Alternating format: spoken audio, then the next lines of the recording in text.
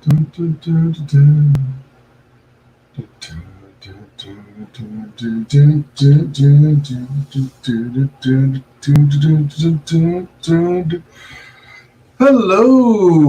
thank you for joining me.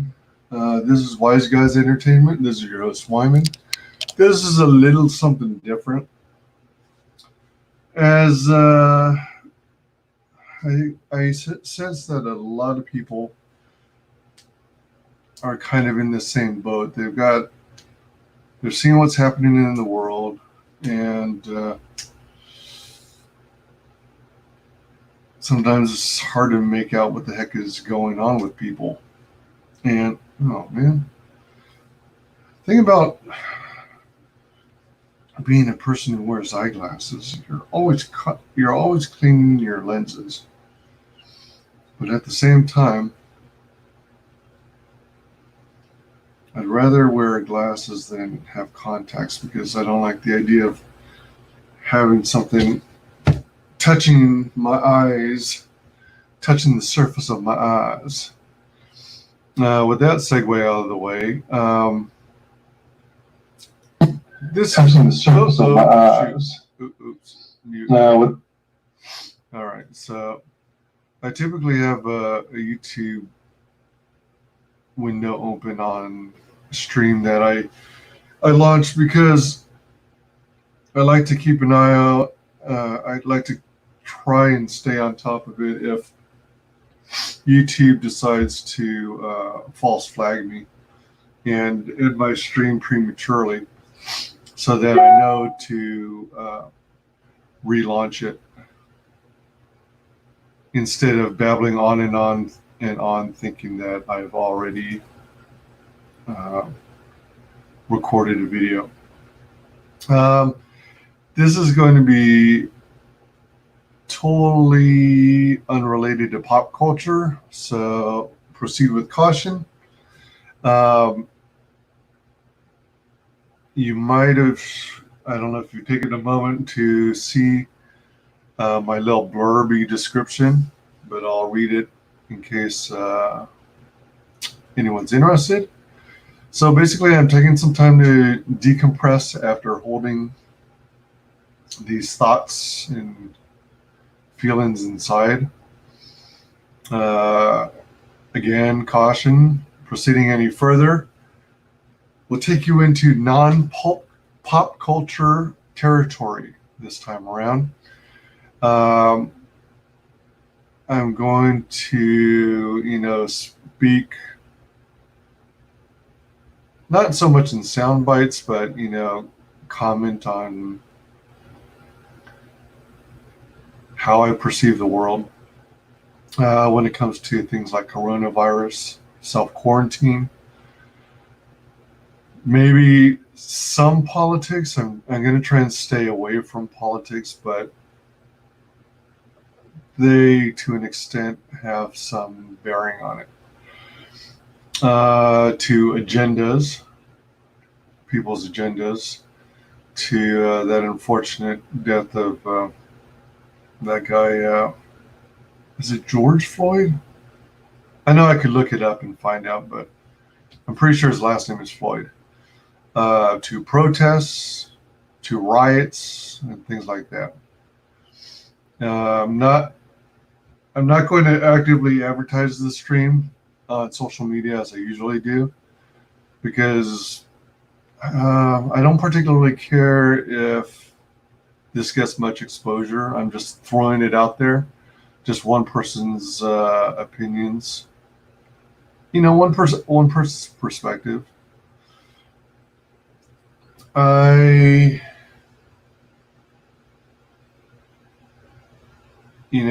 There are times in which I feel it important to speak out on topics, and other times where it just makes more sense to keep it to myself. And sometimes it's simply because it's not worth the backlash or drama that you're going to receive if you say this or that. But at a certain point, you got to decompress. so it doesn't eat away at you. So I'm not going to actively advertise this. I'm figured I just simply go live. If anyone catches it, great. If no one catches it, that's fine too. Just sharing thoughts, also some general confusion I have about humanity as a whole and whatnot. Maybe I'll invite guests on to join me. Maybe I won't. I'll just play it by ear. If anyone wants to, comment about something in particular, cool. I welcome open communication and free speech. I discourage actively attacking people.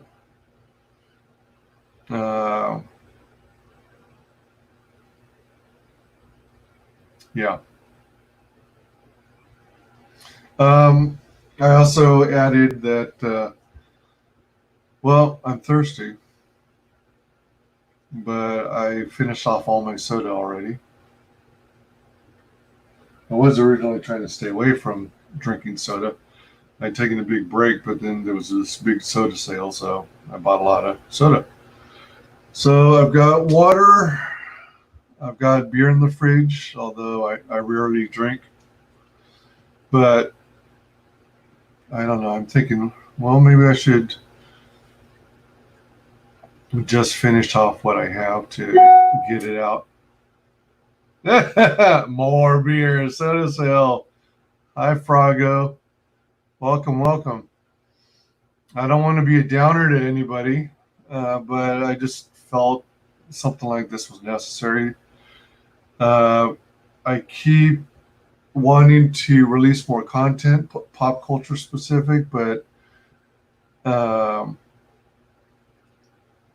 feel to an extent like this is holding me back, keeping all this stuff contained and not finding a release for it. I share it with my closest family and friends. And occasionally those on Twitter. But in many cases, I know when I say something on Twitter, the drama police will be called on me, and I'll get dogpiled on for a few hours until it subsides. So sometimes it's fun, other times it's just plain exhausting dealing with all these comments. Anyway, I try and respond to people matter-of-factly. I try not to engage in arguments and name-calling. Yeah. Hi, Tatsunami. Welcome. Dang. I'm surprised anyone's even bothering to watch. Because I have a tendency to be very verbose, meaning I go off on tangents. I go into minute details, oftentimes more levels of details than people are even interested in listening to. That's why I'm not the best at storytelling.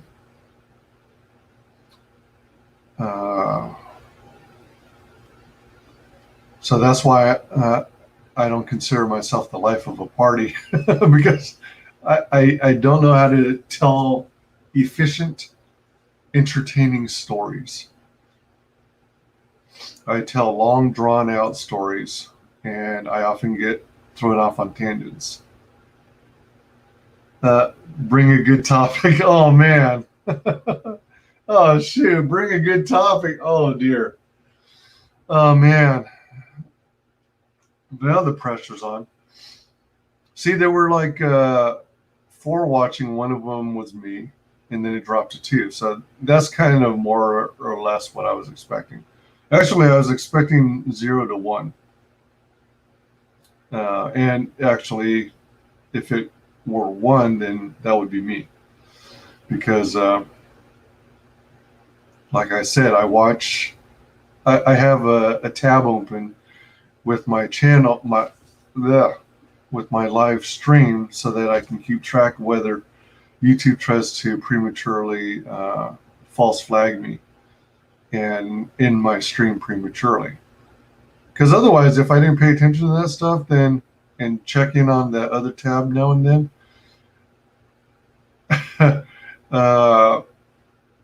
odds are that I'd be streaming along, I'd get false flagged. Maybe, let's say, for example, nobody was in chat with me, or nobody had joined the chat, and I was just streaming along. I probably wouldn't even notice, and I'd just keep going on and on and on, and maybe I'd have a 3 or 5 hour or 7 hour stream, thinking I'm recording all this, but come to realize later that, oops, I was false flagged 7 minutes into the stream. Oh my gosh. Oh, I wasn't going to talk about pop culture in this one. Tatsunami says, your most beloved franchise. Well, I'll segue and talk about that. But like I said, I was gonna do this stream as a non-pop culture, serious lyrics, with the serious lyrics, right? What was that? Flash.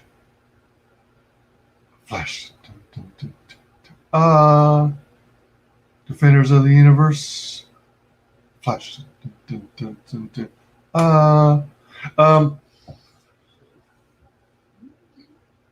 Let me go back real quick and finish off my little intro blurb. Like I said, I might drink, I might not. Maybe I'll just have a bunch of water. I have to catch up on my water. Maybe a long stream, maybe a short one. Who knows? And the content and opinions expressed by me are my own. So don't nobody get their panties in a twist. Everyone's entitled to their own opinion. Oh, Tatsunami, you're drunk?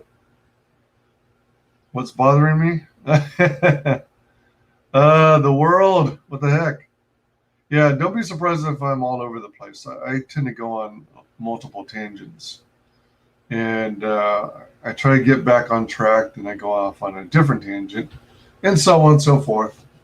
It's kind of like one of those get off my chest kind of streams. I think it's my first one.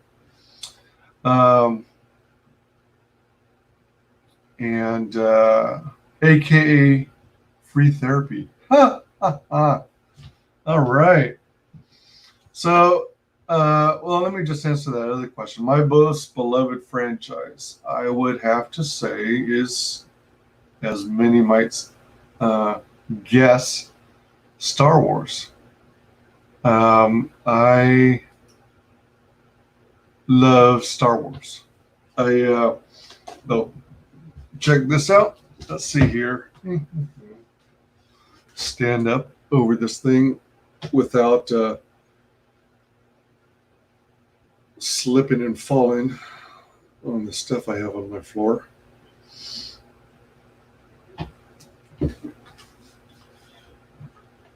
Yep, I've got a bunch of Star Wars t-shirts. I should make a video about Star Wars and how I got started into it. But Star Wars has to be number one, numero uno, because when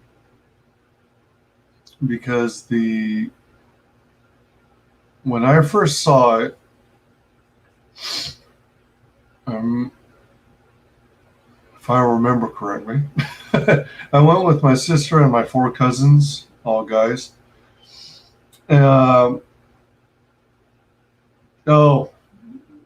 Tatsunami, your most beloved franchise is Star Wars too, but it's dead now. Impressive, most impressive. Um, Under Disney is temporarily dead, but maybe we'll get uh, an uprising. Maybe it'll come back to life, like the Reanimator. Um, I still hold out hope that somehow someone will be able to save it. Someone will be able to restore it to its former glory. And a part of me hopes that Disney's Star Wars screws up so bad and loses so much profit and money that they sell it back to Lucasfilm. They sell Lucasfilm back to George Lucas for $1 billion. I know that's not going to happen, but I think it would be funny to see Disney not get a return on its investment. But I mean, most of the problems are their fault. So it's like, what the hell? Uh, Frago Funny says, "Oh, I'm not even drinking yet." Runs to buy a 6-pack. Hope is for the weak. Embrace. Hope is for the weak. Embrace the hate. Hope is for the weak. Embrace the hate. Do it. Do it. Excusez-moi. You know, the exit stays right.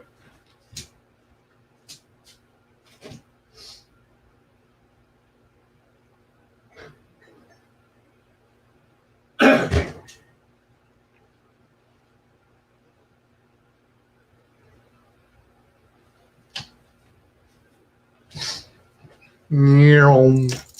Meow. Meow.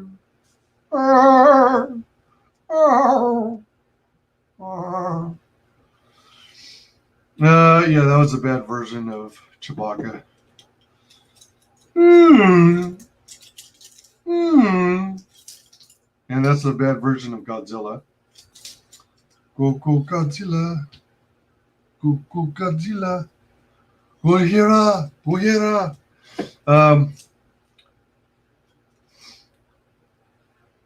Hail Frago.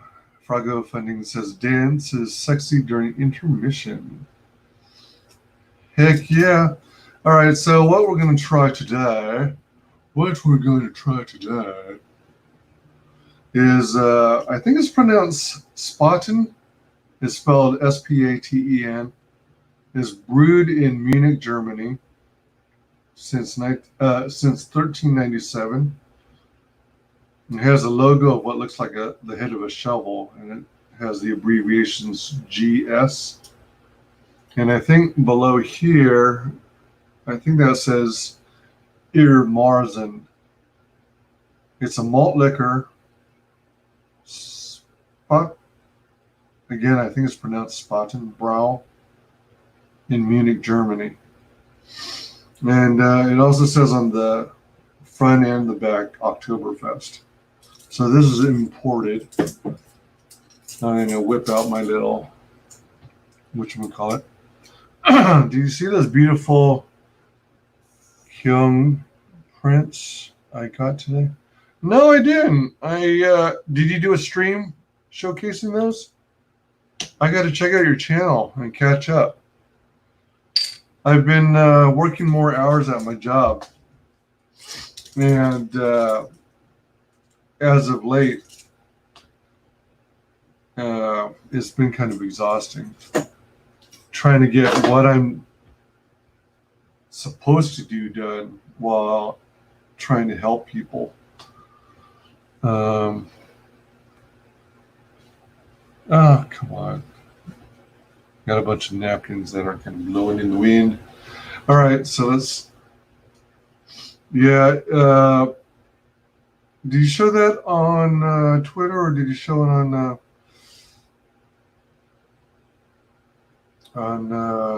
your stream? You just posted pictures. Oh, all right. Crazy busy. I hear that.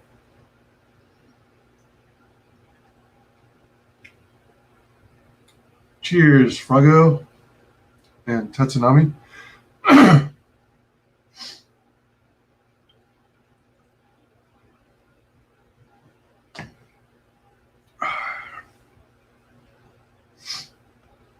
Hopefully, I maintain some sense of control when drinking because I am a certified lightweight.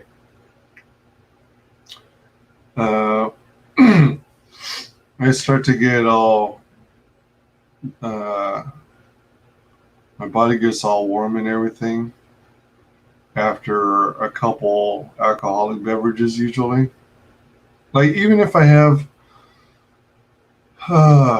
like a glass and a half to 2 glasses of champagne or a Zinfandel or a Chardonnay. Oh, cool. Sent on Twitter. Nice. Nice baby. Tink, tink, tink, tink, tink, tink, tink, tink, tink, tink, tink, tink, tink. Whoa. Oh my gosh. Excuse me. I almost shared my thing, but wow.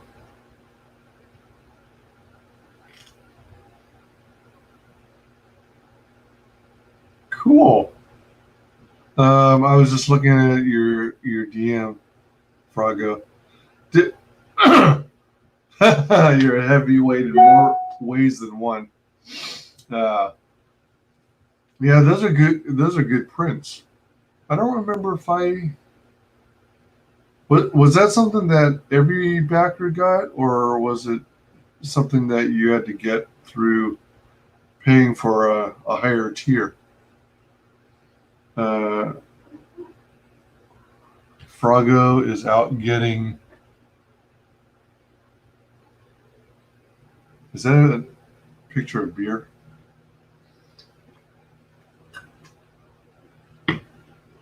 Yeah, so I'm a lightweight. Excuse me. Oh, so let me tell you a little story. So, let me see. Can I? Oh, oh, from his Etsy. So you just purchased them through there?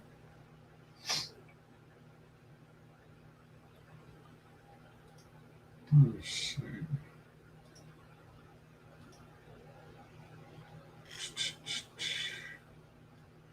Let me see something here.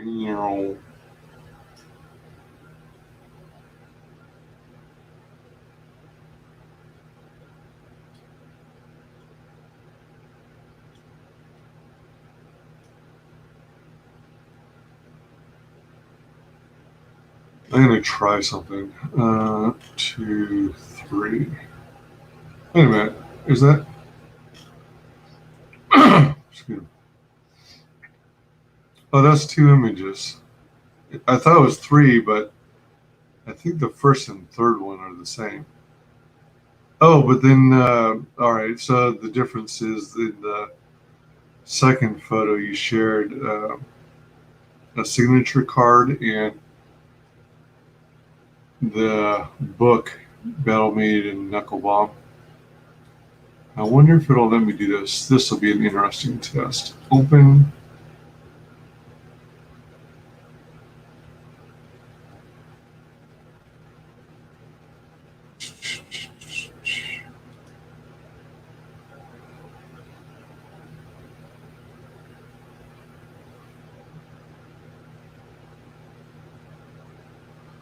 Hey, Frago, I might be. All right. Yeah, let me know when you're back from getting beer. Excuse me. Let me know when you're back from getting beer, Frago. I want to see if I can share this.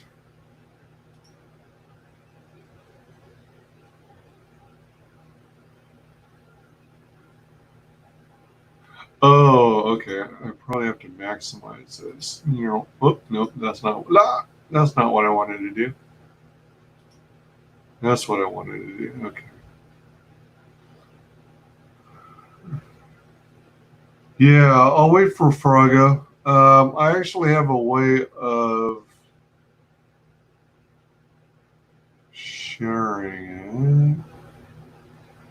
On the load up, picking up Nick. On the load up, picking up Nick. On the Noah, Nick and Nickelodeon.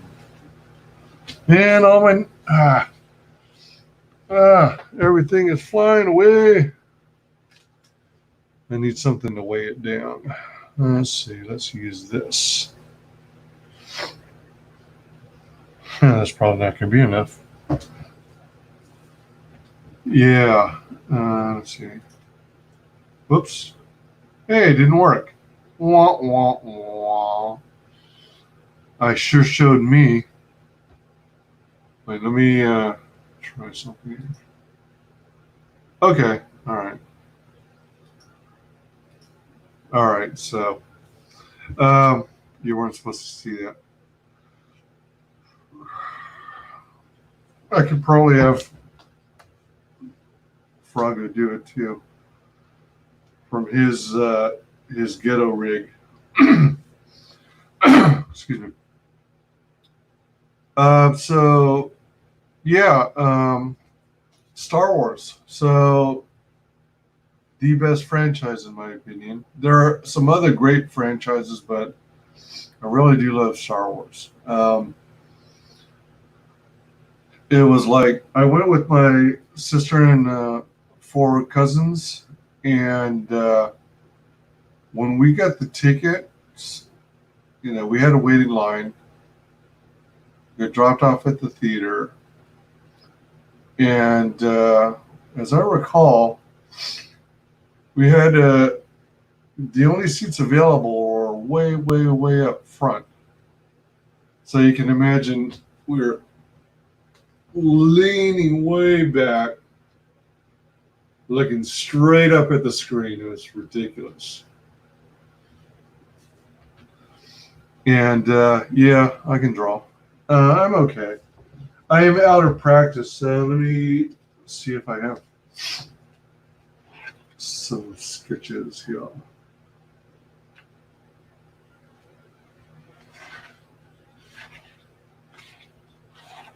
Oh, I pulled them out of this, didn't I? Un momento, por favor.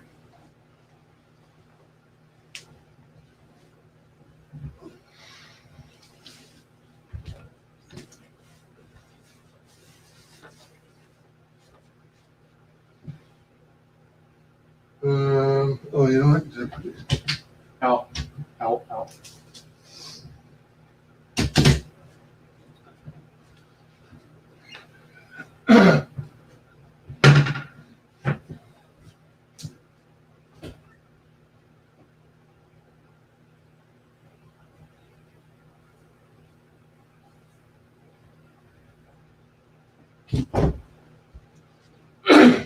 Excuse me.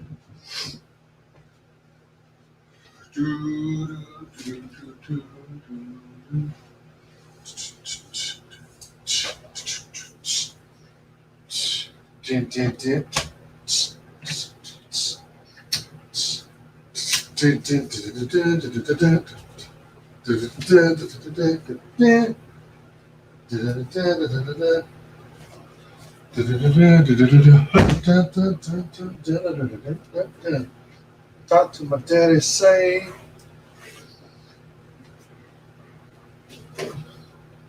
All right. Let me see what I got.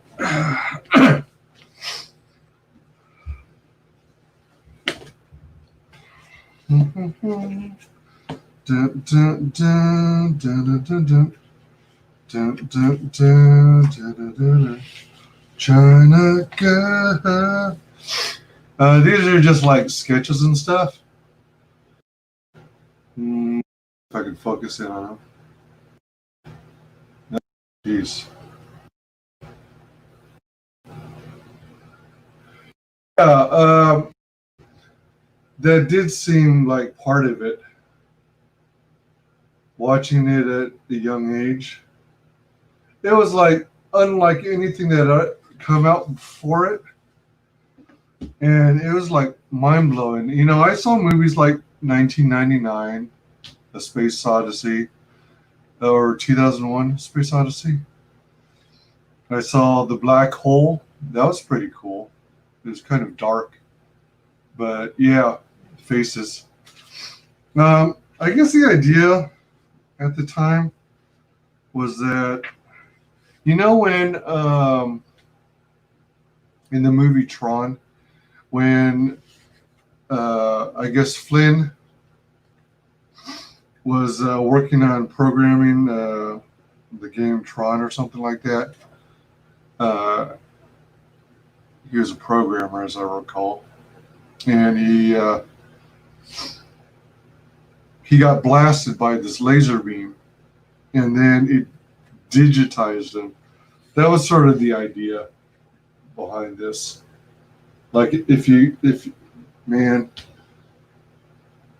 my camera has a adjusting. That was the I got some little spaceships. They're kind of loosely based off of Macross Robotech. I was trying to come up with ideas for a video game. This would be one of the enemies. For a while, I got into doing those pages where you see different views of it as a reference, so that if anybody else worked on the same project, they would have the same reference material.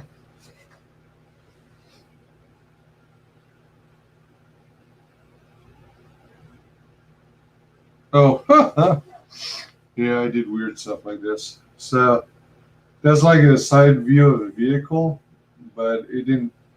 I didn't complete it. I think I was going to add some kind of engine turbines on the sides, and disregard that note here. Whoop, note over here. It was about a TV program that was going to come on that I wanted to remember to try and catch.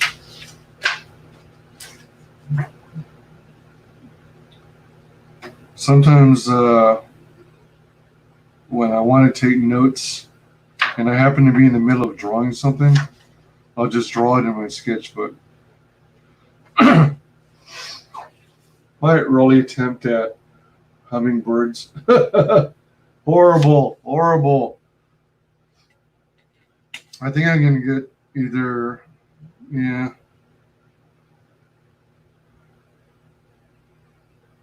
Oh. Sad attempt at trees and a dog, side view of a dog.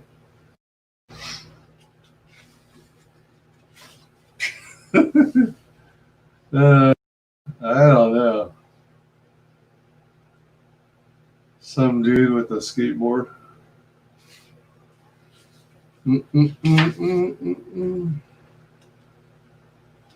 I think I messed up on the foreshortening there. Well, yeah, I do have hummingbird as my logo. I'm glad you were able to recognize it as being a hummingbird. Man, I sure screwed up that foreshortening.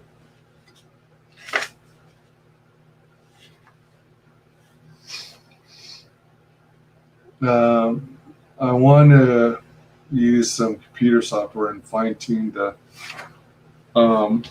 my logo, make it sharper. I kind of like this because it's basically just a staircase, like an outdoor staircase. I thought it looked neat.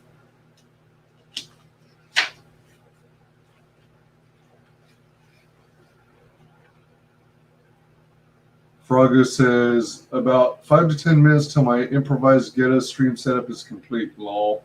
At the top it says, vous êtes très belle. Bonjour. Which means you are very beautiful. Hello. So that's, I guess, like a cat or a cougar or something. A cat. Froggo Tatsunami was asking if I could draw. So I'm just giving Tatsu an idea of some of my stuff. These are mostly sketches, though. So that's like, I guess, like an antenna vane. That's an antenna or radar, and that's supposed to be a tree sort of inspired by Dr. Seuss.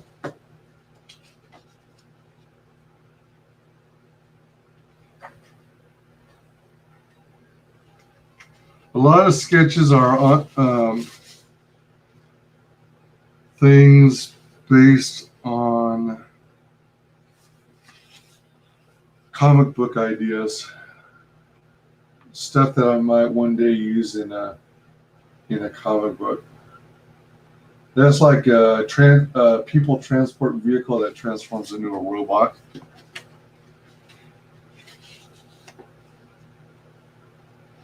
Now, this is a vehicle I might actually use in a book. I thought it looked cool because it resembles, it's kind of based on a Corvette. I should probably use that. Dun, dun, dun, dun.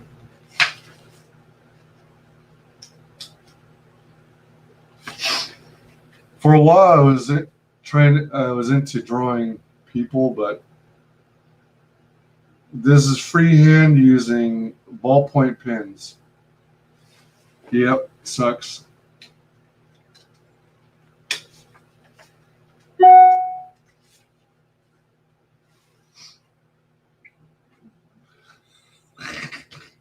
I don't know what the hell this was about. 24-hour customer support group is what he is showing on the sign. This what I was trying to create like a new Olympic logo, and that's supposed to be like a centurion, like a sci-fi centurion, and that's why you got the 5 rings. I'm also into fantasy.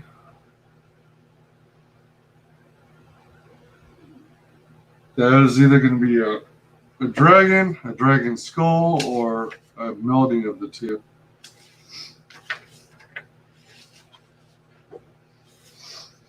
This is like a cutesy version of Macross.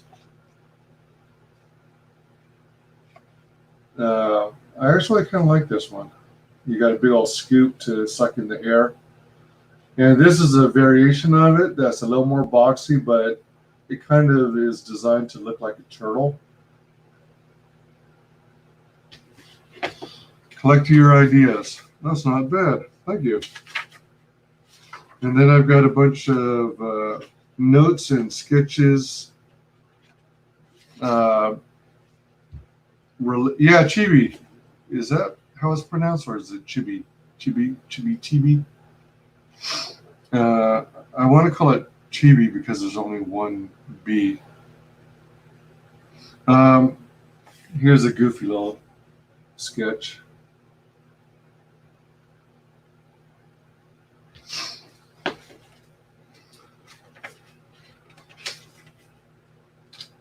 And then more ideas for a comic book character that's like superhero based.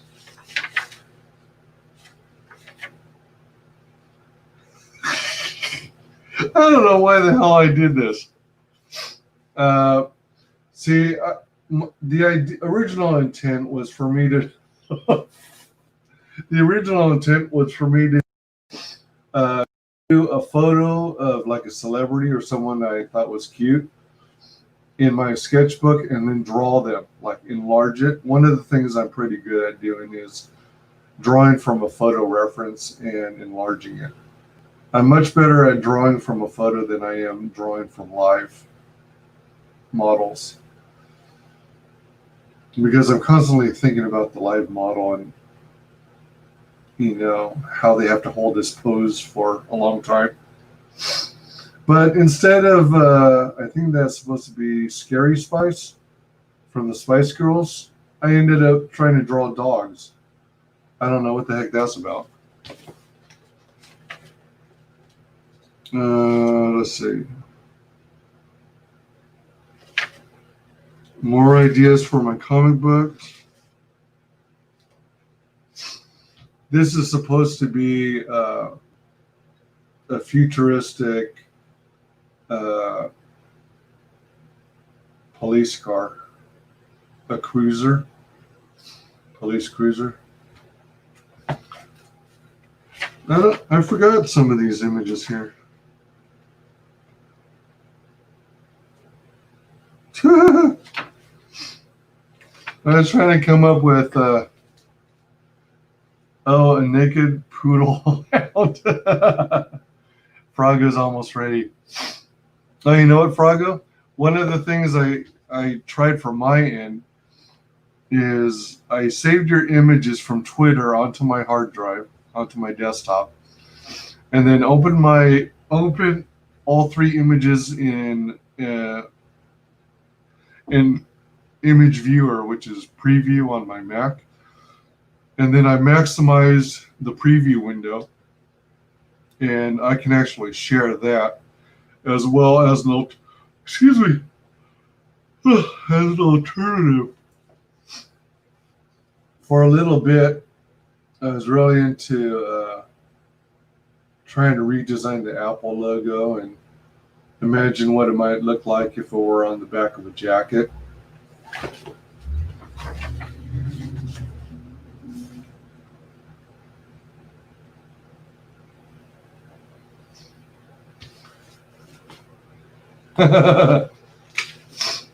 Oh, maybe Pumpkin.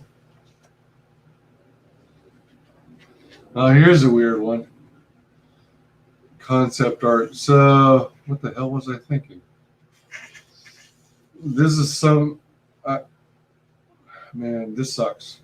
This was the red part of the drawing was the first part, and then I thought it was completely horrible. So then I tried to use blue ink to try and make improvements on it. Obviously, I never finished, but I still don't like the result. And then down here, what the heck was I doing? I don't think it was supposed to be a Zamboni, but I think it was going to be a vehicle where, well, actually I did draw a seat. I can't remember what the purpose of this vehicle was supposed to be. Maybe an advanced lawnmower?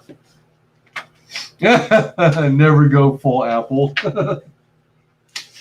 I've been in computers for 17 years, and I've always prided myself on being dual platform. So I'm Windows and Mac. Here's another thing. Remember I was talking about gluing a photo of someone I think is cute and drawing them? Well, I have Baby Spice, and instead I have sort of like tears of rock. You know, there's water at the top. It drips off the edge onto the second level. It builds up enough water and drips to the bottom level into a pond. Yeah. Tank station, gas. Yeah, that's a good idea. That's a good idea.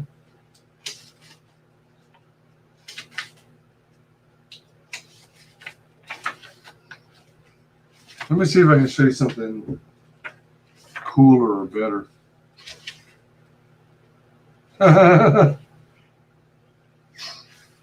Actually, that's like trying to draw a guy crouched over.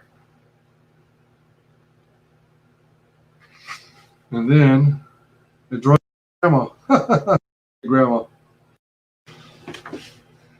Let's see. When I was in college, oh yeah, it was blurry, wasn't it? Partially because I was just trying to whip through it. And I probably didn't give it time for my camera to focus.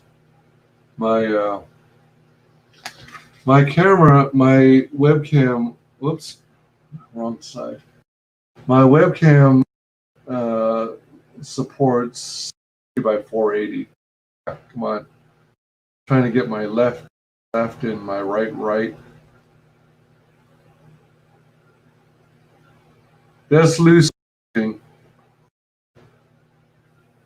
My camera's trying to focus again. Dun, dun, dun. A lot of these are light sketches. And in college, one of the things I would do is I'd ask women if they wouldn't mind my drawing them. And they were almost always okay with it. Especially if they knew that the reason was because I had to do a new sketch every day. It's part of one of my art projects when I took an art class.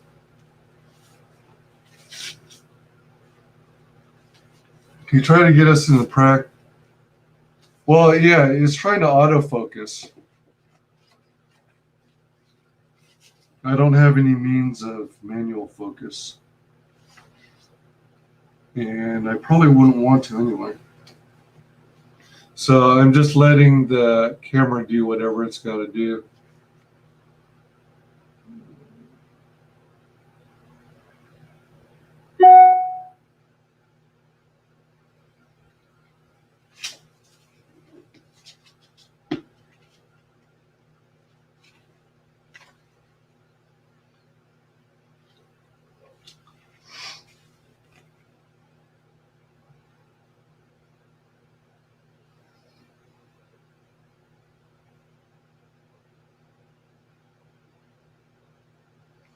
I got to step up my inking game too. I don't know how well this is going to come out. Blurry. Yeah, it's the problems with the way I draw is I have a tendency to draw virtually all the lines in the same weight.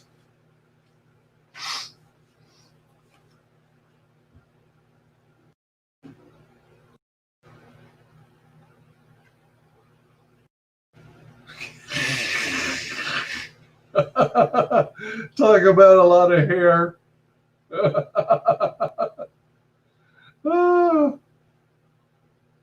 Can you tell I really like long hair on women?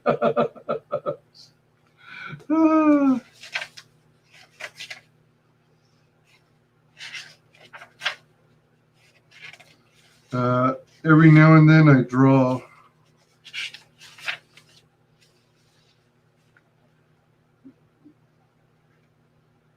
scenery, houses. Oh, shoot. Oh, check this out. So, my mom was driving. I think we were going to San Francisco. I was in the back seat, so I was doing some back seat drawing. And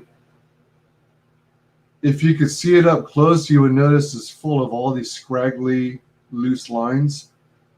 And that's because I let my hand go free. I basically, I let my hand be loose so that I could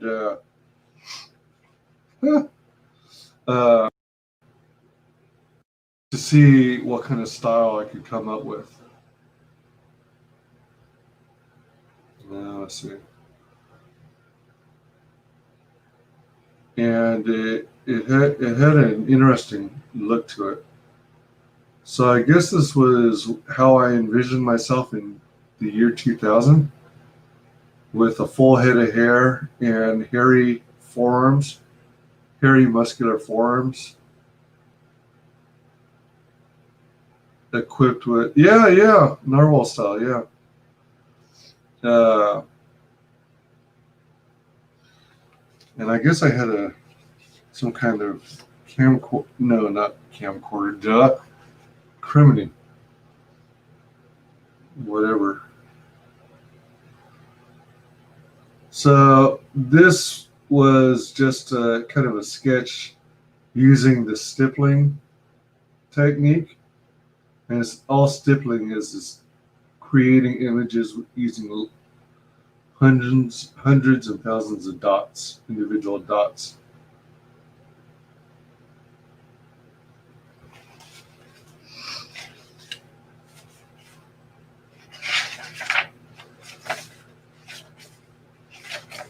Practicing perspective.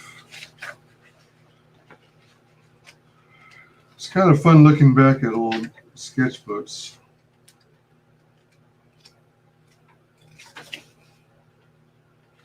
Let's see. A lot of them are real short sketches because yeah, definitely keep practicing. That's the only way you get better.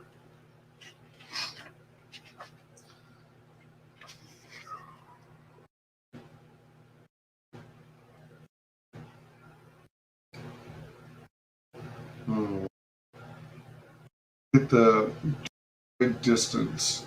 Doesn't keep zooming in.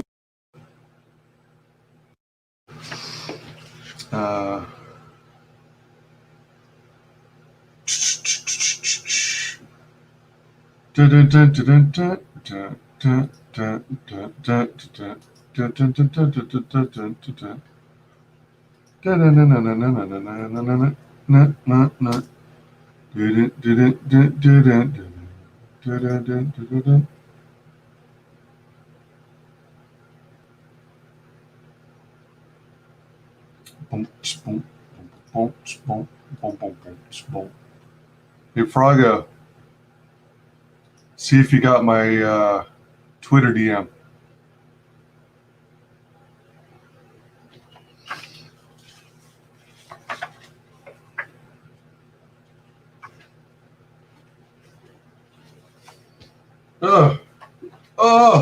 I'm all blurry.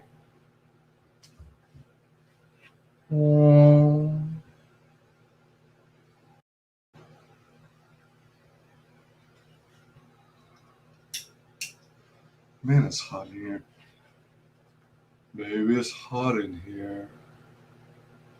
Baby, it's hot in here. Baby, it's hot in here.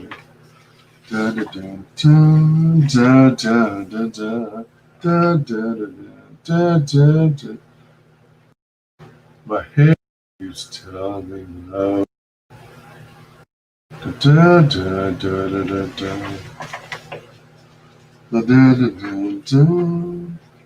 Baby, it's hot inside.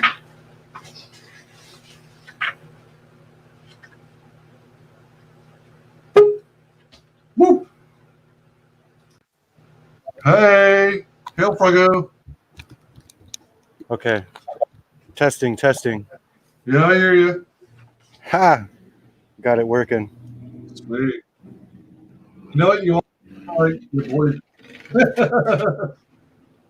I gotta see if I can mute myself easily. I don't know how loud the street is. I'm close to the cars. I got a good headset, but I don't know how much of it's coming through. Yeah, I have to agree with you. I do need additional light. What's interesting is my apartment. I guess it's the thing these days, or maybe it's been common. They don't build like ceiling lighting in the living room or in the master bedroom.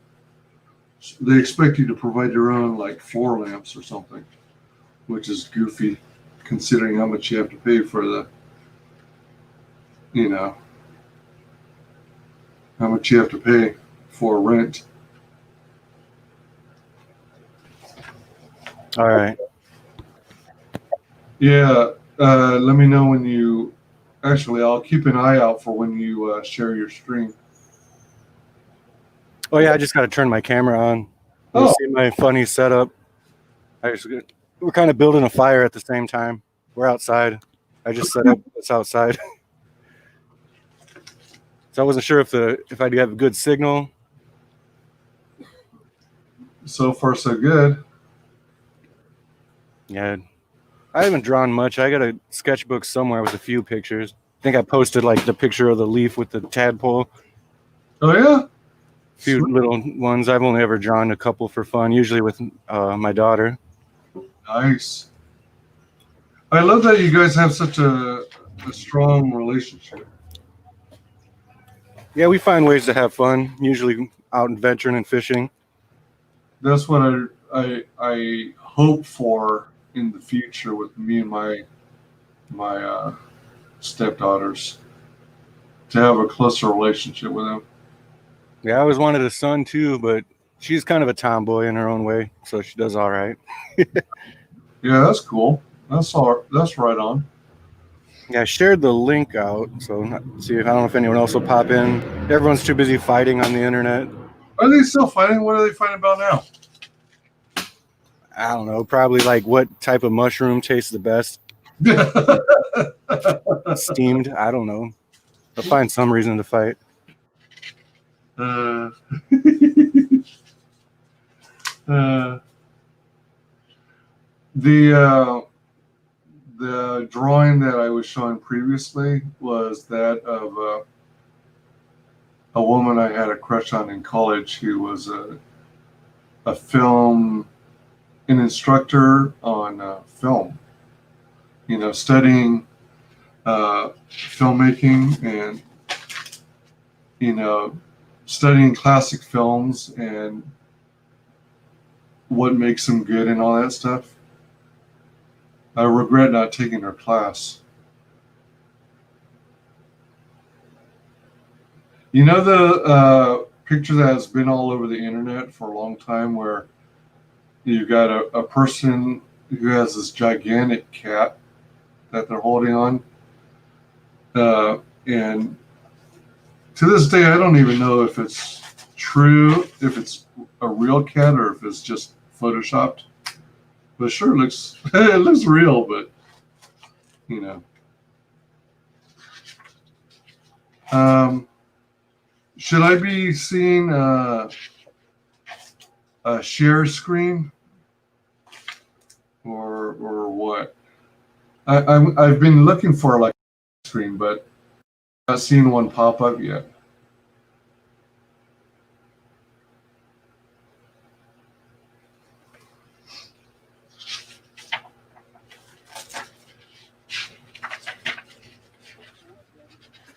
All right. So I pretty much got it set up. Oh, all right. Right Yeah, on. you seen I'll light a cigarette real quick. Well, let me know when you're ready. Yeah, it was pretty cool. I've been wanting to, I completely forgot about that drawn in backhoe drawing that Kyung Lee did with the zombie cyber frog. Oh, I don't even. Oh, I think I saw it at one point. Yeah, it was awesome. I forgot all about it, but I shared that Etsy link like a week or two ago to advertise for Battle-Made and Knuckle Bomb 2. So I shared the Etsy link to tell people like, yeah, and also go get #1 here because both versions are available. Nice. Then I seen the prints and I was like, I forgot all about it. And I wanted to order a print from him before because I like his work, but yeah, these prints are beautiful. They showed up today. So are they are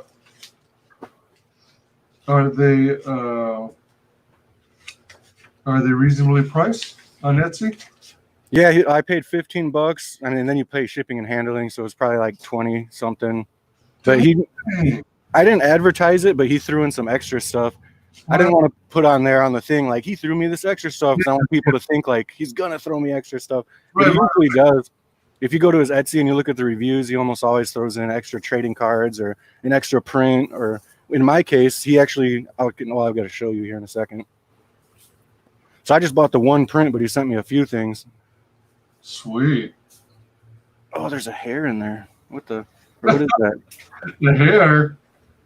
Oh no, it's just a scratch on the plastic. He sent it in a sleeve too, a hard plastic sleeve. I'm gonna get it framed though. Nice. Let's start my cam and you can see how funny looking the setup is. Oh wow! Oh my god! Yeah, the camera comes in pretty clean. Yeah, we're setting up we're gonna burn some stuff. Who's Hobo stream. who's we? Is that your dad? Yeah, me and my dad. Nice. Two Nice. Joes. Yeah, you can see the cars going by. I wasn't sure how loud it would be because this headset's actually pretty nice, except my daughter broke it, so I had to tape it. I don't know how much of the outside noise comes through this, because I don't have the cover for it. Well, besides the loud banging noises. Oh, are you guys using old furniture as firewood? Yeah, well, we use whatever we find, but this is just an old thing we're tearing down, building some stuff too. We got a bunch of sticks all over the place. Hey, welcome, Justin McClure. How's it going? Oh, he said, "LOL, Joe." A lot of people haven't seen me. I think your stream and my hat's all crooked. Yeah, Everything's crooked. You know, Carla's stream I got on with Vinny and them. I got on your stream. the reveal. Yeah, I've posted pictures in the past. It's funny when people try to say this or that about me. It's like, dude, I'm not shy about what I look like. I'm just a goofy Midwestern dude. But yeah, oh yeah, since my camera, I should probably show you these. Yeah, this is what I ordered. Look how cool. Oh, yeah, all right. And he got the signature down there, of course. But he threw in some extras where if I turn it around, I got this one too. Whoa. So, what is that from? I'm not really sure because I'm fucking dumb and I'm new to all this stuff. I'm not sure what character, if it's a character, another character. Someone in the chat might know. Yo, J Money, says Tatsu. And Justin says, no one cares what you look like, Joe. You're an American. Yeah, I'm a white supremacist, as you can see, too. That a lot. How dare you? But yeah, he sent me the extra print, which is awesome. He likes to throw in extra goodies when his orders. If you go to his Etsy, other people say it too. He gave me a little signature card. And he actually sent me another copy of issue 1, the newsprint one. I already ordered mine, so I got the cool card upstairs and everything, the holographic one. I should have brought more out here. I threw this stream setup together kind of randomly. But yeah, so I got the comic, I got the 2 prints, and man, these are so much cleaner looking. Like I've gotten some prints that are real cool looking, but I don't know how much of it shows through on the camera, but it's fucking beautiful. I'm gonna get them both framed. Those are nice. Yeah, $15. All of his prints are $15. And that's definitely worth it with the size and the quality and how he ships them. Now, are these 11 by 17? Yeah. He's got a signature up there too. Yeah, that's a cool little signature. Yeah, it's crazy because you look at his campaign and he does that signature like 1,000 times. More than that because he signs his books, he signs his trading cards, he signs his prints. So some people, they'll put like their initials and they get lazy after like a few hundred, and like every single one of his is that he takes the time to do that little sketch.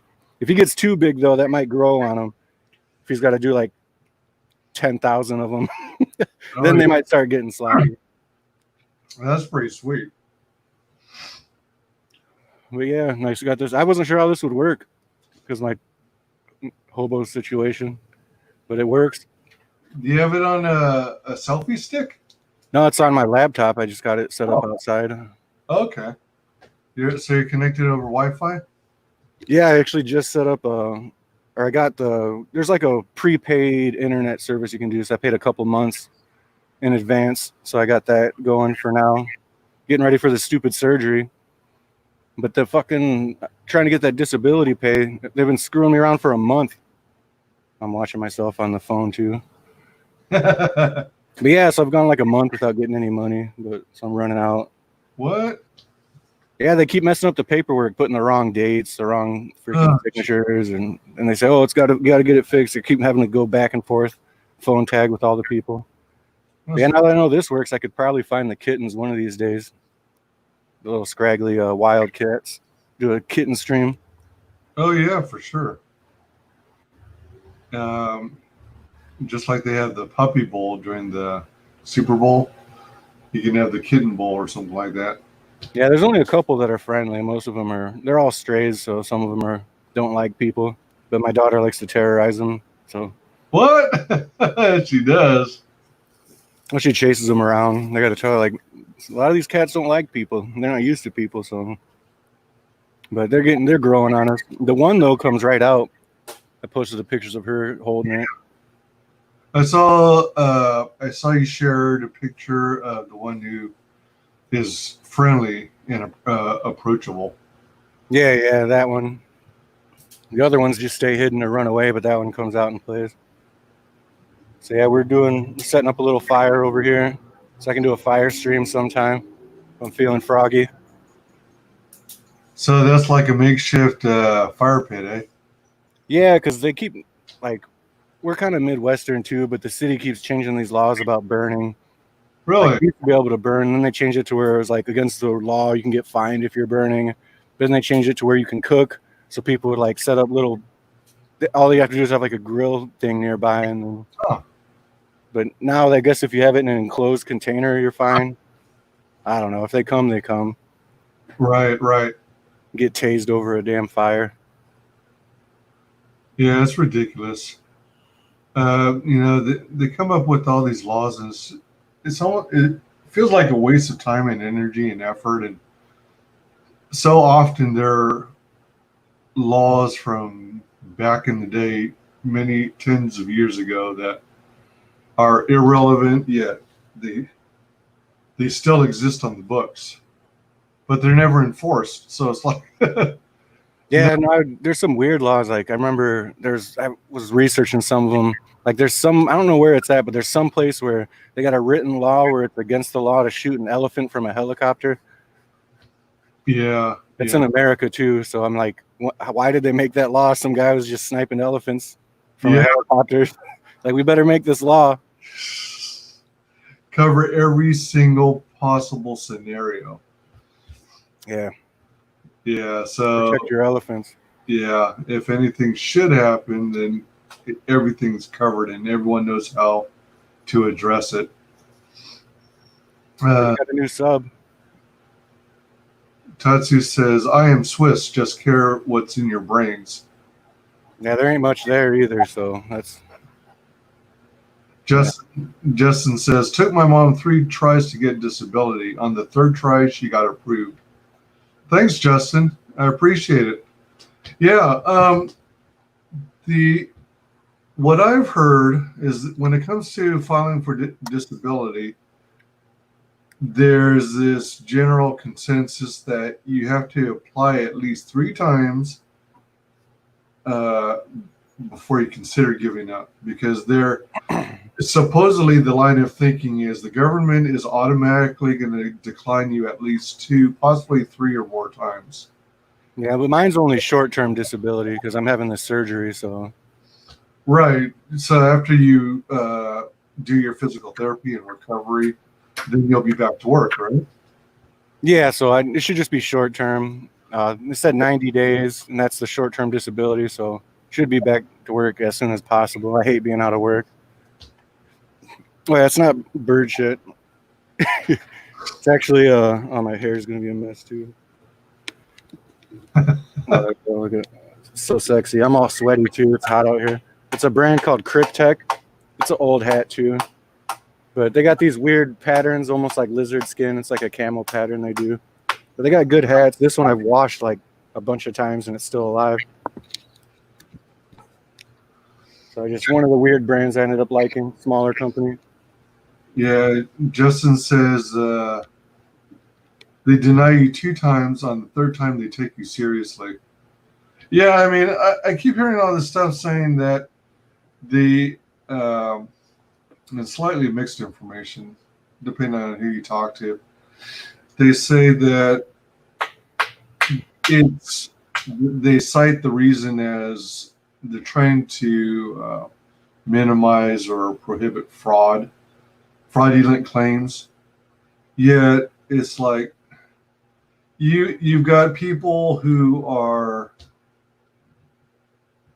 simply ultra lazy and don't want to work, and they come up with excuses, and they'll file for permanent disability, and they'll say something like, I've got mental anguish or something like that. And it's something that is difficult for a doctor to diagnose or confirm or validate. So they just take the person at their word, and you've got all these fraudulent cases that are getting approved on the first attempt. And then you've got the people who really need it, who really need the permanent disability. And try as they might, they get denied and denied. And then, I know, I'm just messing with you. And then I've also heard that when it comes to trying to get permanent disability, it's recommended that you hire a lawyer. But in order to afford a lawyer, you have to get one that's pro bono. And you are more likely to get approved earlier on if you go through a lawyer. But I was trying to help out a family member file for permanent disability, and we did hire a lawyer, but maybe one of the issues was we went with someone who was based out of California instead of one that was based out of Ohio. And he was unsuccessful.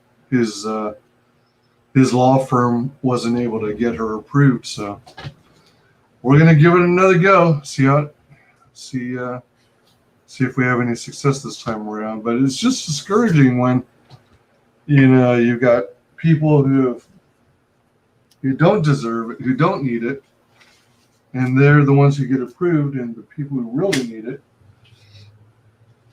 like American citizens, as an example, they're the ones who don't get approved. Yeah, and it's just an unfortunate side effect of people abusing the system. It's the same thing with pain meds. It's like I got my bum leg, so I got a lot of pain. I'm always managing it regularly with my bad leg. And then I've always had pain meds, but I've always used them responsibly. But it's always been kind of like a battle for me to get pain meds sometimes. Like they reduced mine to 25 a month. I'm supposed to take it every 4 hours to help relieve the pain. And it's like and then it depends what doctors you go to too. And they're like, oh, well, we're worried about people abusing it. It's like, well, what the fuck? Like, I have a disability I was born with. You guys know I've had 7 surgeries on my leg, and because of some other idiots are, snorting these pills, like I can't get my 30, 40 or whatever a month to just be able to keep working. Yeah, for sure. That's that one doctor too. She's like, oh, I'm reducing your prescription because I'm worried about you becoming addicted. I was like, dude, I've been taking these different pain pills for like 15 years. I use 30 of them. They usually last me over a month. Like now, all of a sudden, you're worried about me abusing them. Like, get the fuck out of here. Yeah. I've got family and friends who have fibromyalgia and muscle spasms and such. And recently, they used to use this thing called BioFreeze, which is like a roll-on product. Excuse me. Whoa. COVID. Like a roll-on product that you apply to your skin. Yeah, Absorbent Junior or Tiger Balm. That's 2 other ones. Yeah. And for a while, BioFreeze did a decent job, but it stopped being effective over time. So now this thing that seems to be working is actually... Oh, damn it. Was that a cat? Oh. Yeah, you don't want to dox... It was a child, not a cat, but no, she acts about the same. You don't want to dox her. Yeah, she was sleeping, but she just woke up and came out here. Okay. She looks rough.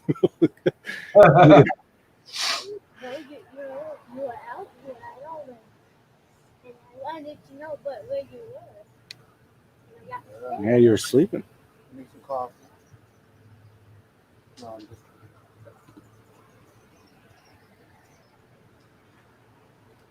Dead air. But yeah, the creature's awake. I agree with you, Justin. The system is retarded. Retarded. Yeah, so this might be something that might help you. So they're going, family and friends are, going to chiropractors and stuff. Even though you're muted, I'm assuming you can still hear me. They're using, they're using a CBD oil based roll-on product, and that seems to be doing wonders. Virtually anything that is high concentrate CBD oil is kind of like miracle cure level stuff, and that might help you with your pain management. Some family and friends were describing it as a numbing effect. So it's like it numbs the pain, so you don't feel it so much. So that might be worth looking into.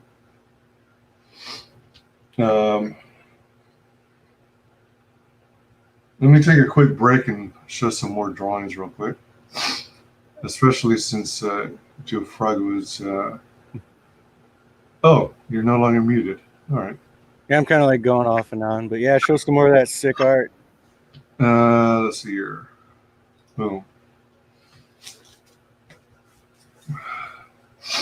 So this is one a friend of mine in college, and she was reading a book. And then, of course, your fashion TVs, LCD, the CRTs. Yeah, again, a lot of my work is so light, literally light. I didn't vary the weight. So here's what I was trying to go for when I'm gluing photos in my sketchbooks. I basically draw from photos and in cases enlarge.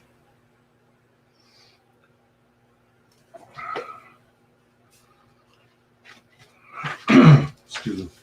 I started on this one. This was a clipping from like a magazine, but I never did finish it. You'll notice that most of my pencils are the same weight. You don't see any variation in thickness or depth, which is one of my weaknesses. I got to really work on that to generate more interest.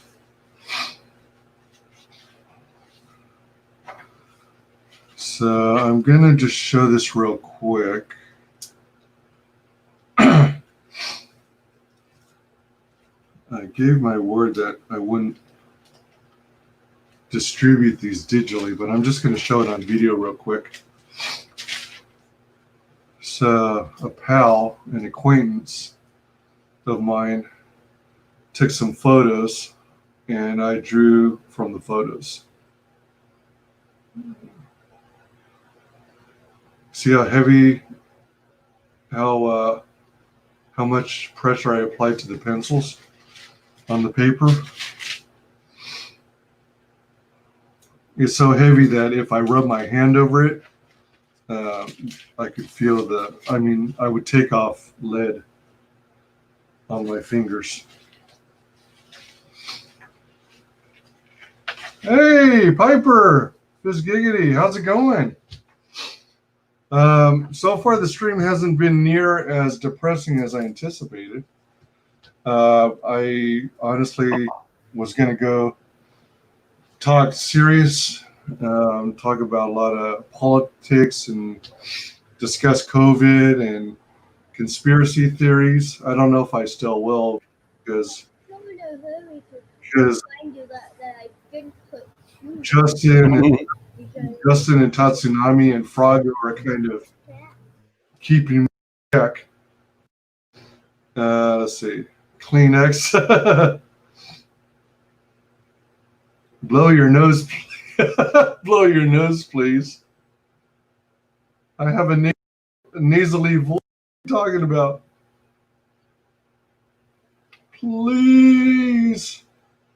Pretty good here, all things considered. I dig the art. Oh, thank you. This is a picture of a friend of mine. I drew her when we were on campus in college. And this is another drawing of that acquaintance pal.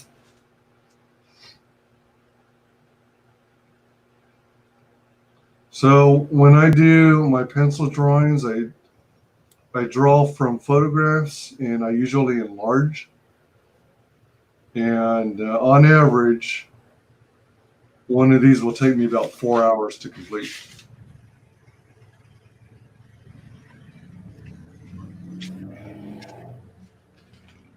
Man, I am not liking this muggy weather. I gotta say, I'm not a fan of muggy weather. Yeah, it's muggy here too. Ugh. Mosquitoes. I'm all sweaty too. I'm outside and I'm sweating too. I hate mosquitoes.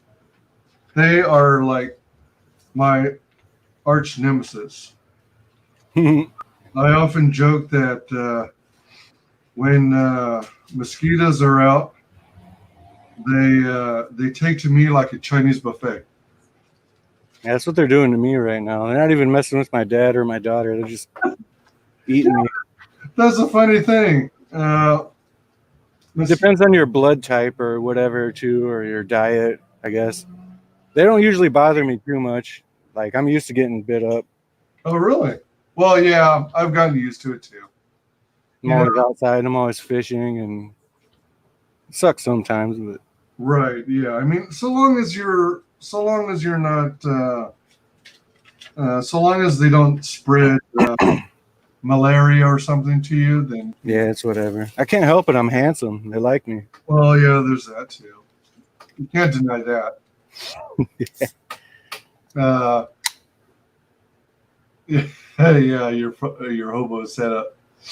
Piper says, gave up what I was doing, decided to check my subs, see who's live. Tatsu says, you see the progress. Piper says, I don't know if I'm sticky or if everything else is sticky. You're also a bloodsucker magnet, Piper? Oh my gosh. Hey, Piper, did you see those Kyung Lee prints? Sure. Let's give you the focus. Oh, yeah. While I secretly sip my Spaten Oktoberfest Ilmazen imported malt liquor. Yeah, check that out. Hell yeah. I ordered this print. Oh, the card's in here. I got to get this out of the way. Really? Oh, it's stuck to it. Okay, I got it. It's in the middle? I got it. Was the card in the middle of the two pages? No, the other page. Oh. Yeah, so then I also got this one that he sent me for free. That's the neighbor kitty who's really nice and follows everybody. And he also sent me an extra copy of the newsprint of Battle Made in Knucklebomb. So now I got several copies. That is so sweet. Yeah. Kyung's so awesome. His art's so awesome. He's super professional, super cool guy, always positive. Like, he was my first backing, actually. My very first Comics Gate. I'm up to 79. Woo. But Nice. Kyung Lee was my first one. Yeah, that's pretty awesome. I gotta agree. Piper says, I'm a bloodsucker magnet. No one else around me ever gets bit. I get eaten alive. Yeah, that's like me. Yeah, they're literally Dude, sweet. everywhere. Oh, lucky. Yeah, that is awesome. Yeah, so if you go to Etsy, any of his prints, they're $15 each. He sends them really high quality, good packaging. Like, Kyung's awesome. Totally. And he was my first backing because when I was like, I didn't know what was going on with all this crazy shit and Comicsgate and everything. And I got kind of forced into it. And then I found Tug. And then he was working with Kyung Lee for his project. But he was advertising Kyung more than he was his own at first. And so he showed me that I didn't know anything about Indiegogo. I never did crowdfunding or nothing. But I was like, you know what? I'll jump into it. So my first ever backing was Kyung Lee's Battle Made in Knuckle Bomb. And like, yeah, that'll always be a memory for me. I'm a forever fan, lifelong fan. Yeah, I backed Battle Made in Knuckle Bomb when it was advertised on Comicsgate. And then I got news that Battle Made Knuckle Bomb #2 came out, or it was funding on Indiegogo. And I'm like, okay, I didn't realize this came out. So I backed it, even though I hadn't received the first book yet. So I made some goofy comment in the comment section about that. And then come to find out, as I was leaving the house that same evening, Battle Made Knuckle Bomb was waiting for me at my mailbox. So I actually literally received issue #1 and I backed issue #2 on the very same day. And I just seen Piper said I missed out on his campaign. Bad timing for me. Well, Piper, if you look at my timeline, I posted links where I ordered this from on Etsy. You can get the first issue. This is the newsprint one. You can get the newsprint or you can get the premiere edition. So you can actually get the original edition that he offered with his first Indiegogo campaign. So this one's the newsprint one. It's still awesome. The art's still awesome. I'm gonna back everything Kyung Lee does. So like newsprint, premiere, everything he does, I'm gonna back it.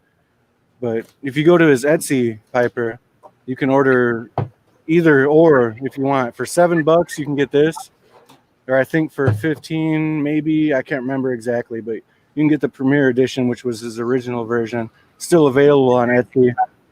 And then if you also want to order prints, you can get badass prints like these, super sexy badass prints. So whenever I post the links to Battle Made in Knuckle Bomb 2, I also try to put the Etsy links and stuff too. Yeah, look at it. There she goes. I didn't know. Thank you. Yeah, seriously, like we got to get the word out there so you can talk about it too on your platform with Grade 8.5. Of course, I'm backing your guys' project too. Oh, heck yeah. Oh, man, did you see the painting is finally available? Oh, Preston Acevedo he's a monster, man. That guy's. I've also backed several. Like whenever he does an alt cover or alt anything, like I back that. Like his paintings are beautiful. He needs to get. I want to see one of his paintings sell on one of Ethan Van Sciver's art auctions. Oh yeah, he's got to get one of them on there. That'll be cool. That'd be cool.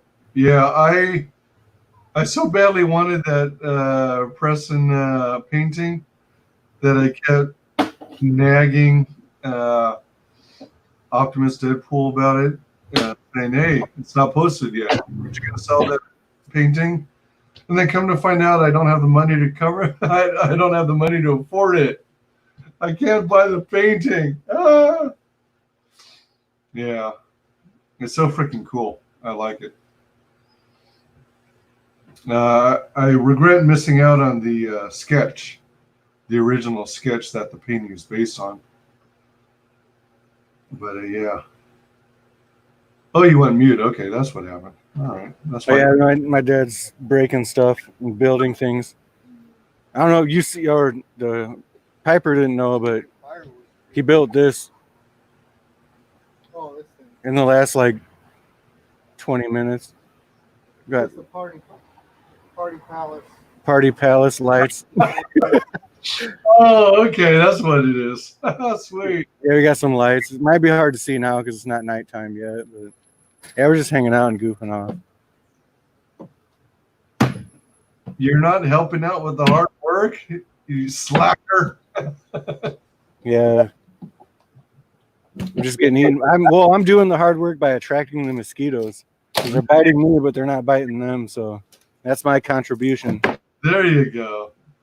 It's like you're the bug zapper, except you don't zap the bugs. You just feed them.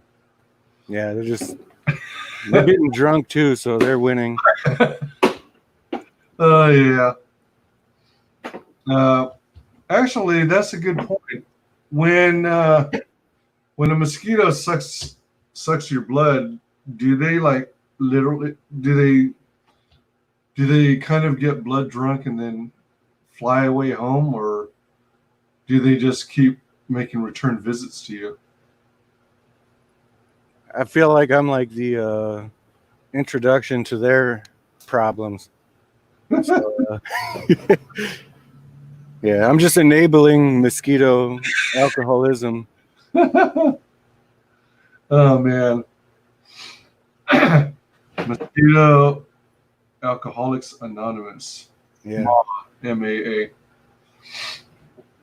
Oh my gosh. So, did the whole coronavirus thing impact you at all? Because I don't think it did, because you were more or less an essential employee, so you were constantly working. In fact, you were working overtime. Oh yeah, like me and my coworkers, like we came out on top, and it was one of those like weird things where you couldn't really talk about it because it's almost like profiting off of suffering. It's like my coworker, he's like, I don't even know how to talk about it, but like I'm glad for the lockdown and the COVID because we've been making so much money. But yeah, it really was like that. Like before this injury thing with my back and the surgery I got going on. But yeah, like I was making way more money because of all this bullshit. Yeah, that was actually happening for a lot of people.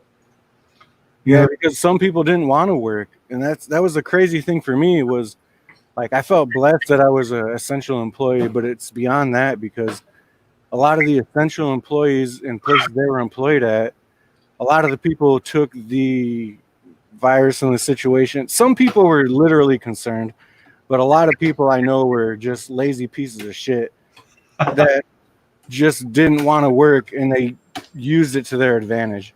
So like a lot of my coworkers just stopped showing up to work, and I knew they were out partying and having a good time and hanging out. And it's like, you're too afraid to go to work, but you ain't afraid to go to a party with 300 people. Like, yeah. But I didn't care because I was making money too at the time. So like I kind of profited off of it, and some people profited off of it. But you're in that weird situation where it's like you don't want to talk about that you profited off of it because it makes you look like an asshole. True. Yeah. Yeah, true that. Excuse me. Excuse me. I don't know how much of that noise is coming through. Yeah, some of it. It's like an occasional chopping of wood, is what it sounds like to me. And but that's cool. Are you guys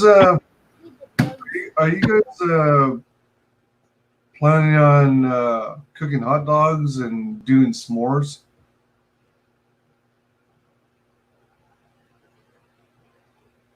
You're on mute. You're so muted. No, but sometimes we cook out, sometimes we grill. If you see my post last night, you see my outside kitchen that we built. We had like the wires running out there, and Cool. my daughter. Yeah, we'll make the best of things. So a lot of people are so negative about so much stuff, but what I'm noticing about a lot of the stuff going on is a lot of people have never really dealt with real life issues or problems. And people that have throughout their whole life or have ever struggled are able to, like, this is all just nothing new.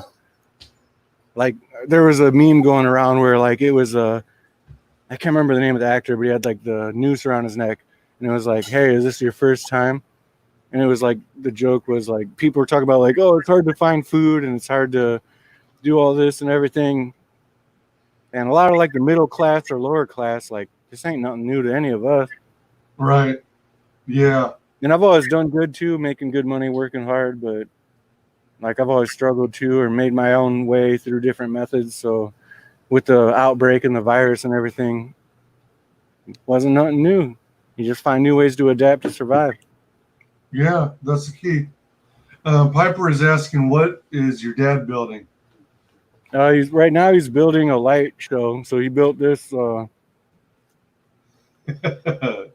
those Christmas lights or just outdoor lights? There's some, I don't know, it's a string lights. He built like a thing to string them across. So Walk under it. yeah.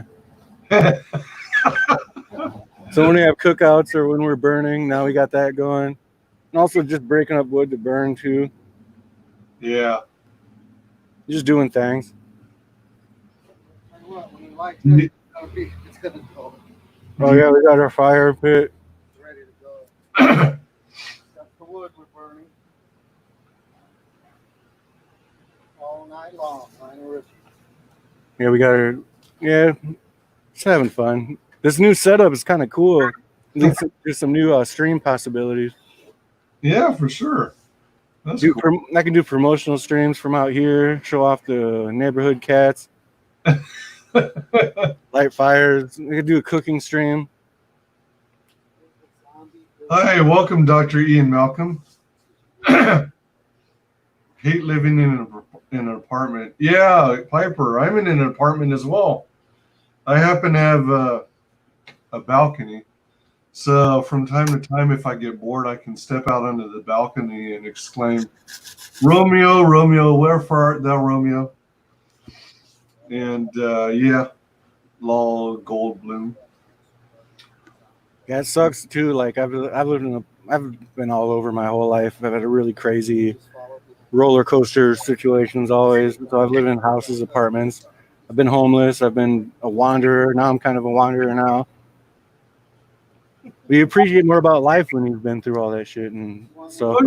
But I also know about the apartment life too, because I've been there too, where you didn't have a yard.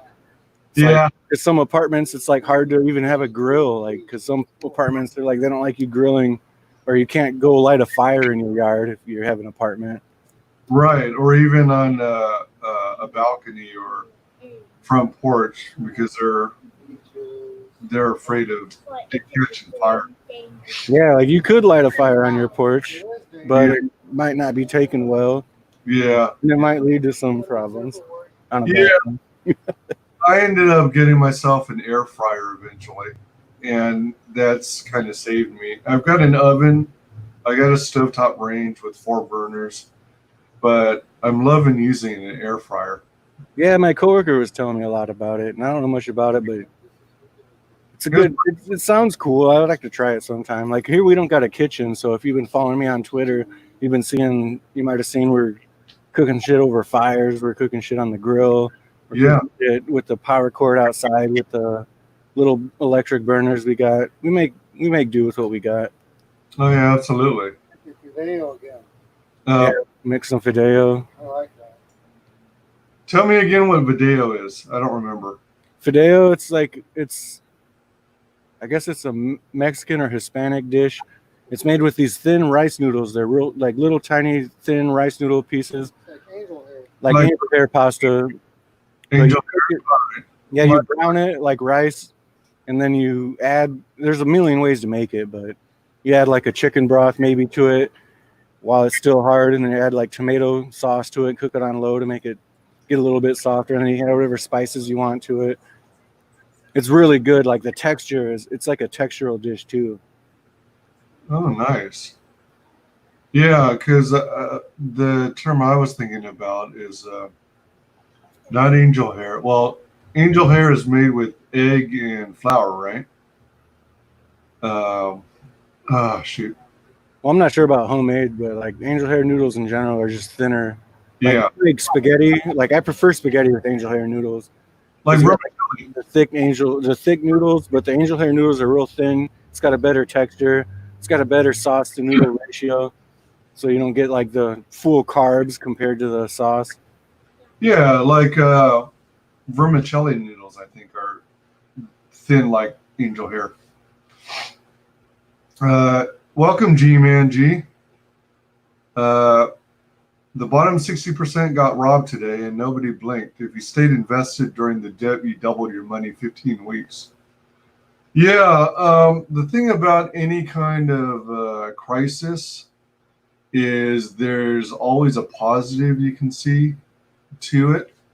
Like if you're into stock investing, if you invest in stocks, then one of the things, I mean, some might view it negatively, but you can actually take advantage of a crisis and try and make earnings, financial earnings as a result. And it's like when 9/11 happened, that was tragic. But at the same time, if you invested in things that were related to military, gasoline, building materials, construction, housing, real estate, then you probably did pretty decently when the economy got back into shape. Hi, welcome, welcome, Piper. Hey. That was pretty impressive watching you on the stream where you shaved your whole head.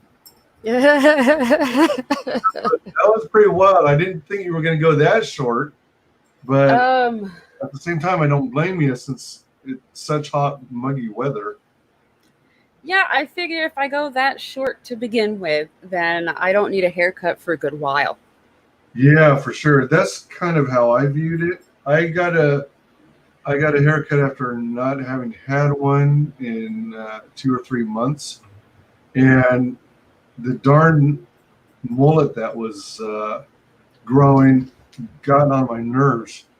I don't like the brushing of my hair against my neck. It annoys the crap out of me. So I was glad to see it go, and I had the salon person. Well, what am I saying? I went to Great Cuts. I don't know if you'd even consider that a salon. The salon is easier to say than like anything else, really. It's easier to say. Yeah. Haircut place. Yeah. Yeah, I guess she was worried I didn't know what I was getting myself into because she erred on the side of caution, which is appreciated. Yeah, because once you cut too much, then you can't go back until you just start to grow back. And so she used scissors to cut it down. And then after she finished with that, I was like, no, we need to go shorter. So she pulled out the clippers. And usually my general rule is cut it short enough so it doesn't look like I'm bald underneath. But I don't know. I think it looks good. Yeah, I think it turned out fine. Thank you. Dr. Ian Malcolm says, I can't wait for Peregrine. I bought all 3 covers. It looks like a great book. Yep. I am so antsy right now to get it in people's hands. Like, Oh my gosh, I bet. we're still working on it, and I'm already like, come on. I want to send them out. I want to see what people think. Can you reveal how far along you guys are? I mean, is all the sketching done and all the inking done and you just have to finish colors, or? Yeah, we are pretty much just waiting on colors at this point. Because there's a couple comics in line ahead of us that she's wrapping up, I think.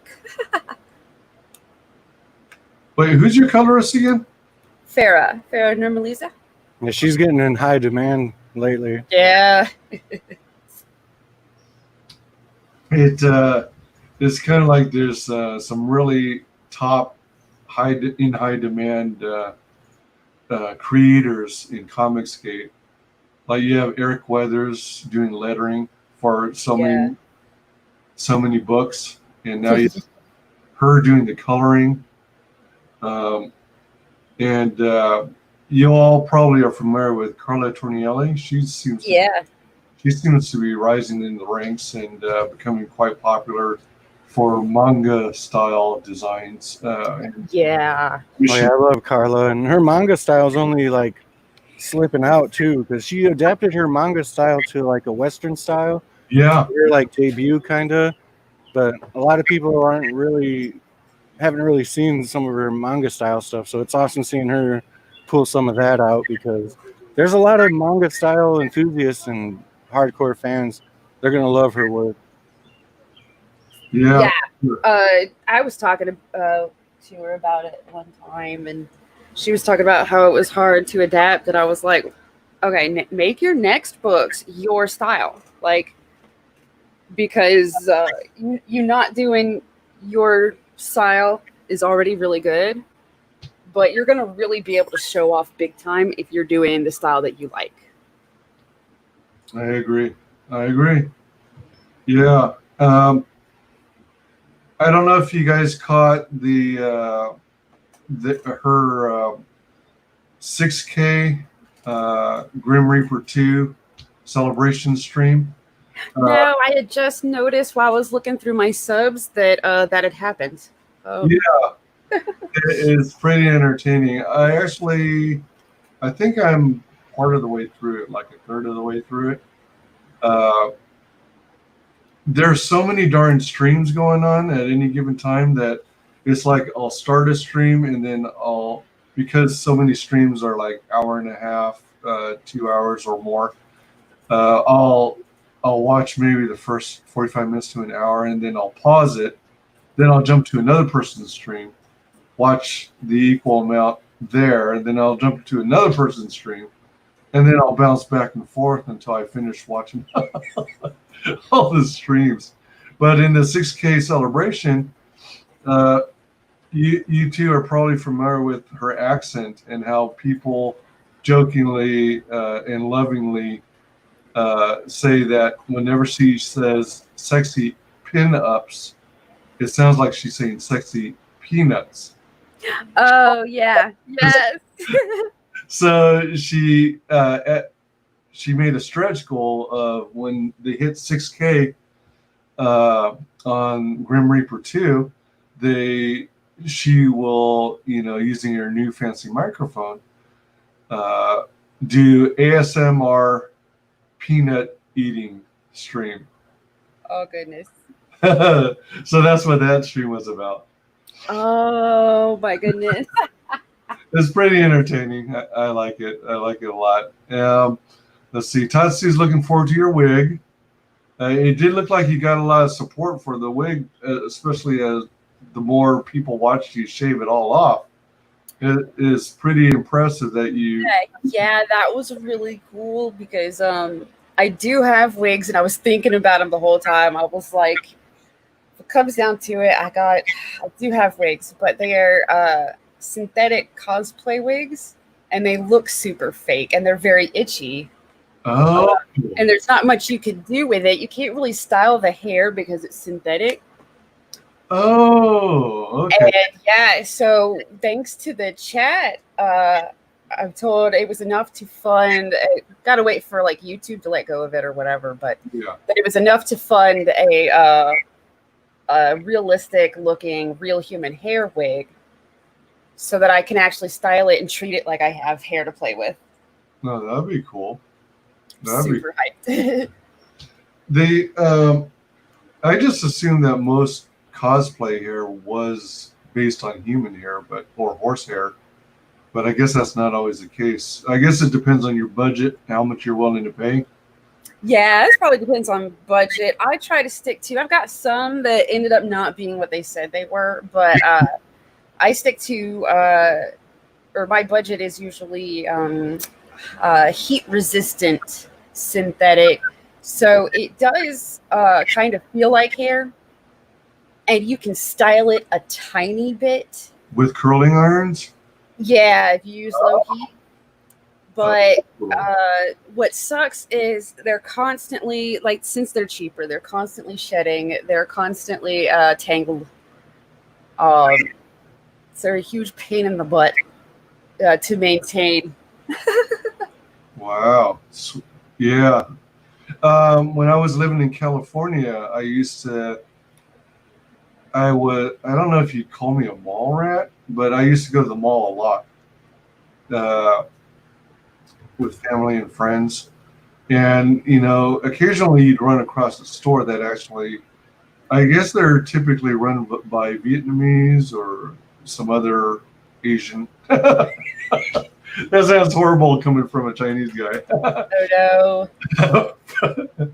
no. But they're usually run by Asians, and they have not only, costume jewelry, but they sell tons of wigs.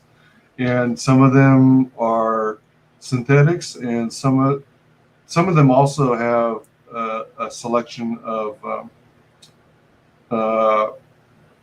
real hair, either horsehair or human hair. Oh, neat. So I just found it interesting. I never bought any, but I think I've been to not inside a mall, but like in an outdoor mall outlet thing. And for some reason, when I visit my mom in Dallas, there are tons of stores like that, and there are more. What's interesting is there's like more Asian restaurants than any other kind of restaurants in Dallas, at least in her part of Dallas. But there's stores like that they have like the really pretty costume jewelry, and then random like hair. it's kind of funny. My youngest stepdaughter, she went into cosmetology, and now she's doing pretty darn well. Nice. Doing hair. I think she got some training on nails, but her focus is on hair coloring, bailages, and she even got training on applying eyelashes. Oh, Where you apply like 2 lashes at a time. yeah, that looks so tedious. Yeah, she's got the skills to do that now. Wow. So like she's making bank, especially after their salon finally reopened. Oh, I can imagine all those people that have been dying to freaking go get their face and hair fixed. Yeah, I tried to snag a free haircut from her last time I saw her, but the schedules didn't match up, so that's why I ended up going to the hair cutting place.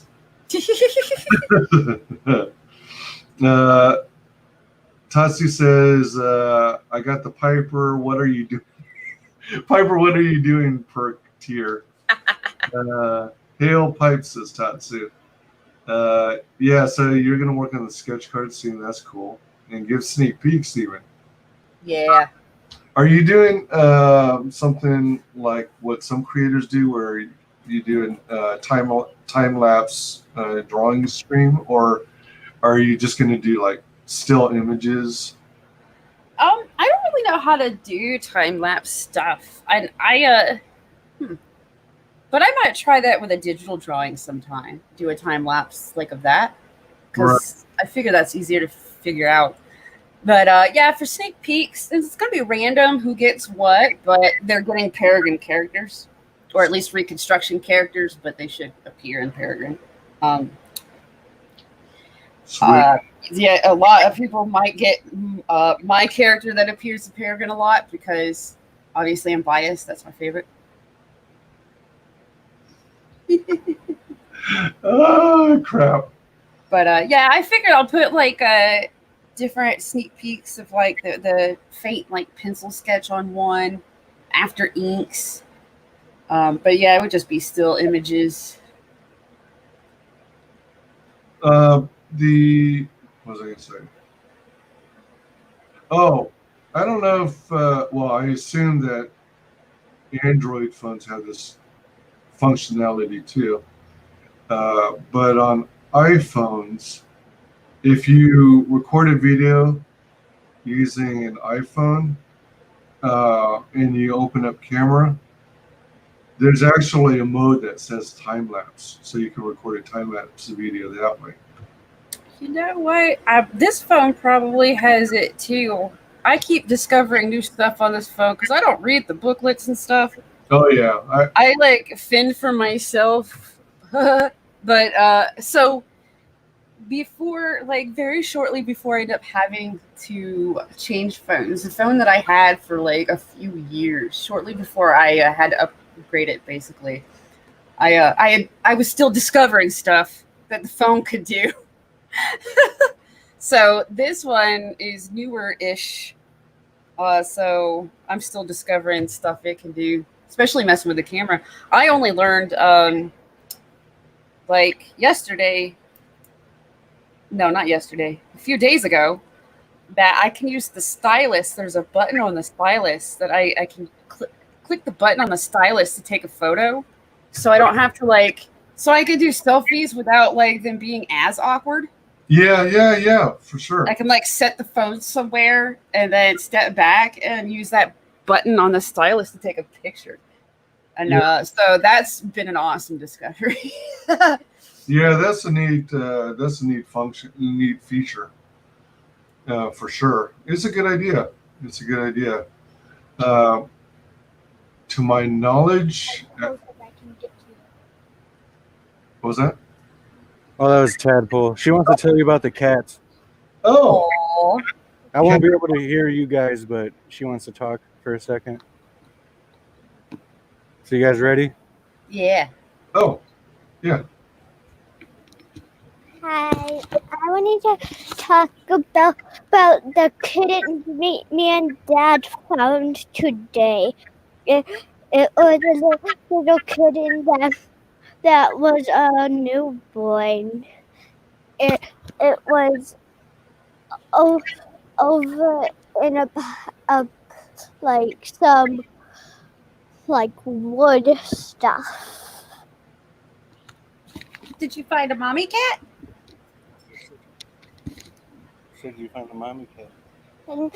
And, no, but a different day I saw the mama cat when I didn't even know I didn't even know what the kittens looked like. Tell them about Oh.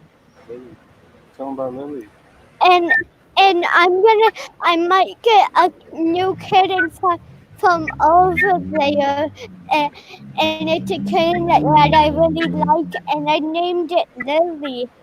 Aww. Oh, I've got some kittens over here that are running all over the place now.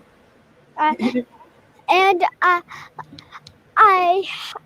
had my own cat too that is named Leon that we got from the wild outside of our house. oh wow.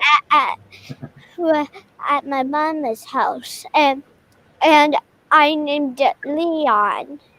Leon. Aw, he a nice kitty? Yeah, he is nice. He just needs a friend. Aw, Aww. that is so sweet. He is a really nice cat, though. I think he will have fun with a little kitty to play with. Mhm. Yeah, kitties are a lot of fun. You know, take really good care of it. You know, be sure and feed it when it's hungry, Mhm. and give it lots of exercise. Okay.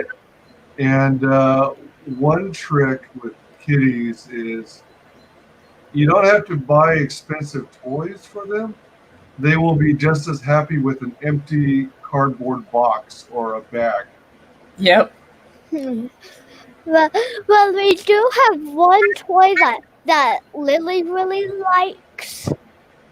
That is, it used to be like a little toy that has a like stuffed ball with little feathers on it with like a suction cup on it Oh, next to yeah. a window, and but the suction cup broke off. So now you can just use your hand to play with the kittens now. There you go. Yeah, absolutely. Mhm. What's going on? Bye. Oh, bye. Bye. Bye. Bye. So nice chatting with you. Yeah, it is. Okay, I'm back. It's so cute. Yeah, too cute. Let's see here. Tatsu says, in response to the working on the sketch cards, yeah, cool. I bet we got Wise Guys a much better time as he expected. Well, that's a fact. Hail, Wise Guys. Please, Kleenex. I don't have anything in my nasal cavity. This is how my voice usually sounds. As crazy as it seems. What is that? Oh, all right, that's a cat. I'm trying to look at these emoticons, and on my screen, they're very small. Cat, paw prints, cat with heart eyes. Tatsu says, "Lol, Piper, you perv." Yeah, I seen that pop up, but I was like, what? I'm Yeah, not sure. where did I'm that not come sure from? what it's a reference to. I'm not sure either. Oh, all right. Tatsu's drunk. Oh, yep. Well, I see forgot that. Tattoo's drinking. Yeah. Which reminds me, I will be right back. This bottle's empty. I think I'll have one more tonight. Be right back. Oh, he's ready to party. I am all out of alcohol. I need to stock up for tomorrow, though, for ladies' night, Oh yeah. where I'm Yeah. gonna have to like appear bald or wear one of my cosplay wigs. I'm streaming from the outside still. Nice. Kind of working. It kind of works. So yeah, it'd be interesting to see what sort of things I can do. Now my face is all lit. See my Yeah. All right. Hey, your face is made of rubber. You're yeah. the Yeah, mask. chubby cheeks. You're the mask, Jim Carrey lookalike. Ooh, I'm gonna have to run. All right. Thanks for coming on. Appreciate it. Thanks Yeah, for good letting me seeing you. pop in. It was fun. Oh yeah. I always love having you. See you again soon. Sweet. Y'all have fun. Take Bye care. bye. Bye bye. So today's stream is brought to you by Guinness Stout. What the heck? He's having a little too much. This bear is having a little too much fun on the top of this. Yeah, that bear is he's having a good time. That's gonna be you in like 30 minutes after you That's a curious position. I think it's supposed to be one of those like beer handles, like in the bars, where you tab. yeah, where you pull the draft. Yeah, I think it's kind of cool when they have those like little metal balls inside them. Yeah, it's a little ping pong. It looks like a ping pong ball. Yeah, is it that big though, or is it smaller? It's a little smaller than a ping pong ball. I've cut them out of there. Whoa! Uh-oh! Oh, it exploded on you. It's kind of fizzing up. I didn't shake it though. I don't think. Not really. Oh crap! What's going on? I'm just, when liquids start to overflow from the container, that your first instinct is to just try and drink up everything that's coming up top. So I was sucking down suds. Excuse me. Hey, Fade Salvation, welcome. Hey. Hey. It's Fat Albert. Get in here, Fade. Fade. No excuses. I don't even have a house. I'm out here in the wilderness. Where is? Oops. What the? Wah. bugs. Just a sec. God, my face is so illuminated. I don't like it. Excuse me. I got my Post Malone mustache.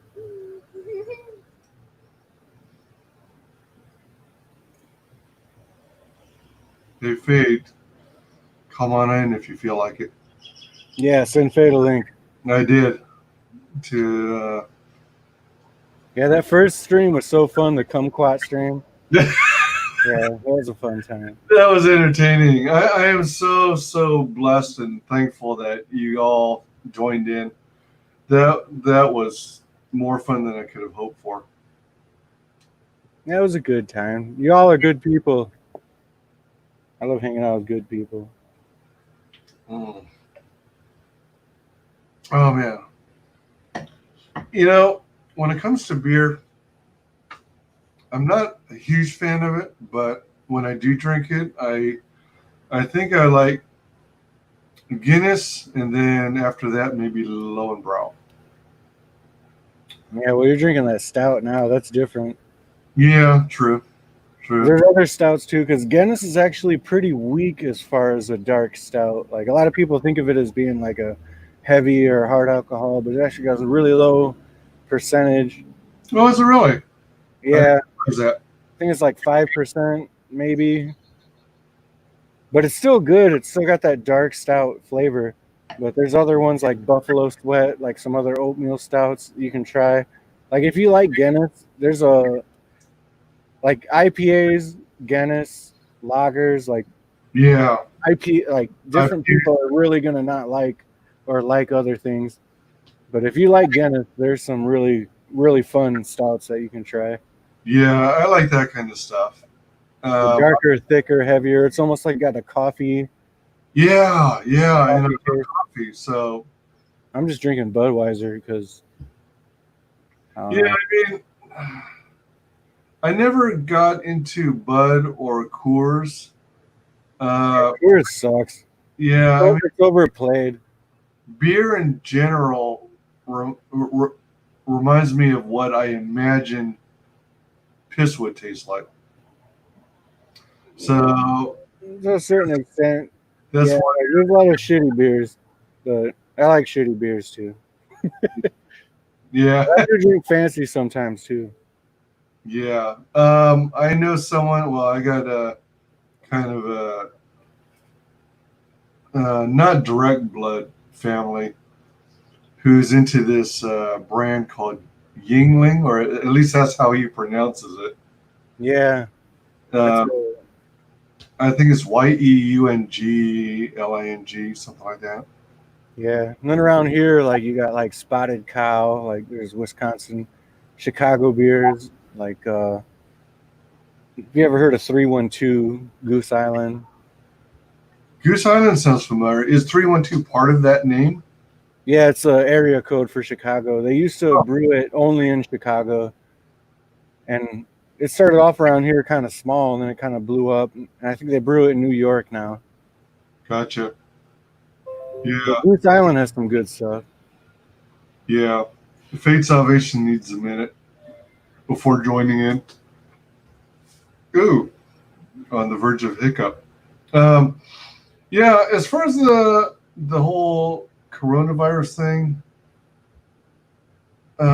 it's weird. I was just kind of more an observer. It all felt so surreal because it was like more or less it seemed like just another seasonal flu, and it seems like the flu or some kind of epidemic level event happens every election year. It seems to be like clockwork.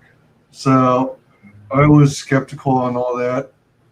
There was also talk that maybe coronavirus was more of a blood clotting disease in the lungs. I don't know if they ever made that official or if that was just a rumor or maybe even a side effect. So I'm not quite sure. There's so much misinformation spread around. And before you knew it, governors of states were locking down their states, and it was like freaky, so surreal. And I was kind of in a fortunate position whereby, welcome, Faye. How's it going? Going good. So All right, I'll be back. I'll be back in a second. I got to do some things real quick. all right, right on. Yes. Fade, Yeah. carry it. Sounds like Dance, sexy fade. a Well, I can only dance on the screen with my avatar, so. Do you ever go live? I mean, to where you show yourself on camera? Not yet. I'm still a little camera shy on that. So. Okay. Yeah, that's fine. Whenever you're comfortable, that's fine. Yeah, I was just telling Frago how it felt to me really surreal, and I never quite knew what to believe because everybody had a different story and everyone was trying to push a certain agenda. And now that some time has passed and people have been showing their colors and their allegiances, it almost seems, as much as I hate to say it, it almost seems like a big old sham. I mean, it's like if this more or less panned out like the traditional flu of seasons ago, or a variation of it, then you more or less treat it like the flu, and you work on a vaccine. Hopefully, it'll help some people, but the majority, it won't help because the strain that it's designed with is no longer as relevant as it used to be because new strains come out of the virus, and you only have a certain effectiveness rate. Yeah. And then on top of that, it's like you've got governors disagreeing as to how much or at what speed they should shut down businesses. And it was like,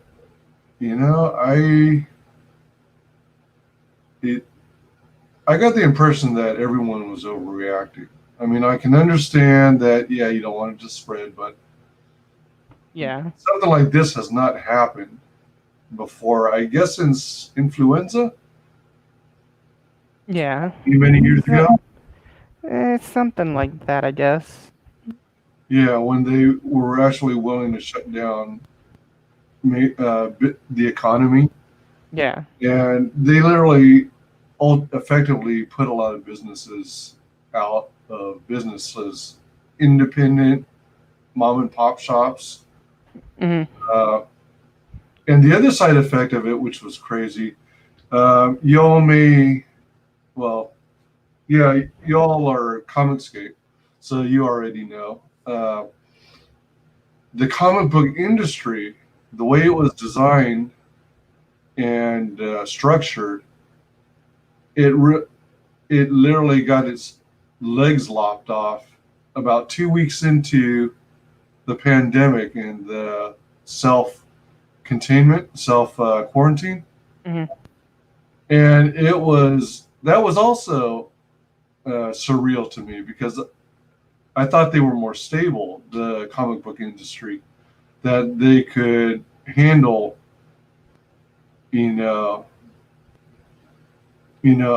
well, I guess what it came down to is I was ignorant. I did not realize that so they had so much invested in Diamond as a distributor that it was more or less a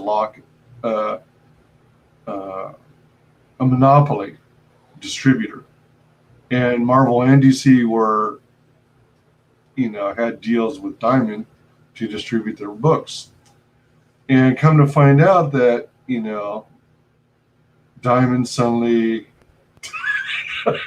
Frago Diamond shutting its doors and refusing to pay the publishers that they were not paying.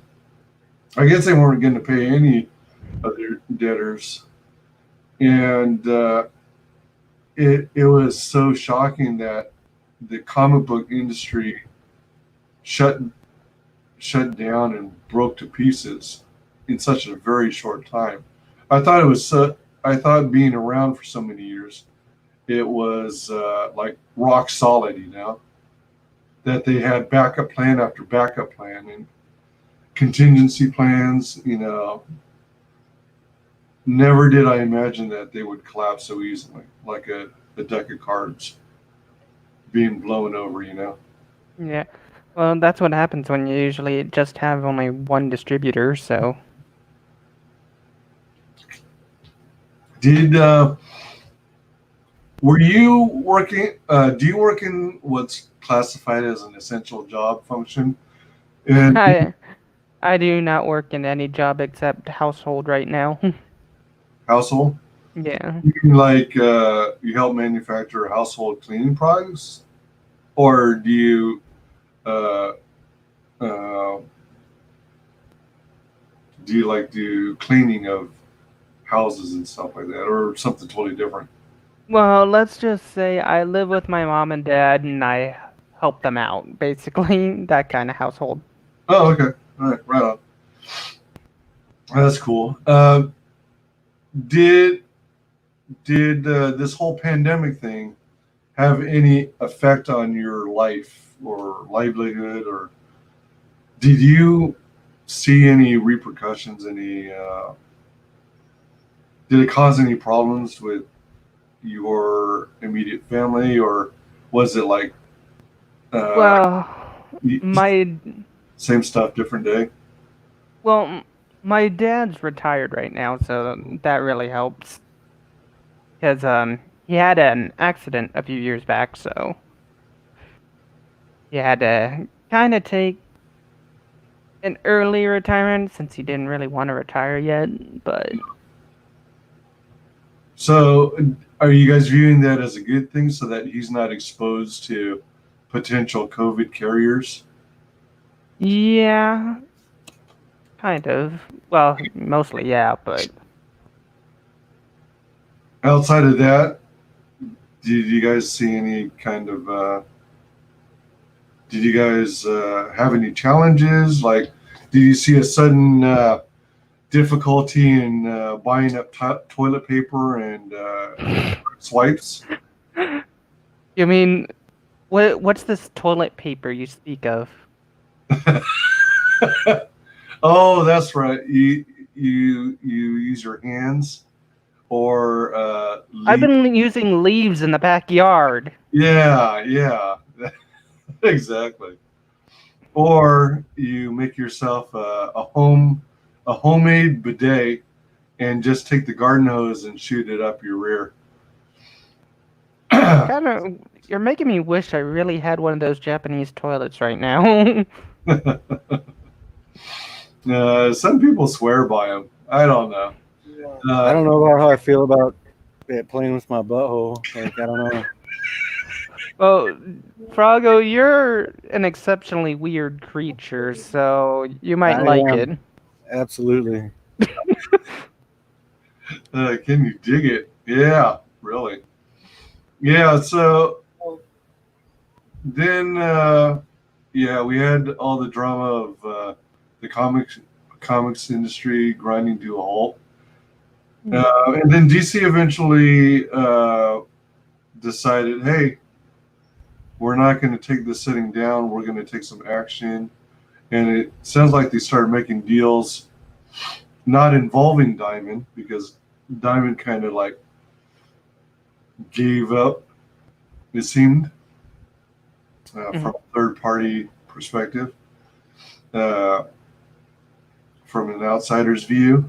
So DC took action to seek out other methods of distribution.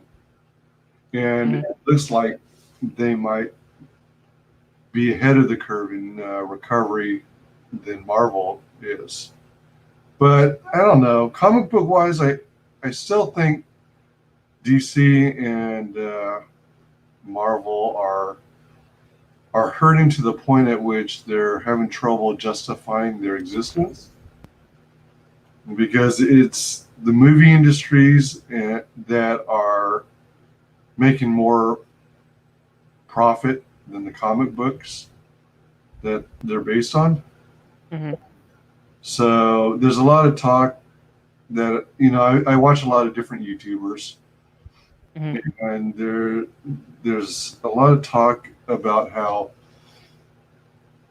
it might come to a point at which Marvel and DC close their doors, the comic book side of things where they actually publish their own books, and they'll just focus on the IPs themselves, the characters. And then probably predominantly do the Oh, he's showing off his little art. check out Drago, put that away. This is this. actually no, this is an over 18 stream. Never mind. Is, Actually, Did you show see better that yet, anime Fred? titties. You see that yet? Yes, we do. No, the Kyung Lee prints I got. Glad to see that made it alright. Made it alright. Yeah, good shit. no, See, I'm doxing my life in the reflection. See that? Yeah, you can barely see the art now. It's just mostly your reflection of the screen. See, now it's covering the good parts. God damn it, Froggo, you ruined it. Good stuff. We're out here just burning shit, hanging out. what's with the censorship? I What's just seen Deadpool stare at you guys judgingly. Is that Tadpole? Yeah, Well, what's she, a 5-10-year-old? 7. Well, yeah, of course she's gonna stare at us judgmentally. We're three freaking wackos on a computer screen. What do you expect? No, she was on the show earlier. She was talking. She said hi. Oh, okay. Yeah, that was pretty cool. She's really sweet. And Well, you think that, but you don't know how she really is. oh, it's just a facade. Yeah, it's all. Sounds like my sister. Yeah. Let's see. Yeah, so then we had that whole debacle, and I think this is all out of order, but then we had this whole war campaign was making, I don't know if they were disparaging comments or if they just didn't think Anna, that Star Wars girl's work was that good on her Vampirella cover Indiegogo project. I mean, I consider that comics personally. And, Yeah.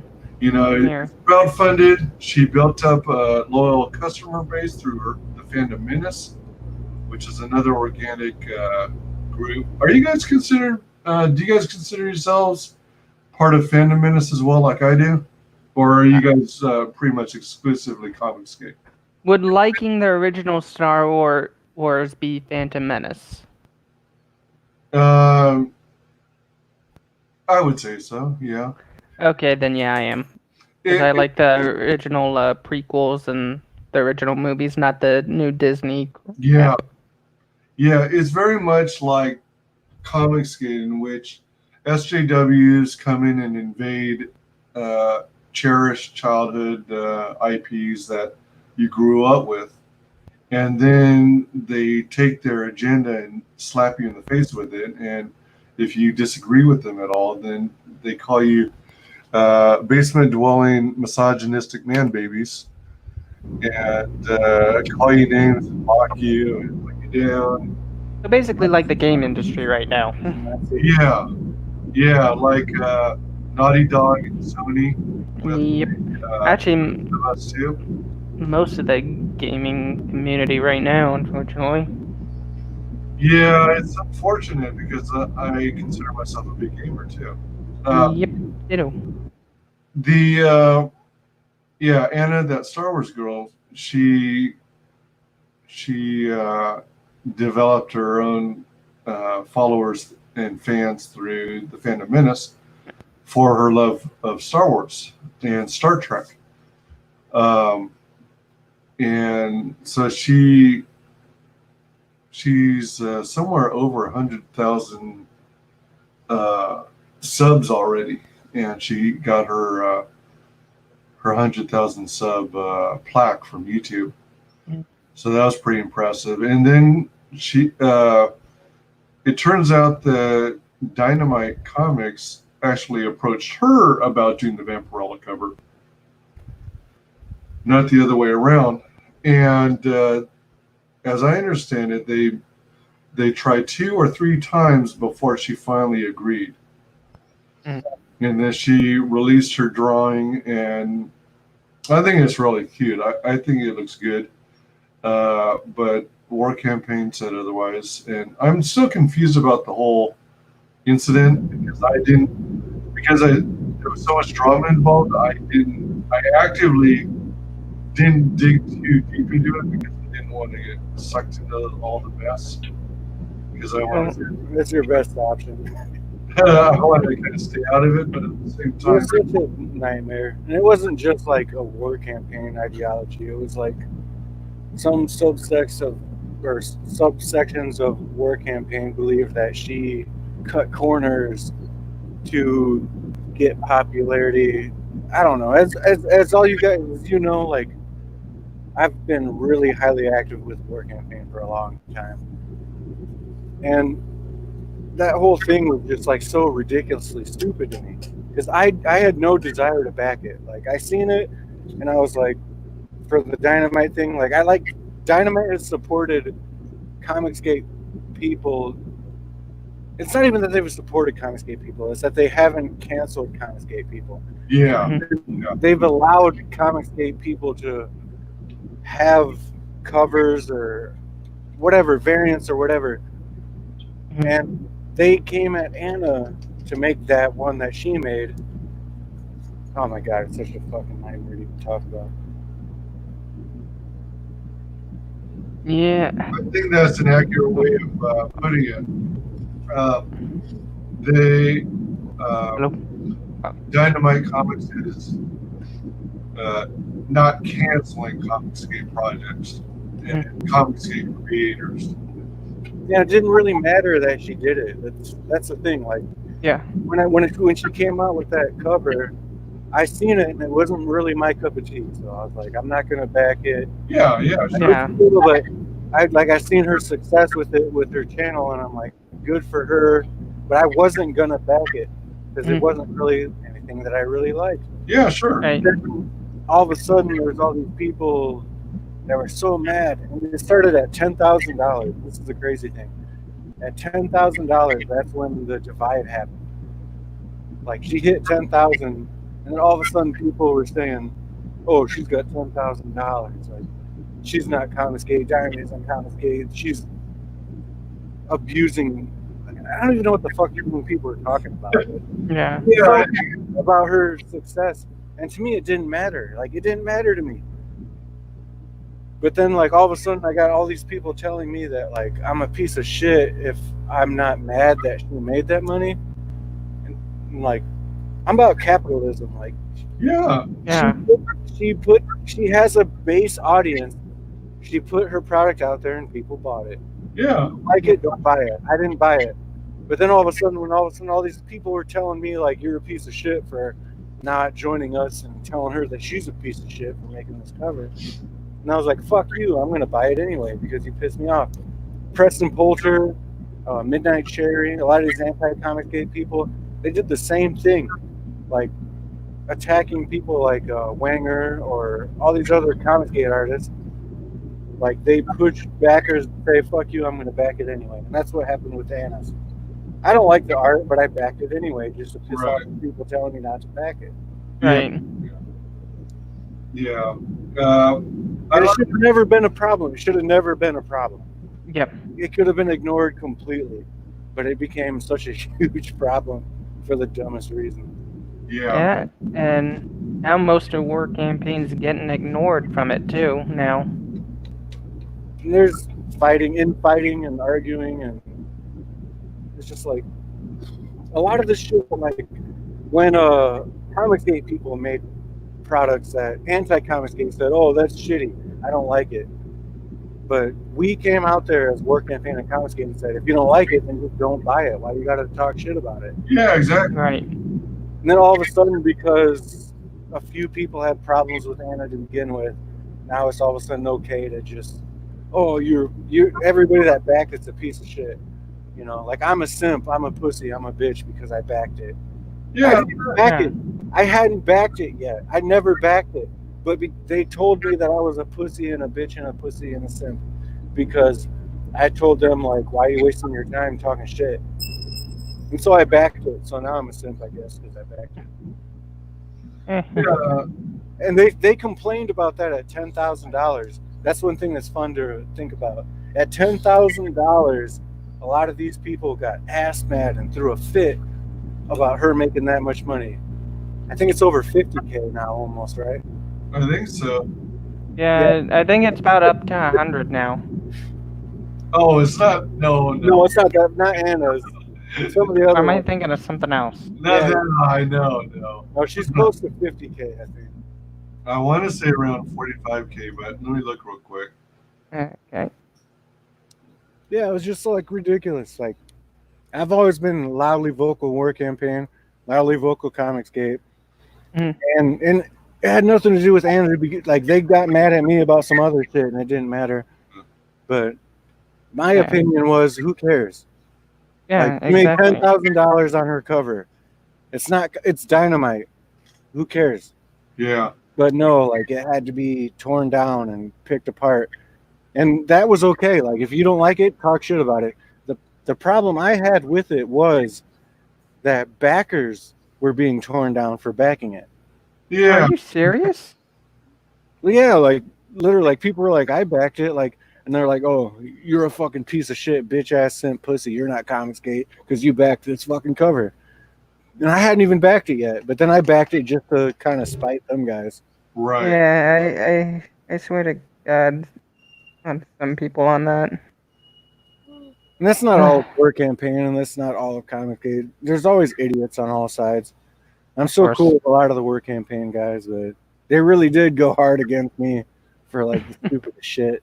Yeah, which Well, makes no bloody sense. thanks to that, though, you got your own little thing going on, though, now. Well, I mean, I've always had my own thing going on. Like, I've always been positive, having fun, goofing off. Like, and the thing was, like, before there was the fall of Rome, there was Edwin Boyette and them talking shit and spreading lies. And I would post my weird, goofy frog news and Doxville swamp things. And it was like positive stuff that would distract from it. And people would be like, oh, if Froggo's cool with War Campaign, then they can't be that bad. And so like that stuff was like accepted before, and then all of a sudden now with the new shit, now all of a sudden I'm beta, I'm a pussy, I'm a soy boy, I'm a cuck. Like my positive messages make me a bitch. And it's like, man, I spent so much time spreading positive messages and fighting against the negativity. Yeah. And if all of a sudden now I'm a bitch. Now I'm a bitch. Yeah, And I haven't come out against those guys necessarily, but with like Ethan Van Sciver, like what he said was, you guys are fucking with my business. You're messing with Cecil and Malin. I'm just not going to platform you anymore. My stance was, you guys are just talking mad shit, fucking with me, promoting negativity. Like, I'm not going to promote you guys anymore. Right. And some people are taking that as, oh, you're canceling us. right. Yeah, or canceling the small creators, and that doesn't seem to be the case. But the thing is that Edwin Boyette, Mike S. Miller, a lot of these other guys said the same shit. Like, like, you guys are talking shit about us. I'm not going to promote your project when you're calling me a piece of shit. Right. They told me that I was canceling them. Now all of a sudden, War Campaign's doing the same thing, kind of. Not all of War Campaign, Right. Yeah. Right. That's But- Yeah. like they're pulling that same card as like, oh, you're not going to promote me. Now we're being canceled. Yeah. It's like and the thing is, it's not about me or my feelings, but I've always had my ear to the ground. Like backers, promoters, like there's a lot of people that are afraid to speak their mind. A lot of backers and promoters that are caught in the crossfire. Right. And that was what I brought up was, you guys are fucking tearing down partnerships, tearing down like the DM groups, the promotional groups that we got connected together. And it's also fucking stupid. And for what? Because a chick made a comic book cover that made $10,000. Yeah. Yeah. Yep. It's ridiculously insane. Yeah. And Narwhal said some of the same shit last night, and that's what's fucked up too. Is some of the guys, like some people are starting to target Narwhal a little bit too. And Yeah. all he said was the same shit. Like I'm about putting business first. I don't care about agendas or politics. Like Right. I'm here to sell comics. Ethan Van Sciver has helped him a lot, and he said, Yeah. I'm grateful for everything he's done for me. But Yeah. people should, backers and fans shouldn't be forced to choose sides. Yeah. Right. Yeah. It made no sense, and I guess I have to word this carefully. Yeah. Good luck with that. So I disagreed with the views of some members of your campaign who were kind of anti-Anna and her project. As far as I'm concerned, it's Comicsgate. It's crowdfunded. It's all about building up a platform, building up a viewership, and having a viewership who's willing to back your projects and make them come to fruition. And it's capitalism, and I'm a huge capitalist. So I was a big proponent of her project, and I still am. Excuse me. I need to I think I need to step up my promotional game and do a better job of promotion. Yeah, I'm still trying to figure that out too. Yeah, one thing I learned about, and is thanks to Frago and Kami Mark, when you go to a campaign on Indiegogo and you copy the link, the hyperlink for it, the hyperlink will end, for example, in /x/ and then a number and then a pound sign. That number represents your identification number on Indiegogo. So if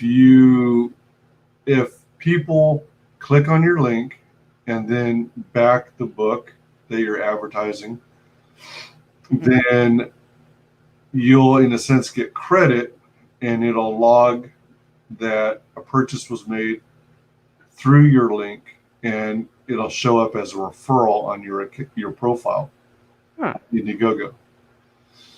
So, yeah. Excuse me.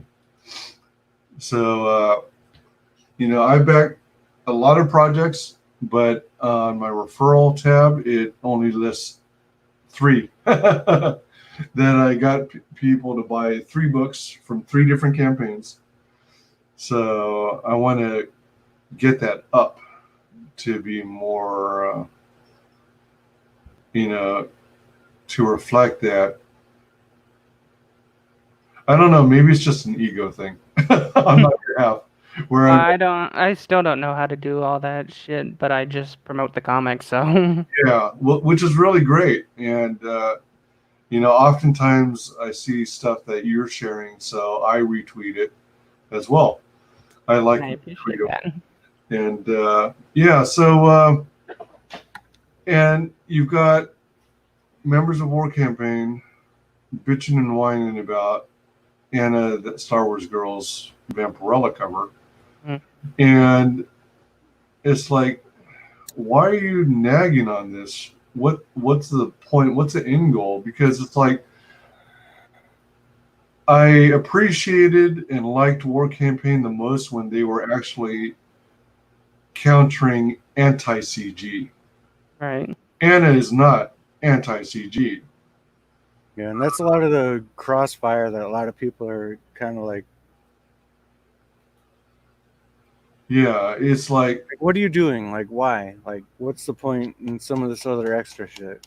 yeah, and it's not all of War Campaign. There's a lot of members who are upstanding people and they're still cool, but it's kind of soured me on the whole War Campaign as a full-on fan movement. Yeah. And I was initially excited about Vestige, and I backed it in part because it had an Ethan Van Sciver cover. Hmm. Excuse me. But ever since all this drama with the Anna cover, it's kind of soured me, and I'm not enthusiastic about. And I may potentially, I may not even back Vestige #2. It's gotten to that point. Yeah, well, a lot of the backers seem to agree with that because if you notice on the sales, it's kind of been slowing down lately. Yeah, I haven't been following it, but I can believe it. I think War Campaign is cool, but only when they are focused on anti-CG. It doesn't make sense to, eat their own, if you will, Yeah. attacking the fan base, the customer base. Excuse me. I noticed that EVS posted a stream, something about, I think Frago touched on this already, where EVS was talking about how he wasn't going to promote, or is that the right term? Or He wasn't going to platform them anymore. platform, yeah. War Campaign anymore, yeah.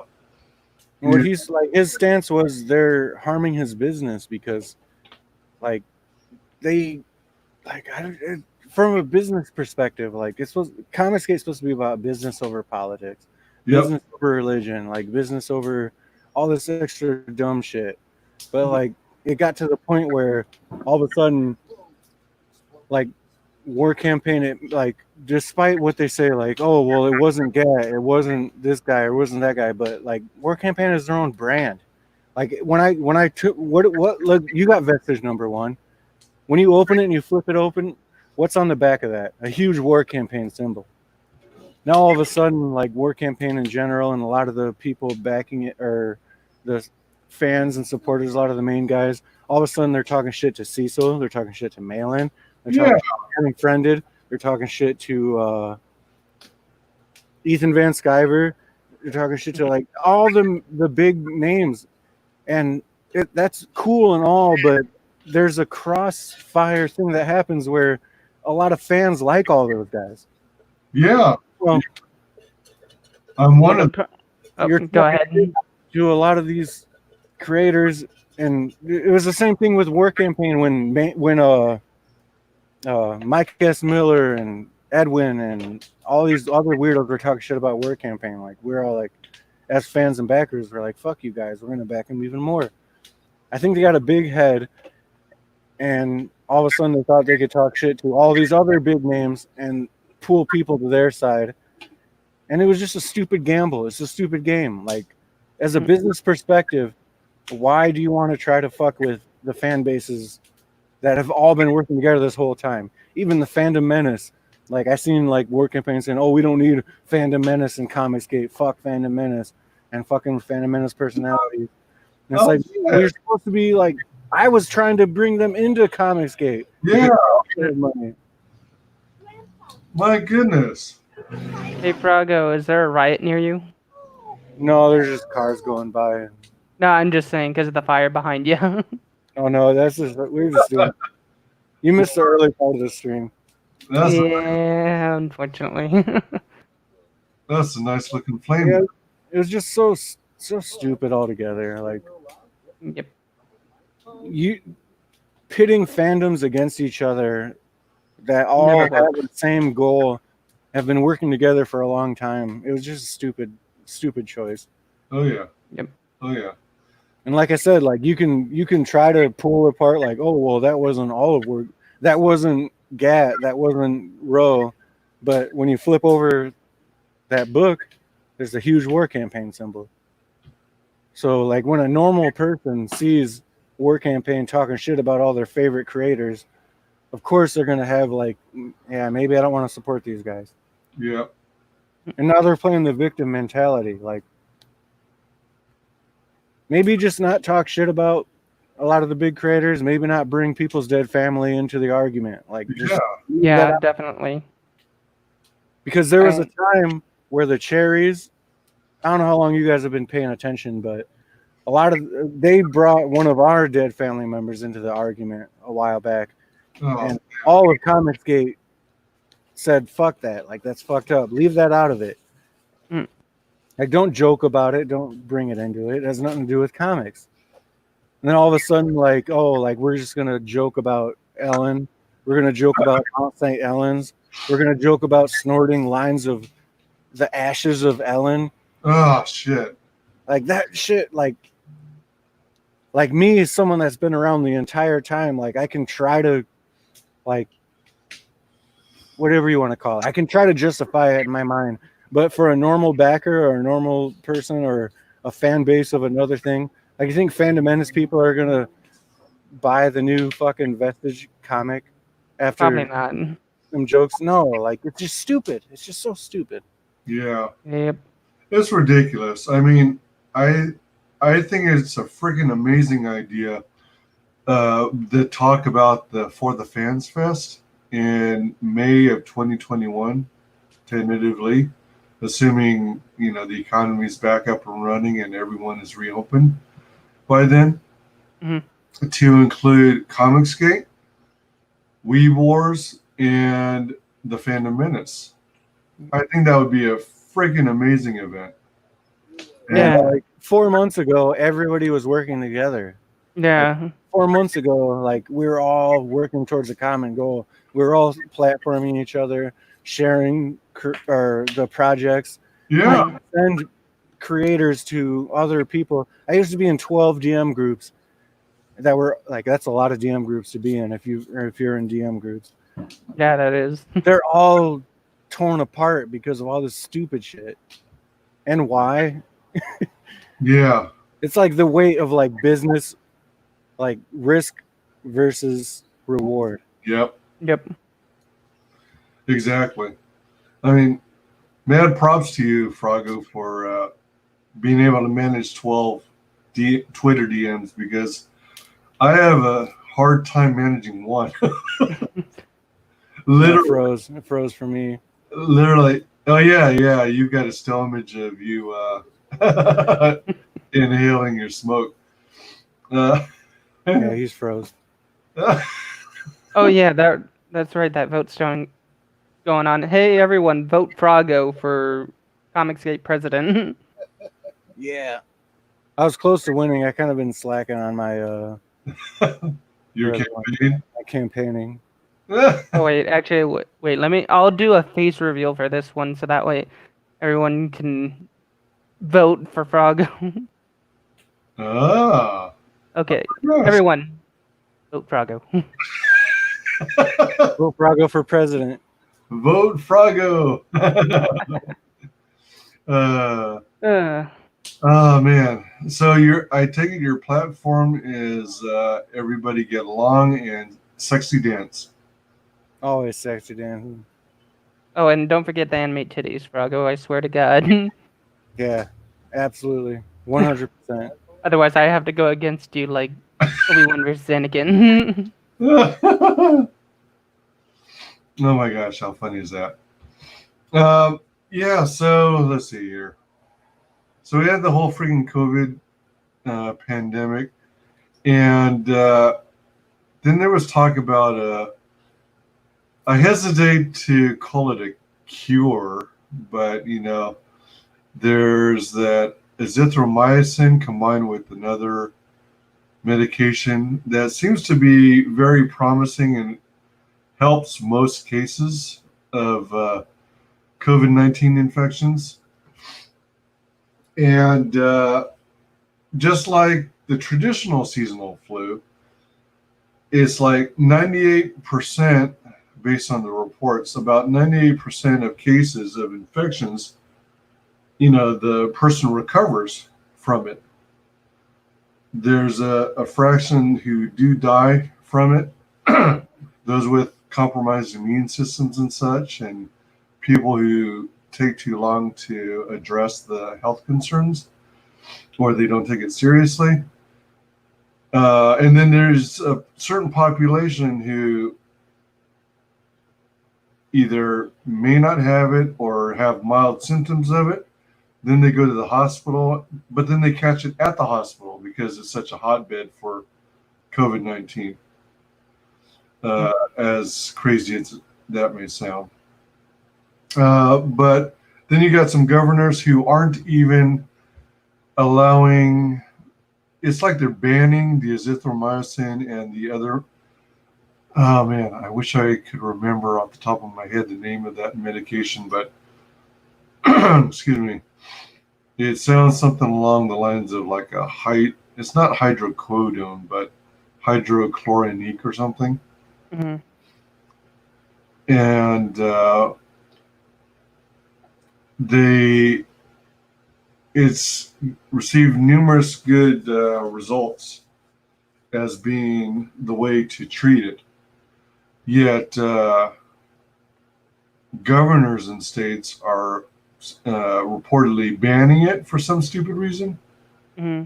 And then you've got some cases of people who are testing positive for COVID-19 are being sent or housed in retirement communities and senior centers, which is definitely the wrong thing to do because you're putting at risk all the people with compromised immune systems. So there's more insanity. It's just, it doesn't make sense. It's crazy. And that just ticks me off because that just means that they're not interested in protecting the innocents, the elderly. The circle of life is where your parents raise you the best they can.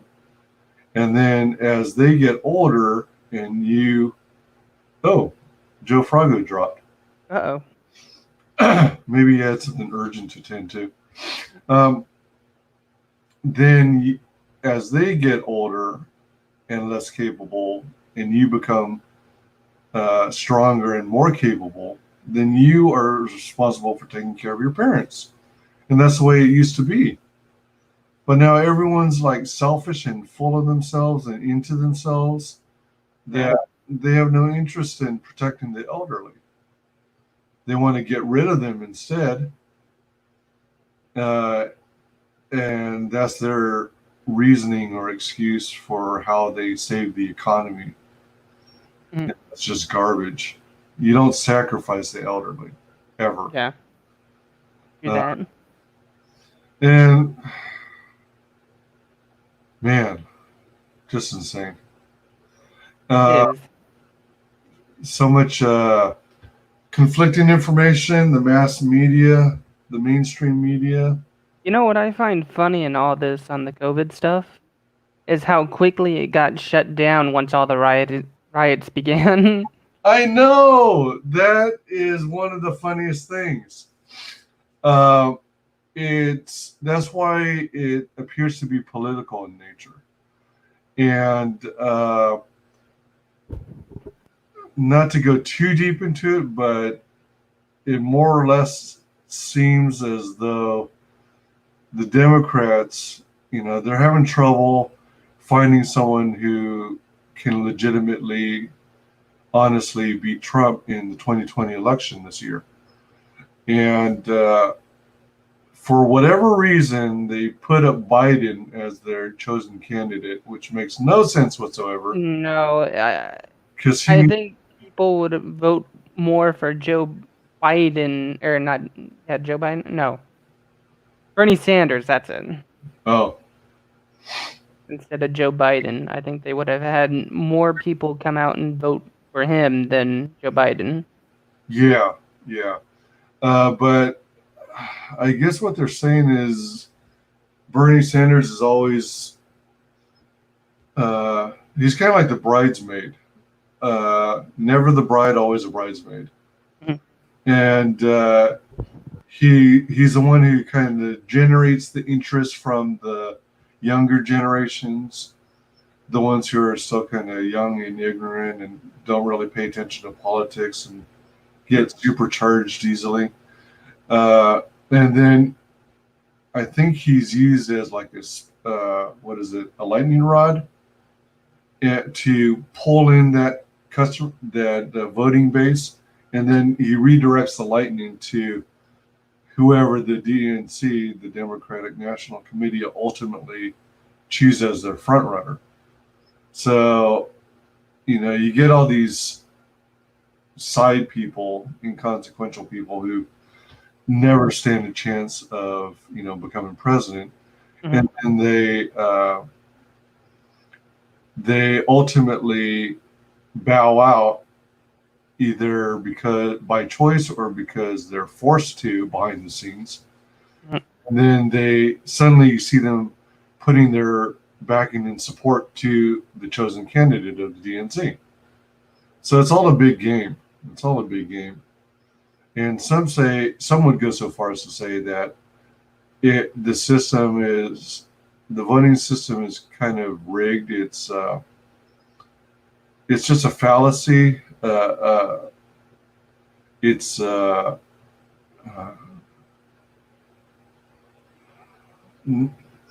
I don't want to say necessarily programming or a mind trick, or it's a perceived choice, a perception that you have a choice of who you're choosing as president, where behind the scenes supposedly things are in the works and they are instrumental in deciding who ultimately is going to be chosen as the front runner. So, I mean, if you really dig into the conspiracy theory stuff, it's quite fascinating. Yeah. I don't know how much you're into that kind of stuff. I'm more into, well, not unfortunately, but I'm more into alien conspiracies or something, if anything. Ah, do you follow Sheila Aliens? I do, well, on Twitter, I think I do. You should check out her channel too, because she covers all kinds of content, all kinds of stuff about like, you know, stuff about aliens and whatnot. She's pretty cool. But yeah, she does post a lot of the stuff on Twitter as well. She's quite active there. Let's see here. Along the lines of the whole COVID-19 thing, Mhm. there was also, I hope Froggo's okay. I assume he is. Yeah, he probably just had to go off for a little bit, so. Yeah. Maybe he needs some family time and they're cooking up dinner or something. Right. Either that or making s'mores at Lucky. Yeah, really. Seriously, I love s'mores. Ditto. Shoot, what was I going to say? Oh, along the lines of COVID-19, do you notice how in the news Bill Gates has been? I've seen a little bit of it, of him in And that. you're familiar with who Bill Gates is and everything, right? Yeah, the Microsoft donor or whoever. Yeah. So he was a major co-founder founder of Microsoft.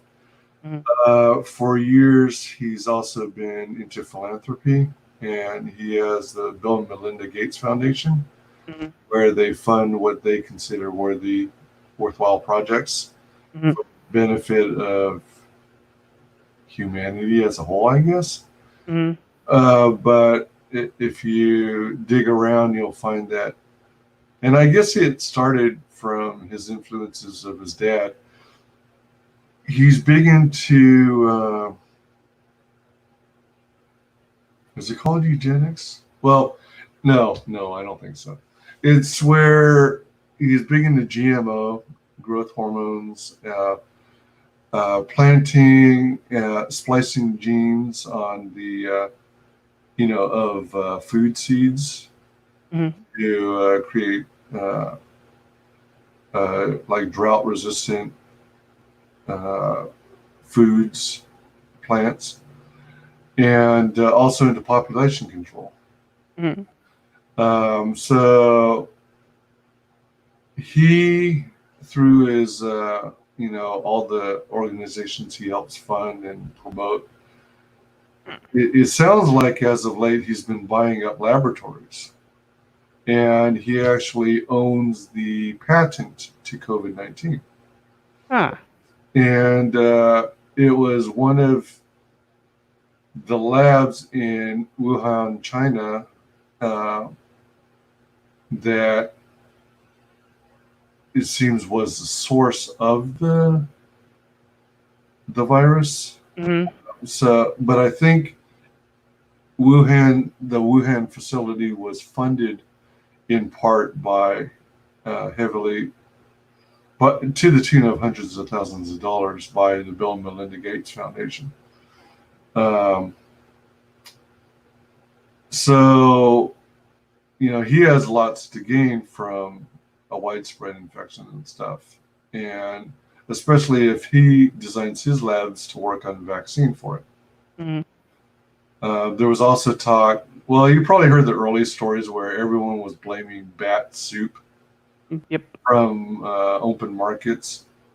Supposedly, the Wuhan facility is nowhere near a wet market. Yeah. And there were some reports, I don't know what to believe nowadays, but there are some reports that someone who worked in the Wuhan lab Mhm. actually boarded an aircraft to the United States with some vials of the virus samples in tow. So that's an interesting thing too. Yeah, that is. What I was trying to get to is, to make a long story long,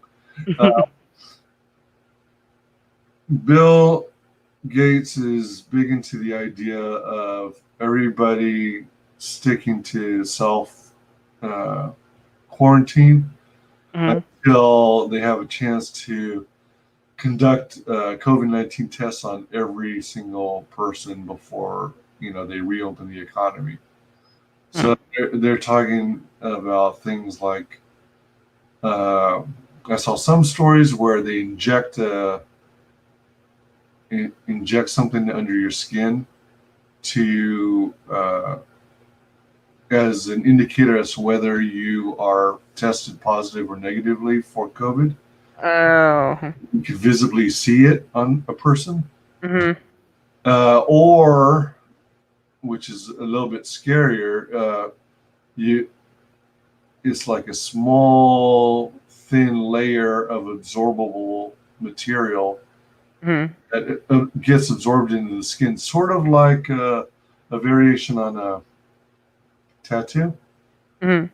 a temporary tattoo maybe, except it gets absorbed in the skin and it contains microchips for tracking your location wherever you go.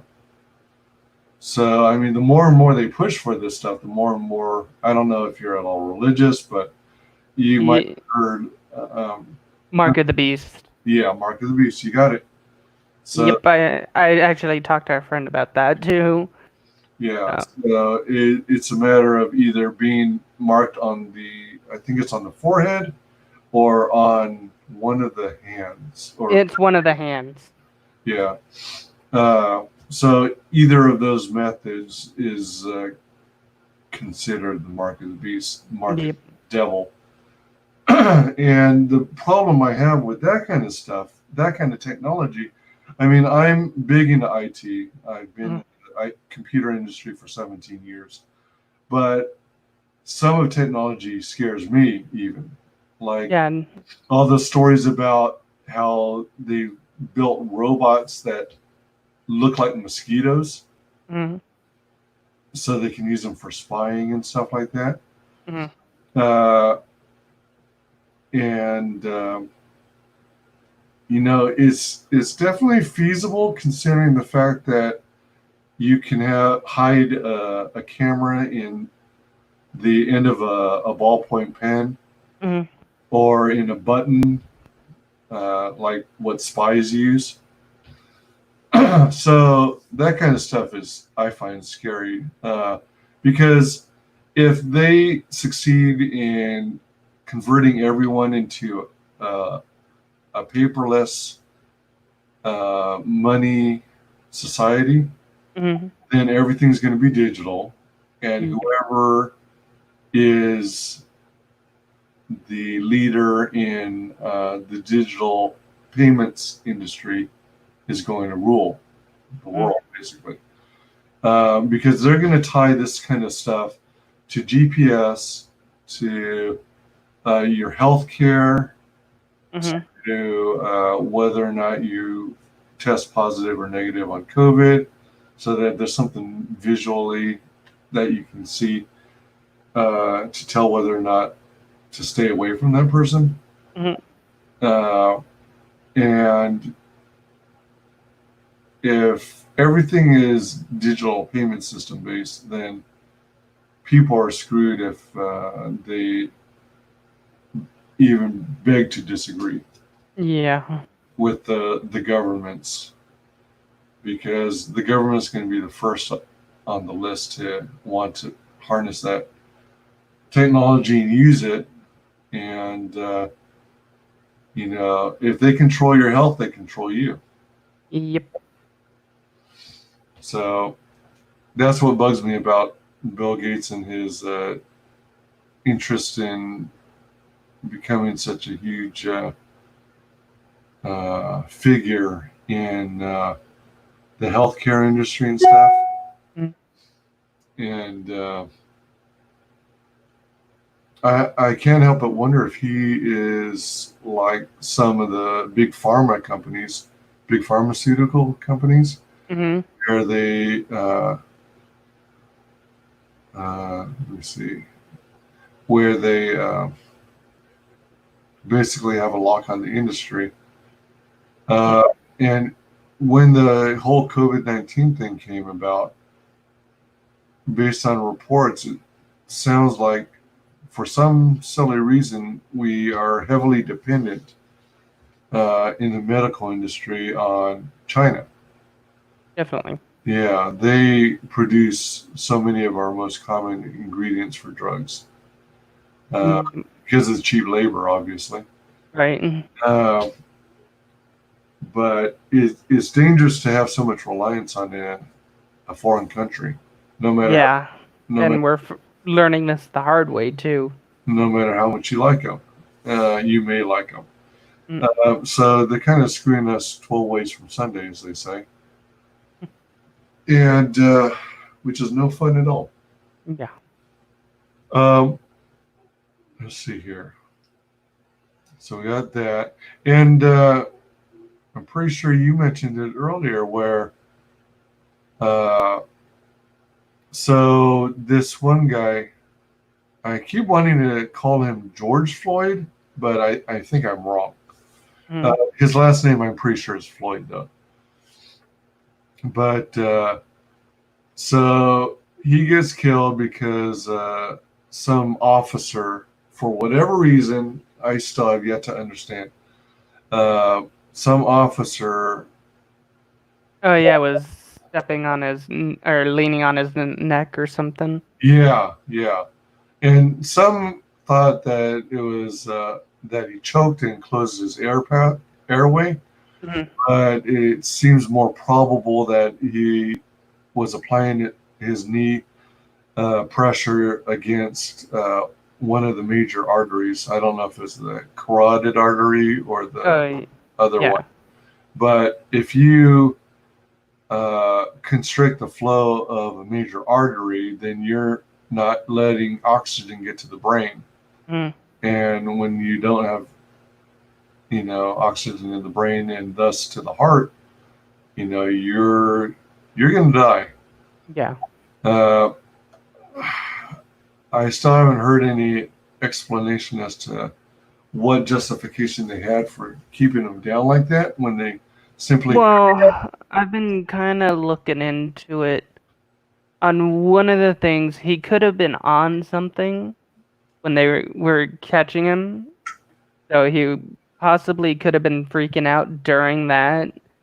Because there's another coroner report. One says he suffocated, and the other one says he was on something. So, do you mean like when some people are on those drugs that make them seem almost superhuman, where they can take on yeah, like once heroin or something. Basically, from what I've kind of looked into him, he wasn't, a nice guy. He had some drug charges, stuff like that. So I'm just thinking this whole thing is just people taking advantage of what happened, know. Yeah. I mean, if you noticed, a whole lot of gaming companies and other companies too, they could have said something when he died, but after a week, almost a week later, they decided to put all this stuff, Black Lives Matter and everything, and it's really conspicuous on how come they didn't do that when they heard the news. And then another thing too is apparently a retired cop got shot on one of the riots because he was defending a store owner. And you hear nothing of that on the news. Yep. And then there was another one in Texas too. He was defending stores too, and he got completely beat up. And I heard on Twitter he passed away on Monday, I believe. Oh, damn. But you hear nothing of that going on on the news. Yeah, it's really fishy. That's why I think there's some political agenda and motivation behind it. Oh, yeah, definitely. And like I said, DNC is struggling to find something that they're throwing all these crises up against a wall, hoping something will stick. Russian collusion and fake voting was a sham. That was disproven. The impeachment trials were a sham. Mm-hmm. That was fake. So many of these things that they build up against Trump are fake. Yeah. They're just running out of ideas. So they do the COVID-19 thing to destroy the economy so that can be blamed against Trump. And oh my gosh. And then you got these. So Floyd dies, and that's unfortunate. Yep. The loss of any human is unfortunate. Again, it sounds like you might know more background as to who Floyd really was than I do. A little. I'm not completely investigated. I just heard along the grapevine that he was into drugs and had some other things on him about that, if I remember correctly. So. Yeah. I mean, I can understand. Let's see. Maybe you know the answer to this. How many other cops were with this one who was holding his knee down on the guy? There were, I believe, 4 cops. Yeah, so it's like, what's the point of a single cop applying all that pressure against the guy's neck when he clearly is saying that he can't breathe? Right. And when they could have had all 4 of the cops, or all 5 of the cops, if there were 4 in addition to him, they could have restrained him, zip tied his hands behind his back, and popped him in the back of a cruiser, Mm-hmm. and then they'd be done with it. Yeah. It's almost like a huge setup or something. Yeah. Unless this cop was truly stupid, or flipped his lid, or just snapped. Yeah. Unfortunately, this is what I think with online videos. You never get the whole truth. You only get a partial of it. Oh yeah, yeah, for sure. I agree. Go ahead. No, I was just saying I agree with that. Yeah, because unfortunately, people you could find out later on that there are other stuff going on before someone hits that record button and does that. So Yeah. There's a problem with video snippets. You rarely get the full context of what Yep. happened and why it happened, went down the way it did. And then, yeah, I agree. It's bad. It's a travesty.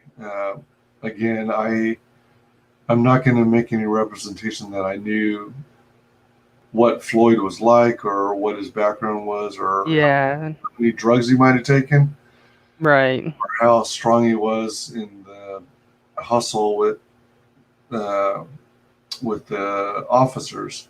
Mm. But I will say that based on what was shared, based on that clip, Mm. it does appear as though the cops were in the wrong and they should be punished, Right. including the other 4 officers that were just standing around Yeah. The only doing anything, because they're accessories to it. yeah. The only thing wrong with that, I mean, they're all getting prosecuted for murder. And I think that's a pretty far stretch to get them all convicted of murder. Just because, you got one video showing cops and another doing another thing, a cops not paying attention, stuff like that. I agree that they should be charged with negligence, but murder, it's just going to make it harder for that one cop who committed the murder, that much harder to convict. Right. Yeah. Yeah, that's true. I mean, yeah, they were like complicit, Right. but they weren't the ones who directly caused His death. caused the death. And did you see these stories as well that so people started protesting Floyd's death, and Right. you can understand that, and they're trying to make it a whole movement against police brutality, Right. where at the same time, yeah, some of that exists, Yep. but you've got cops of every race and gender Yep. out there, putting their life on the line on a daily basis. And on the same token, excuse me,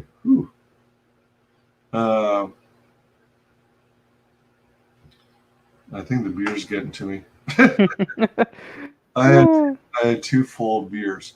Well, if you want to go ahead and call it an early night, I won't blame you on that.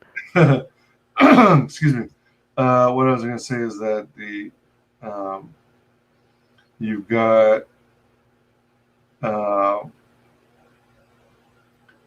The cops. making it a huge movement against police brutality. Right. But at the same time, they're also ignoring the fact that according to all kinds of studies out there, the majority of black deaths are black on black incidents. Yeah, so conveniently ignoring that kind of stuff. Yep. And It literally is. They literally are using it as an excuse to do whatever they want or tout an agenda. Yep. And so did you? So it quickly escalated from peaceful protest to violent protest um, to riots, and it's like a repeat of Rodney King. Yeah. Yeah. Okay. So Rodney King was pulled out of a truck, if I remember, and then he was beaten pretty bad. But I guess he turned it around and turned it into a money-making opportunity. Got a buttload of money, but then promptly spent it Mhm. and ended up broke again. But anyway, they turned it. Would you classify him as a martyr or just a figurehead or something? Rodney King or the Rodney. guy? Rodney King? Yeah. Let's see. Because I think they're trying to treat Floyd the same way. Yeah, definitely. They're trying to They- use him as a polarizing figure and yeah. try and use that to excuse the fact that they want to run rampant and be anarchists. Yeah. Cause destruction of property, private property. And do you see how there were reports of like trucks going around to particularly volatile hotspots in major cities? Oh yeah, where they're planting those bricks or whatever. Yeah, dropping off pallets worth of bricks. And there's no construction work to be found in the area. Mhm. Yet someone's dropping off bricks and opening up the packaging so that you can have easy access to it. Yeah. That's a bit too convenient, I would say. Yeah, definitely. I do think someone used this chaos for something. I don't know what it is, either for this political agenda or something else, but this chaos was definitely used for something. Yeah, and I don't know. All right, are you familiar with George Soros?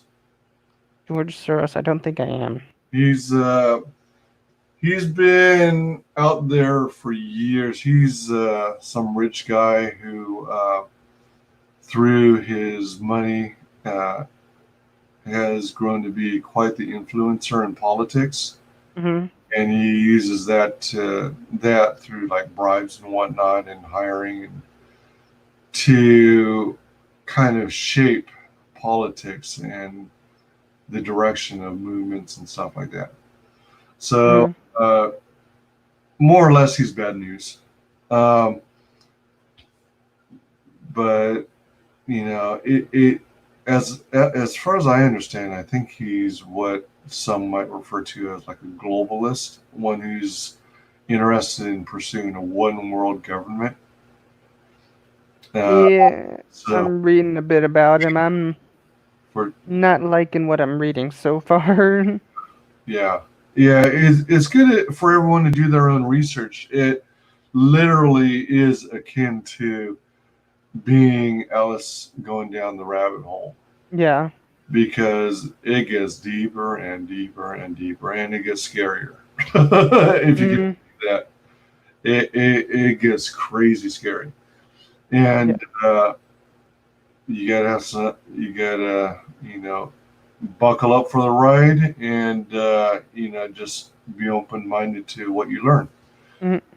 But he is well renowned for causing conflict, instigating conflict. I think it's pretty clear he's generally pro-Democrat, if not just full-on Democrat, or just likes to pull strings behind the scenes. Yeah. And he's also frequently known for hiring people to protest, hiring protesters to go out there for pennies on the dollar and, Yeah. spout whatever garbage he wants you to spout. Right. And then he's also supposed to be one of those behind the. Um, are you familiar with crisis actors? No, I'm not. Okay. So, like, you got 9/11, you got the Unabomber, you got all these major, like, mass shootings, Mhm. Timothy McVeigh. Well, sometimes people or entities, they, whenever there's a major catastrophe, or more, not so much catastrophe, that kind of alludes to natural disaster kind of things. Whenever there's a crisis, Oh, yep. Person who plays a disaster victim. yes, exactly. Yeah, there are crisis actors, and you look at all the research, and you'll notice familiar faces, and the same person, for example, will be involved in 4 or 5 different crises. And one moment they'll be like healthy and sprite. I mean, well, that's not the right word. Or is it sprightly? Like energetic, if you will. Mm. And next moment they might be in a wheelchair with legs that won't move. Mm. Next moment they might be, I don't know, a different race. Mm. Anyway, people are actually hired to, be the people who get interviewed on news stories. Mm. And then you see them in one crisis after another. And it's like, what the hell? How does that person get lucky enough to be in all this crises? Yeah. You know? It's like a movie. It's like if you were to write a movie and you just have the worst luck and you get stuck in one precarious situation after another. Mm. That's more or less what it's like Yeah. when you follow these crisis actors. So they get paid to play victims of supposed real life events. Mm. But in actuality, they might not be actual events. Instead, uh, they might be manufactured red flag events. Mm. Just something to distract the population from something else deeper that's going on. So we can go off on some wild and crazy tangents on that alone Yeah. and other conspiracy theories. Yeah, so what's interesting though? The reason I was even going to bring up George Soros is not because of the bricks being planted, Mhm. and also I don't know if there's truth into this because I hadn't really researched it, but it sounds vaguely familiar. Do you notice how in these videos so many rioters are attacking Target stores of all things? Really? Yeah, they're doing like spray painting Starbucks locations, Yeah, I noticed that one. and you've got people spray paint. All right, so some people believe Antifa's behind it. Some believe it's George Soros. Some say it's a combination of them, or maybe they all ganged up and decided to work together. And in supporting Black Lives Matter. Mhm. But whoever they are, black or any other ethnicity or race, they're also tagging in spray paint Black Lives Matter. So Right.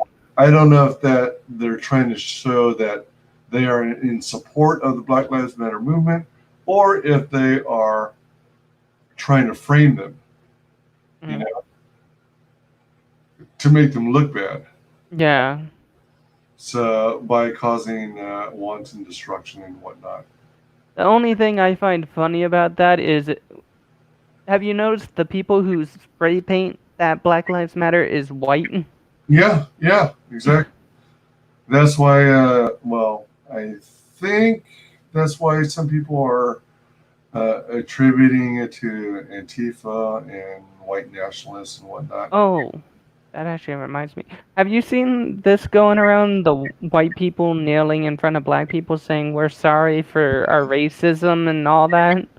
That is stupid. I know, right? Oh, jeez.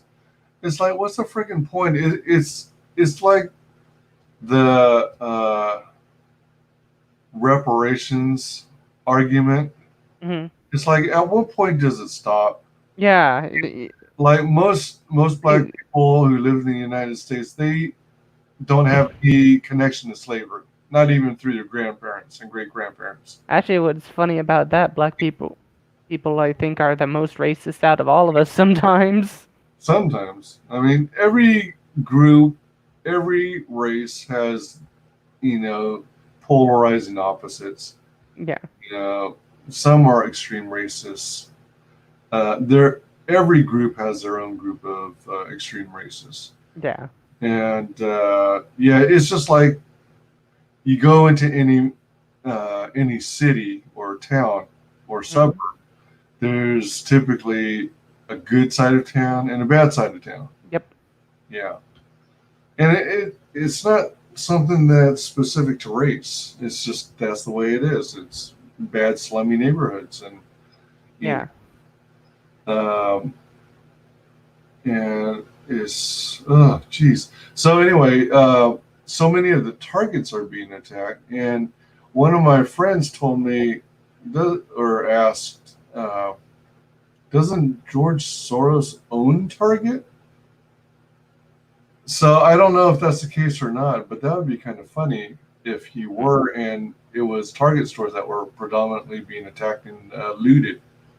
But at the Yeah. same time, the only argument I can see for that being true, or you know, him owning targets and looters targeting Target in Mhm. particular, more so in comparison to other stores, is that he might stand to file insurance claims on all those businesses, all those Target stores that get damaged, Mhm. and make out with a lot of money.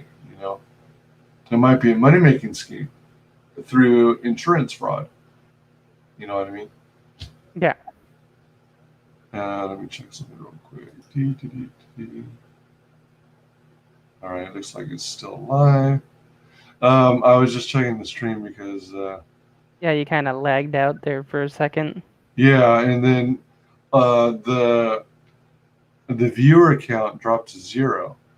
And usually if I'm watching myself in a separate tab to Mhm. make sure YouTube's algorithm doesn't false flag me prematurely, Mhm. um, it'll at least say there's one watcher, one viewer. Okay. You Uh, still have that, or? but it's at 0 now. Yet I just checked my other tab and it's still going. Yeah, I'm checking my YouTube thing and it shows us live, so. Yeah, so it looks like we're still good from all I can tell. Yeah, Yeah, so man, crazy world we live in. definitely. And yeah, never did I anticipate we would lock down the entire country for a flu virus variant. Oh, yeah. That's the kind of spookiest suspect thing of it all. Yeah. Uh, I have some theories and some ideas based on stuff I've read, but I won't go into them here. Okay. But yeah, so as far as me, you said more or less that your family didn't seem to be very much impacted by Yeah, COVID-19. since my dad lives on a disability right now, so. Out of curiosity, before you joined us, I think, Mhm. Frago and Tatsu and I were talking about filing for permanent disability. Mhm. Did he have any challenge? Did your dad have any challenges? If you don't mind sharing, filing and getting approved for permanent disability, or did he have I this two I times? I don't think he did. Well, considering he paralyzed from the waist down because of a motorcycle accident. Oh, So yeah, apparently some lady didn't pay attention to the road and sideswiped him. So fudge. Yeah, I've had relatives like my stepdad rode motorcycles, and he was at a stoplight, and a Winnebago hit him from behind, ooh, and he went flying through the intersection. And he had training on how to fall and stuff, and so he, I think he might have had a few minor scratches and some aches and pains, but he managed to make it, and he doesn't remember much of what happened after that. But everyone, the witnesses were saying he was cussing the driver out of the window, and I guess it was some woman, and she was cussing back, but there was also a child in the passenger seat, and she was more or less being a bad example of parenting, and she wasn't like willing to take responsibility for something she obviously did. right. Yeah, that stuff, motorcycle accidents are serious stuff. Even though he's in a wheelchair, he's still enjoying life. So Oh, good. I mean, hell, he's got a. Thanks to that, he's kind of got a side by side now, so we kind of go off roading off of that. Side by side. What is that? A Razor, if that makes any sense. It's like an off road vehicle. Oh, I thought a Razor was like a single person like foot scooter thing. It's a different kind of thing. It's It's a four-wheeler basically, off-roader. yeah, it's have you seen like dirt races, stuff like that? Like dirt bikes. Kind of like that, except it's a four-tire vehicle. Like dune buggies. Something like that, yeah. Okay. All right. Right on. That's pretty sweet. So we go off-roading off of that, so. So are you usually driving and he's the passenger, or vice versa? Oh, he drives. Oh, sweet. He's got like hand controls in it and everything, so he can drive it if he needs to, so. So do you guys have to first, can you literally drive that vehicle to the dunes, or do you put it on a trailer and drive a normal vehicle like a pickup or? We have to unfortunately put it on a trailer and drive it down to wherever it needs to be, unfortunately. So. I kind of figured you might do that, because aren't those off-road vehicles built with like special knobby tires that are designed to work in sand and stuff? Yeah. Because if you were to drive it from home all the way to the destination where the dunes are, I would think that it would cause a lot of wear on the tires. Yeah, I mean, if it was, well, you really don't want to drive it unless you're close to the dunes, but my dad would love it if he could, if we ever moved somewhere with the dirt road or something, to drive it on the actual street and then take it to the dunes, you know? Huh. Okay. Because over in some places they allow that, so. Oh, is that right? Wow. Yeah. That's pretty nice. Yeah. Um, yeah. Yeah, I'll have to show some pictures of the off-roading one day. Do you have any available, or would you have Uh, to look for them? I have to look for them, and I've taken a bunch, so I kind of have to sort through them to figure out, okay, this one might be a better picture than that picture, you know? Yeah, you're probably like me, where you take hundreds and later thousands of pictures, and you got so many to choose from. Yeah, sometimes I take about 5 pictures of the same picture, so Is that because you're afraid that you might have a couple blurry ones, so you want to cover yourself? Make sure to. there's and, trying to make sure your phone doesn't drop off in the middle of the road while you're taking pictures. Oh yeah, yeah. There is something. I don't know if they have the same name on the Android phones, but on the iPhones, if you press and hold the shutter release button, then Mhm. it does what's called a pulse photograph, where it takes Yeah, numerous photos in quick succession. yeah, my Android does the same thing, Yeah, so yeah, I figured it did. I just didn't know whether the terminology was the same or different. But yeah, yeah, exactly. That's one of those things where, you know, uh, something you could try as well. But then I haven't had the best. Maybe it's because I don't thoroughly know how to use it or work with them.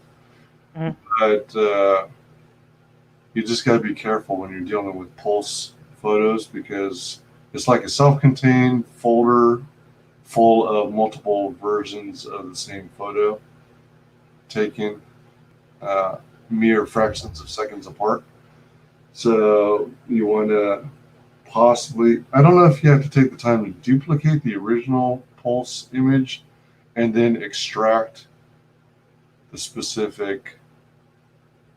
yeah, see, mine takes separate pictures when I hold the button down, so oh, you're right. Yeah.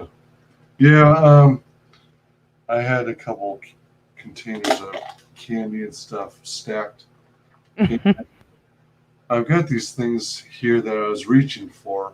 Uh, they're these mints, Naylor's butter mints, since 1950. Hmm. You know, the kind of mints that melt in your mouth. Yeah. Yeah, so they start off soft. I'm sorry, you were saying? Basically, my thing takes like separate pictures, I think, so I don't have to worry about like sifting through like one thing of multi pictures. I just gotta sift through like 5 different pictures. Hmm. Cool. Very cool. Um, Hey, Wise Guy, do you watch Godzilla by chance? I used to all the time.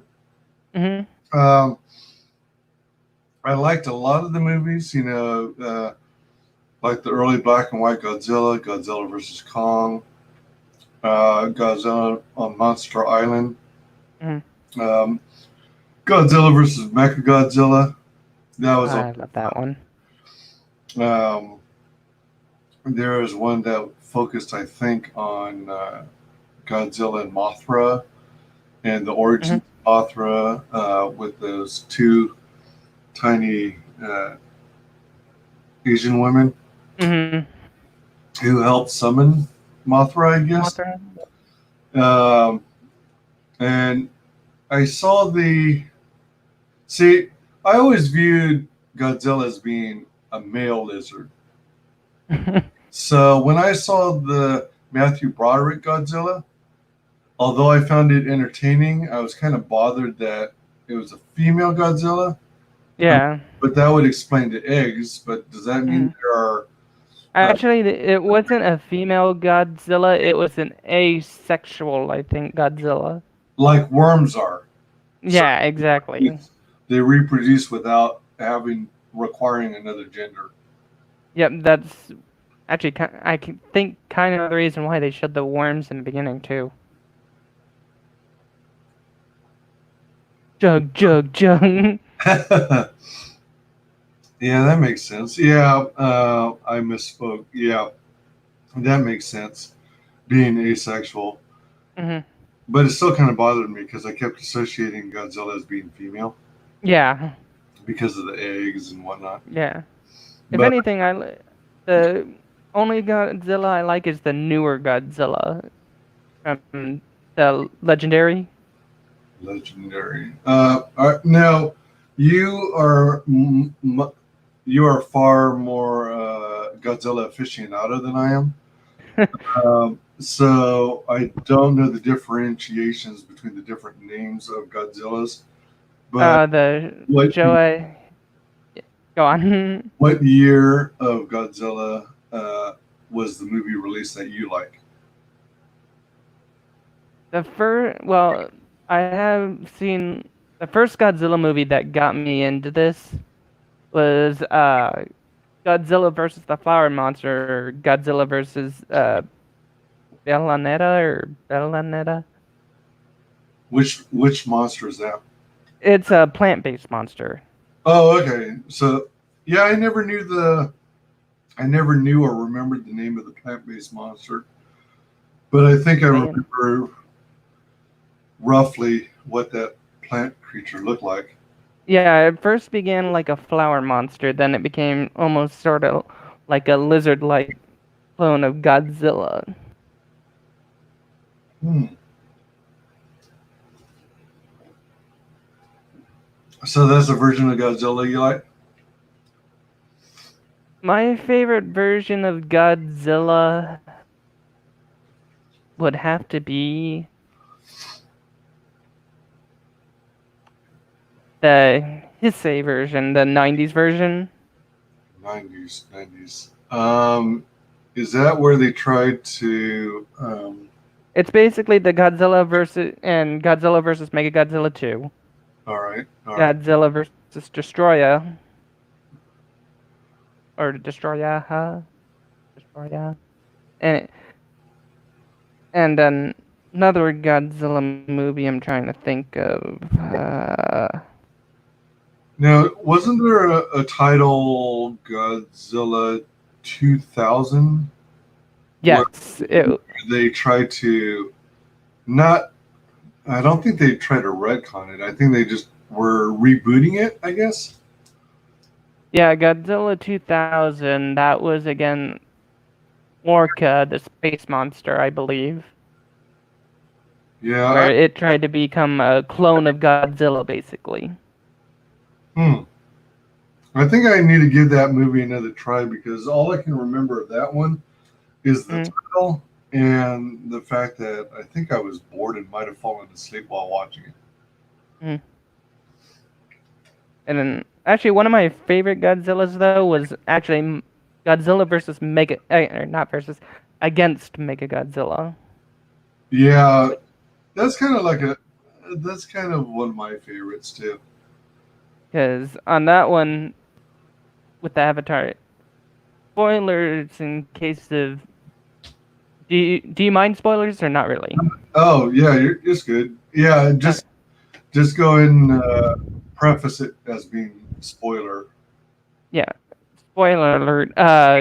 Basically, the Avatar that I have on is basically made of the remnants from the Godzilla from the 1954 version of Ah, when it first attacked, when it got killed by the oxygen destroyer bomb.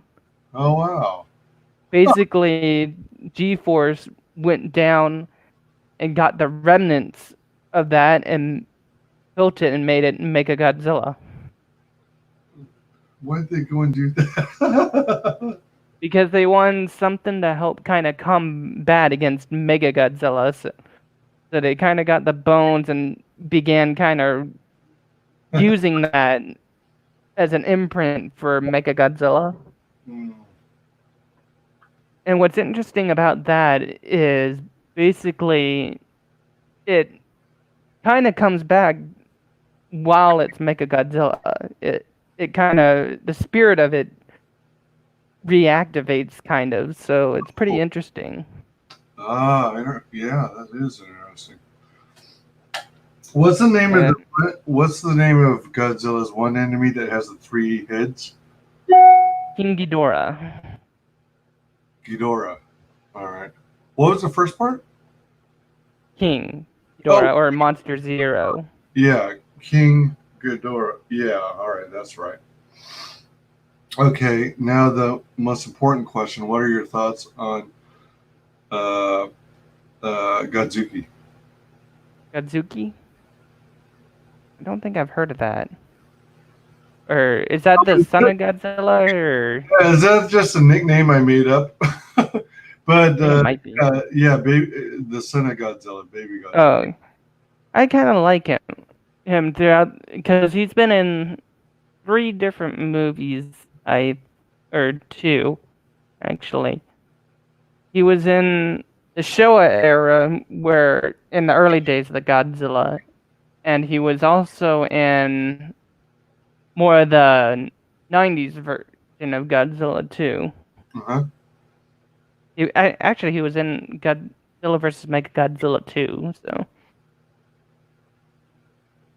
Yeah, I don't know what to think about him. I usually view him as annoying. Mm. He reminds me of Scrappy Doo in Scooby. I was never a fan of Scrappy Doo. So seeing Son of Godzilla in those movies is like, oh no, Scrappy Doo is back. Puppy power. Man, yeah. I mean, the whole idea about him struggling to breathe fire and instead just emitting like puffs of smoke. Oh, that one. That's cute. That one. Go ahead. That one was in the Showa era, I believe. Oh, okay. One where he puffs like little circles or something. Yeah. Yeah, that one was in the Showa era, in the earlier days of Godzilla. Right. Yeah, that's when I most closely followed it. Because those ones, I believe, were more family friendly on that. It was more for the kids back then than it was during the 90s, where it got more serious. So they actually went more serious with Son of Godzilla? Yeah, in the Godzilla versus Mechagodzilla 2, he looks more like Godzilla in that series. And plus, he was also appeared in Godzilla versus Destroyera. Huh. Okay. Where he actually kind of spoiler, he takes over as Godzilla, taking over the mantle of Godzilla. Oh, really? Mm-hmm. So even though he's the son of Godzilla, he ultimately becomes the Godzilla. Huh. Okay. Interesting. Yeah, it's actually a pretty interesting story on that you have to check out. Okay. Cool beans. All right. Pardon my ignorance here, but do you have your own YouTube channel or do you have your own comic skate book? I do not. I'm kind of working on something right now, but I'm still hitting, shooting things onto a wall, trying to figure out what works and everything, Cool. You got to start somewhere. And as long as you make baby steps in that direction and keep working at it, then, yeah, before you know it, you'll have something to start promoting and putting campaigning for. Actually, something that I really grew up in during my younger days was Power Rangers. Oh, really? Yeah. Power Rangers became popular when I was a kid, but I was never really into it. I knew it existed. I thought it was kind of interesting, but I was more into Voltron and Thundercats and Teenage Mutant Ninja Turtles. Yeah. So Actually, I like Teenage Mutant Ninja Turtles too. yeah, I had so many interests in other properties that Mhm. I didn't want to dedicate even more of my time to it. Yet another one. And I understand that completely. I thought some of the creatures that they came up with were kind of ridiculous looking as well. Mhm. But then you gotta take what I say with a grain of salt because I used to also be into Ultraman. And Oh. Ultraman, as you may recall, was a little kid, and he whipped out a spoon to turn into Ultraman. Oh, that's interesting. Yeah, so there's that. Uh, Actually, the only thing that I find that kind of sucks is Marvel's taking over that now. oh boy, Yeah, because that I believe they're doing a Netflix adaptation of it too. I I have think, to check that. Yeah, it's mostly anime CGI on it. man, I hope they don't screw it up. I Oh, have to check that out because it does look pretty interesting. all right, good deal. Yeah, and I guess Kevin Smith is working on his He-Man project or his She. Yeah, things aren't looking good on that. Yeah, I mean, initially, the early reports, it was like, huh, this might be interesting. And then Yeah, as we learn more and more, it's starting to look like, yeah, not look good.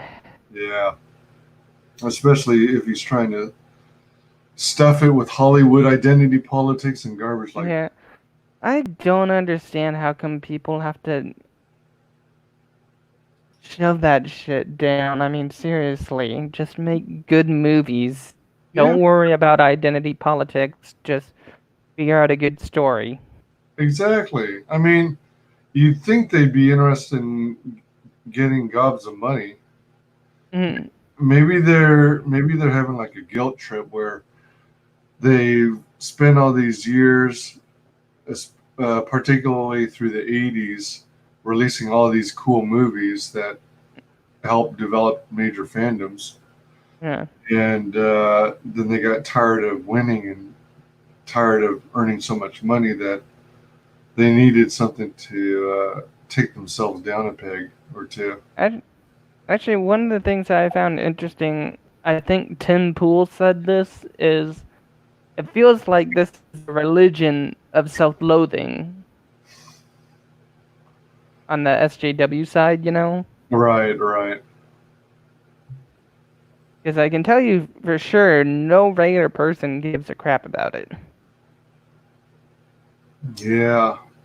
I mean, and it doesn't sound like they're going to even stop anytime soon, despite the outrage from the fandoms. Yeah, that just means we gotta make our own shit and take over from them. In addition to that, I think classifying myself also with fandom minutes or identifying myself as supporting that movement as well. I think we would have been. I think we were quite effective in sending Disney a message, but I think we could have been more effective had we as a whole refrained from going to the movie theaters and talking with our wallets. Yeah, A number of us did do that, but there were some, especially a lot of YouTubers, who felt, since their job was being a YouTuber and reporting on current pop culture, that they had an obligation to go see the movie in the theater. But I think you can achieve the same thing and still get the same value by not paying Disney for it.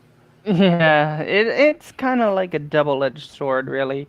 I Yeah. mean, you want to get the word out there if you see the movie on how terrible it is to actually report honestly on it. Yeah. But also, on the other hand, you know, you don't want to feed into the company, you know, that's doing this shit.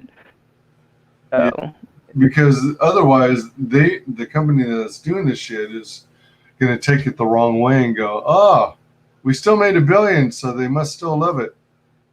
yeah. Yeah. But at the same time, they're not bothering to look at the fact that, all right, Force Awakens made over 2.5 billion? I don't think it cracked 3 billion. Maybe it did. Yeah. And then Last Jedi made less than that. And Disney still refuses to accept the fact that the failure that Last Jedi as a whole was a failure and caused a lot of the fandom to, you know, not like Disney Star Wars, and it also trickled down to impact the performance of Solo, a Star Wars story, Hmm. and then it trickled down further to, you know, that plus all the drama plus all the reshoots that were Yeah. going on for months. That trickled down to the Rise of Skywalker, and as far as I'm concerned, the only Disney Star Wars movie that's reasonably decent is Rogue One. Yeah, I agree with that wholeheartedly. That one had some nice action scene. I mean, even though you knew everyone was gonna die in that, it was still a really good movie. Welcome, Vic6, VCK.6. Is that Jackie Chan? No.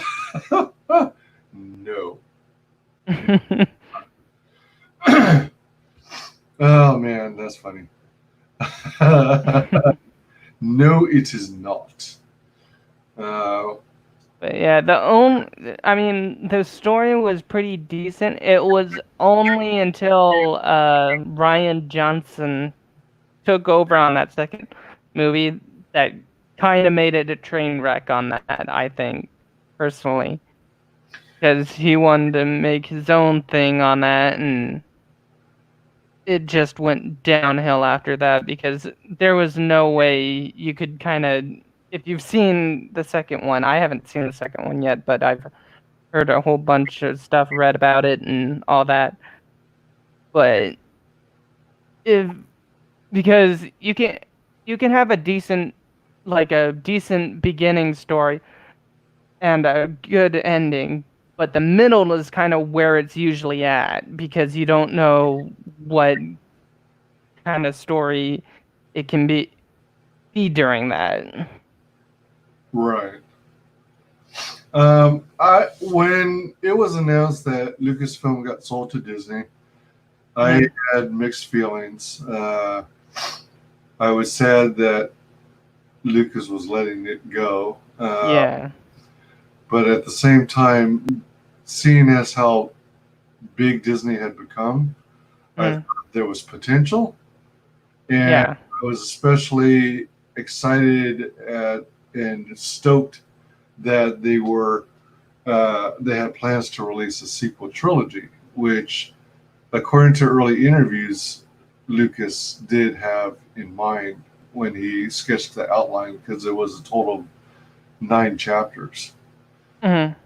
Even though in a lot of interviews he started saying, no, it's only been 6.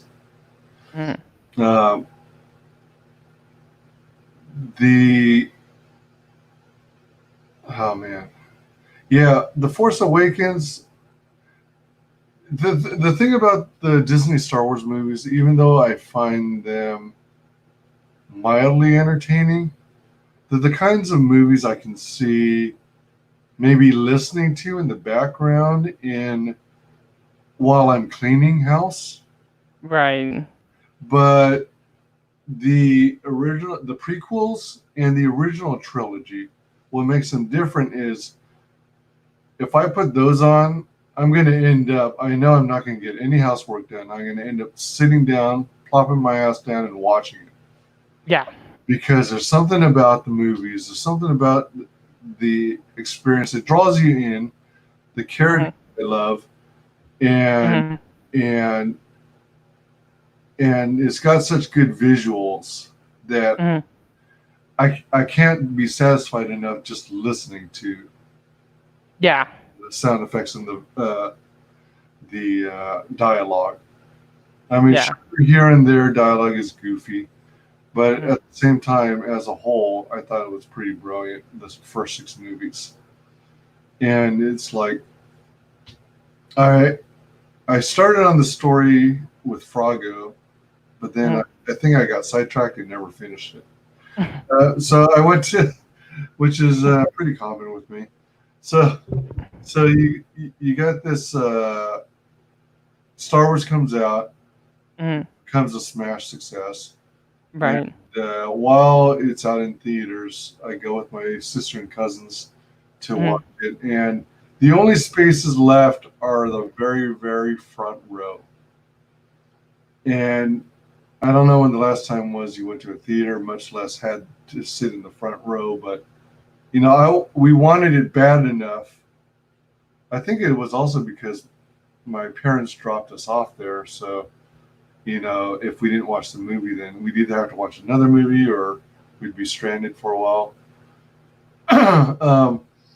But if you're in the front seat, you're literally leaning way back. You're kind of slouching. You're slouching. I've been in those seats. And you got this huge screen, so your head is whipping back and forth, trying to keep track of what's going on in the screen. Yeah.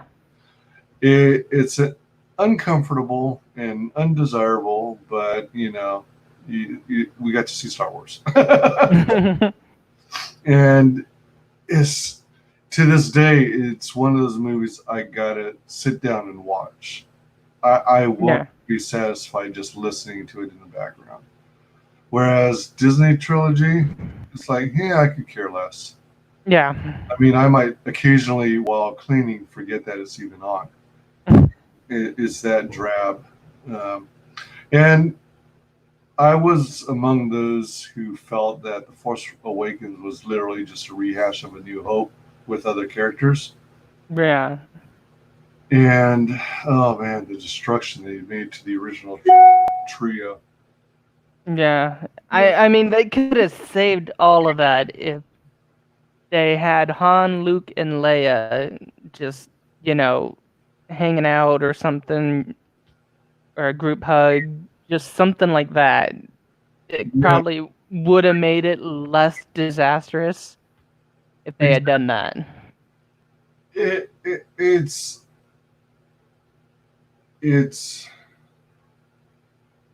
so hard to believe they would not. I don't know if it was that they didn't think to do it or they intentionally did not want to make that a reality. I mean, personally, in my opinion, I think they had to have seen the potential of having all 3 characters on the same screen and having such money bang on that. I mean, seriously. But I think either, like I said, either Rian Johnson sabotaged it or they just really did not care. Right. I mean, it didn't seem like there was any kind of direction planned out. Yeah. It seemed like everything was kind of willy-nilly. So, like, J.J. Abrams threw together a movie what his version of a fanfic would be. Yeah. And tried to use a lot of nostalgia to draw the fans in. Right. And the original fandom in. And then it's like they dedicated so much attention to trying to force these new characters on us. I mean, I think most of the fandom is pretty much in agreement that we would have been satisfied had we had the reunion of the original trio, and the progression of the 3 sequel movies would be the gradual training of their replacements ultimately, Yeah. the next generation, and handing off the torch. And I think Right. everyone believed that was the best way to handle it. Yeah. But instead, oh man, they're like idiots. Actually, one movie that I'm kind of looking forward to seeing is Ghostbusters Afterlife, where they have the son making the story, I believe. Now, correct me if I'm wrong, but I thought that was a daughter, Egon's daughter. No, the person who's writing it is the son of the original screenwriter from Ghostbusters. All right, Ivan Reitman's son. Yeah, I forget his name, something Reitman. yeah. But But the girl is definitely like the granddaughter of Simon or whoever it was that yeah, recently passed. yeah. Do you happen to remember how he passed by chance? Because I I remember. think he. Oh, go I ahead. think if I remember correctly, he died peacefully at least. But I think it was like just passing when he was sleeping or something, if memory serves. Huh? Like a brain aneurysm or something? Blood clot? Maybe either that or cancer. I have to look at that up to find out. Okay. Yeah. Yeah. The Oh, geez, that's another can of worms. Ghostbusters. Yeah. The the nightmare that which is Ghostbusters 2016, Oh God. aka that movie that which should not be The named. movie that Craig Ferguson or whoever saying there's an extended thing of that, and I just said God no. Oh yeah, Paul Feig Yeah, wants to release the the extended. like Oh, speed cut or something shit. and is more of the same crap. It's like, who the hell wants to see that? Yeah, we survived the freaking what was it 2 hours of that. We don't want to see anymore. I honestly have to say I have not seen that movie. I saw a couple short clips, but I haven't mustered the courage to actually watch the movie Consider yourself lucky. because it seems like they made Chris Hemsworth just Basically, Chris Hemsworth was just the dumb blonde guy who took his shirt off. That was it. eye candy for the girls. Yeah, And and yeah, it's funny they claim we're when we want to see something like that we're race or sexist or something, but when a girl sees it, it's like, oh, okay, that's fine. right, yeah, exactly. Uh, and in all the reports I saw or the interview clip, it's uh, Paul Feig was all mentioning how so a great majority of the movie is you know him letting the comedians run loose and riff off each other and then capture those moments that seem to work for the story. And I think he let that go too far, got carried away in that direction. Mm. And but with Ghostbusters 2016, they made a similar mistake to what Disney did to Star Wars because it, to my knowledge, no one really was asking or demanding a sequel to Ghostbusters 2. Mm. Everyone was more or less happy with the 2 Ghostbusters movies that came out. Yep. But if they did go through and release a third one, then everyone, I think, all Ghostbusters fandom, I think, is pretty much on the same page where they would expect it to be a reunion of the original cast. Mhm. And instead, they try to reboot it with all women. Now, I'm okay with doing a reboot with all women, but you could have chosen better ones. And if you did, you shouldn't have used the name Ghostbusters. Mhm. You should have used another name so that it wasn't at all related to the Ghostbusters franchise. Mhm. So, there were so many other things they could have done, but they didn't. They didn't even. From what I understand, 3 or 4 of the original actors played cameos in Ghostbusters 2016. Mhm. But I don't know if they were particularly pleased with the end result, especially knowing how much the fandom despised that movie. Oh yeah. Uh, I think at one point, uh,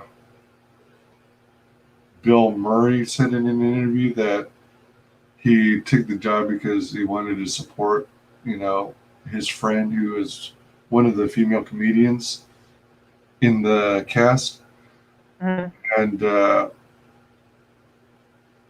I think he kind of backtracked a little, saying that he sort of regretted it. But I could be wrong.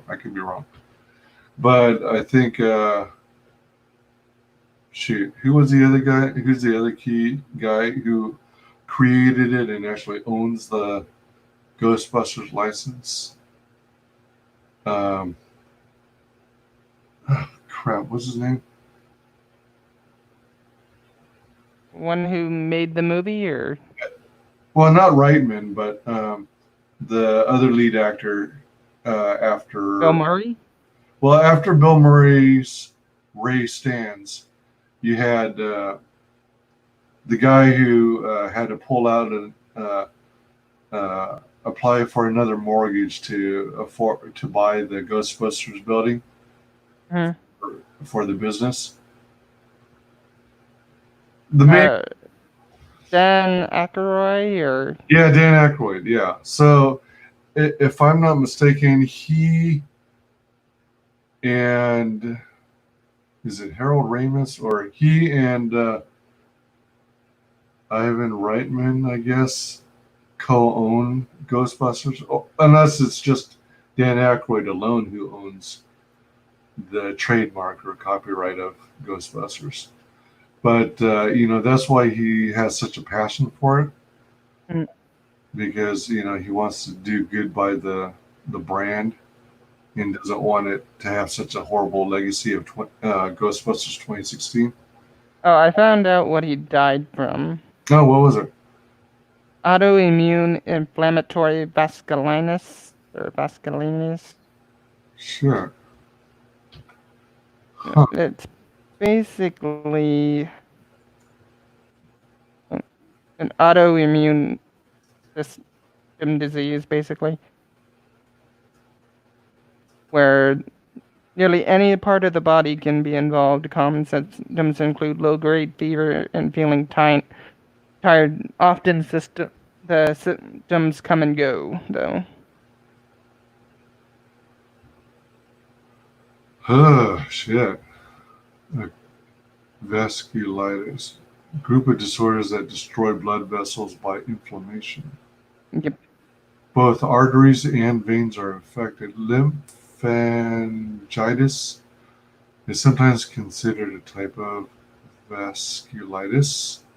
Vasculitis is primarily caused by leukocyte migration and resultant damage, although both occur in vasculitis. Inflammation of the veins or arteries on their own are separate entities. Inflammation of veins or arteries. Is that? Yeah. I wonder if that's at all related to. Oh, as you get older, your veins become more pronounced. Yeah. Well, I haven't gotten older yet. All So. right. Well, you probably have many, many years. I'm thinking of varicose veins. Okay. Oh, where where the veins show up on your legs or something. It's like blood vessels are bursting or something. Yeah. So you can see the red of the blood vessels more. Yeah. It comes close to the surface of the Yeah. skin. Yeah. That is not a pretty looking disease. No, not at all. But regarding the Ghostbusters trailer, it seemed kind of intriguing. Yeah. I soon after that trailer was released, a lot of YouTubers were making a comparison to Stranger Things. I never saw Stranger Things. I kept hearing about it, and I haven't seen it yet. I hear it's good, but I've never actually sat down and watched it. Yeah. So I can't really speak to that. But it is a teaser. I think is it the only one that's been released so far? Before I think so until COVID kind of came and yeah, knocked that out for a while. yeah. So it looks, excuse me, it looks kind of intriguing. Excuse me, but after a while of watching other YouTubers discuss it, I then came across Cecil's reaction to the Ghostbusters trailer. Oh, I didn't know he did a reaction to that. And he made an interesting point that sticks in my head to this day. If you were the granddaughter of Egon, Mm-hmm. why would the children of the schools that their kids go to be totally oblivious to who the Ghostbusters were? You would think after the Ghostbusters saved the city and potentially the world from mass destruction from extraterrestrial or ghost beings, and they saved the city of New York from a giant walking marshmallow man using well, actually no, that was I'm mixing the first movie and the second movie. But they defeated a gigantic multi-story marshmallow man with blasters. Plus,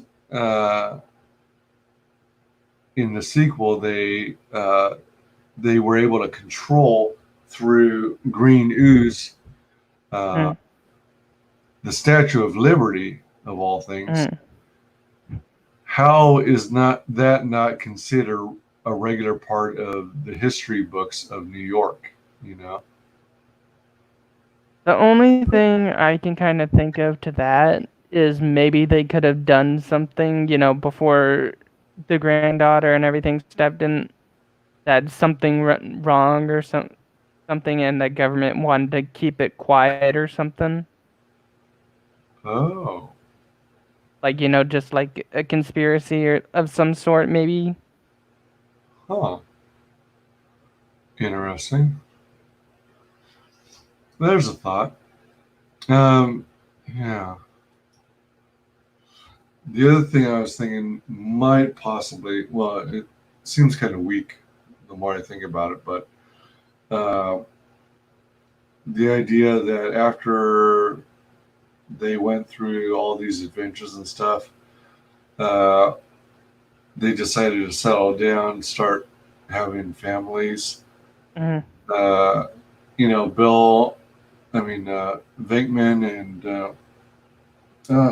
what is Sigourney Weaver's character again? I can't remember. Hold on. Yeah, but they had the baby Oscar, so they would be raising Oscar and stuff, and starting families and whatnot. Maybe they would have earned enough money to retire for life or whatever becomes. They became multimillionaires from saving the world and stuff, doing appearances. Is it Sigourney Weaver? Sigourney Weaver's the actress, but that's not her character's name. Is Hold it on. Dana? It might be Dana. Let's see. I guess we can check IMDb.com. Unless you're there. Let's see.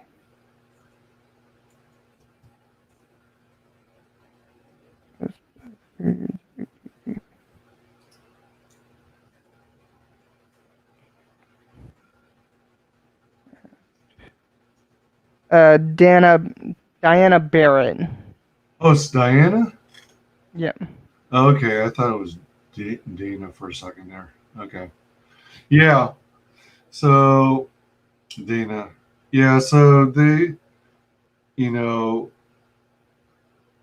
maybe they want. It still doesn't make sense. I was going to say that, they want to start families, retire, and,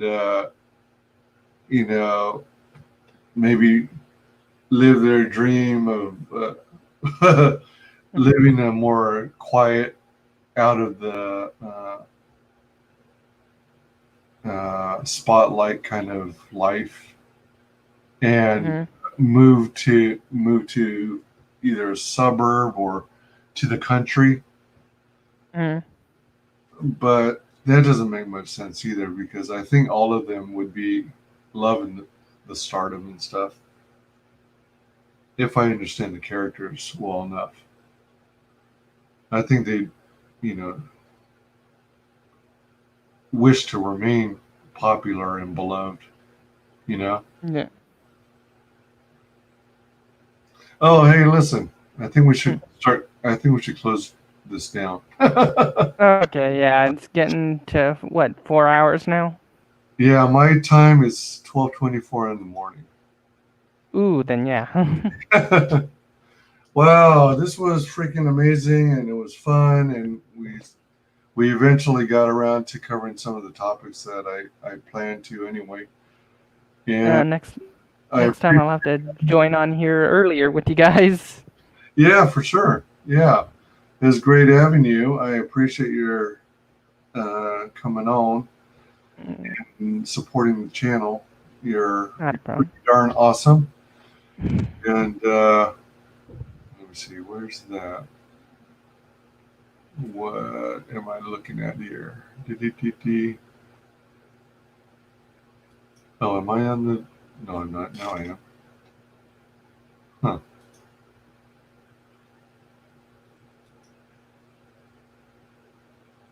By the way, I made you a moderator. Huh.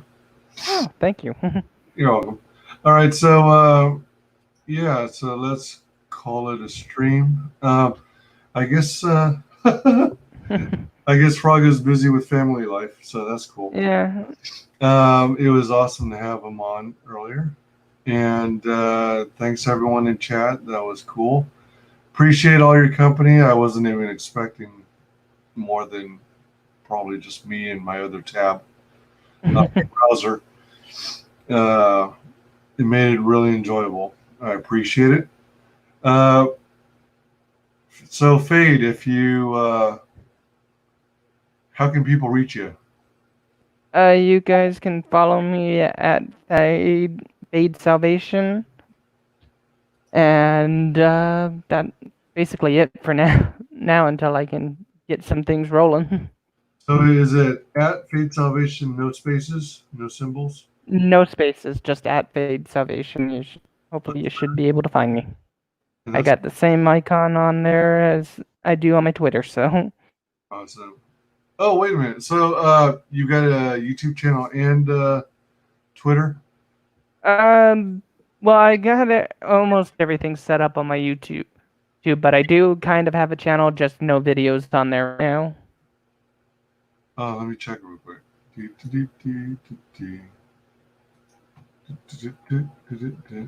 least that's what the thing said, so.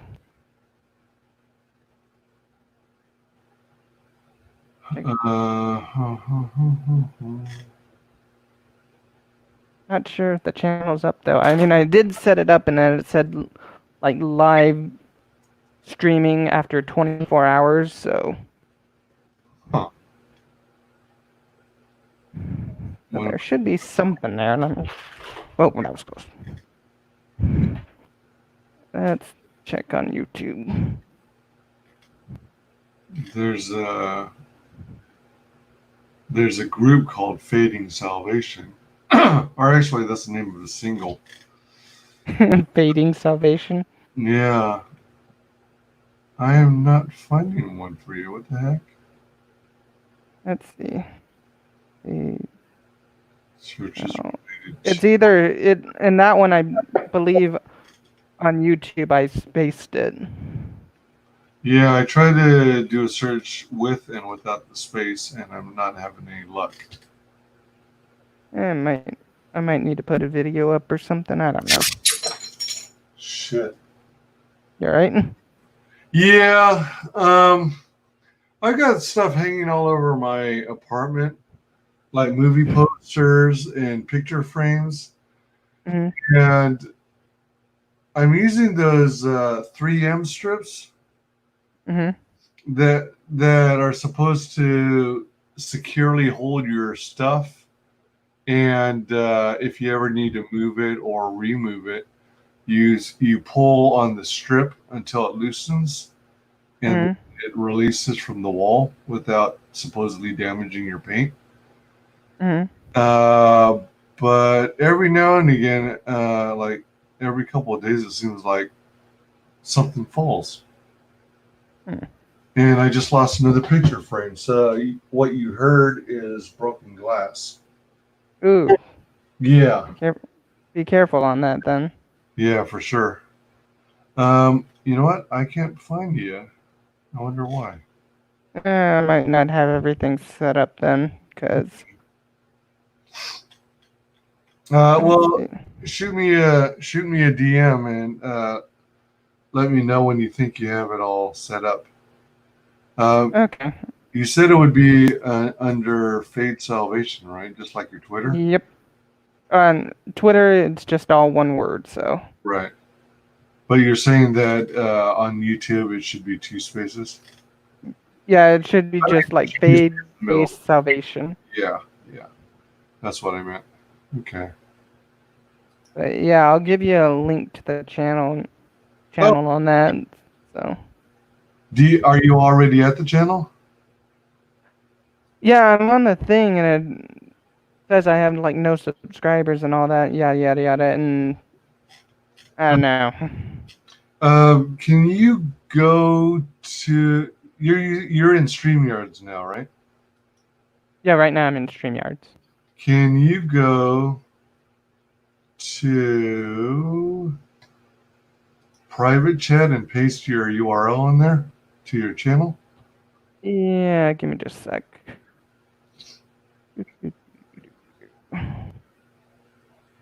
YouTube.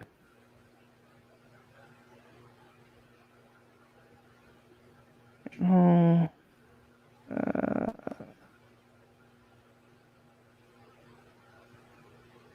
my channel. I think this should work, but don't hold me accountable on that. Because I know a little bit of technical stuff, but not a whole lot.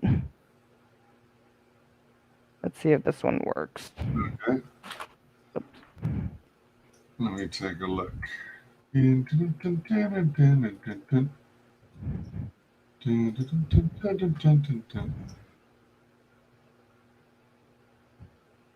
Oh, there you are. Okay, that did work. Good. Subscribe. I am your first subscriber. Yes. Yeah, once I figure out, what I want to do on that channel, I'll figure shit out from then. But right now, I'm still in the process of figuring out what I want to do with it. So Yeah, you could always start with your discussions on Gohira. true. Let me see. So go back here. Go Godzilla.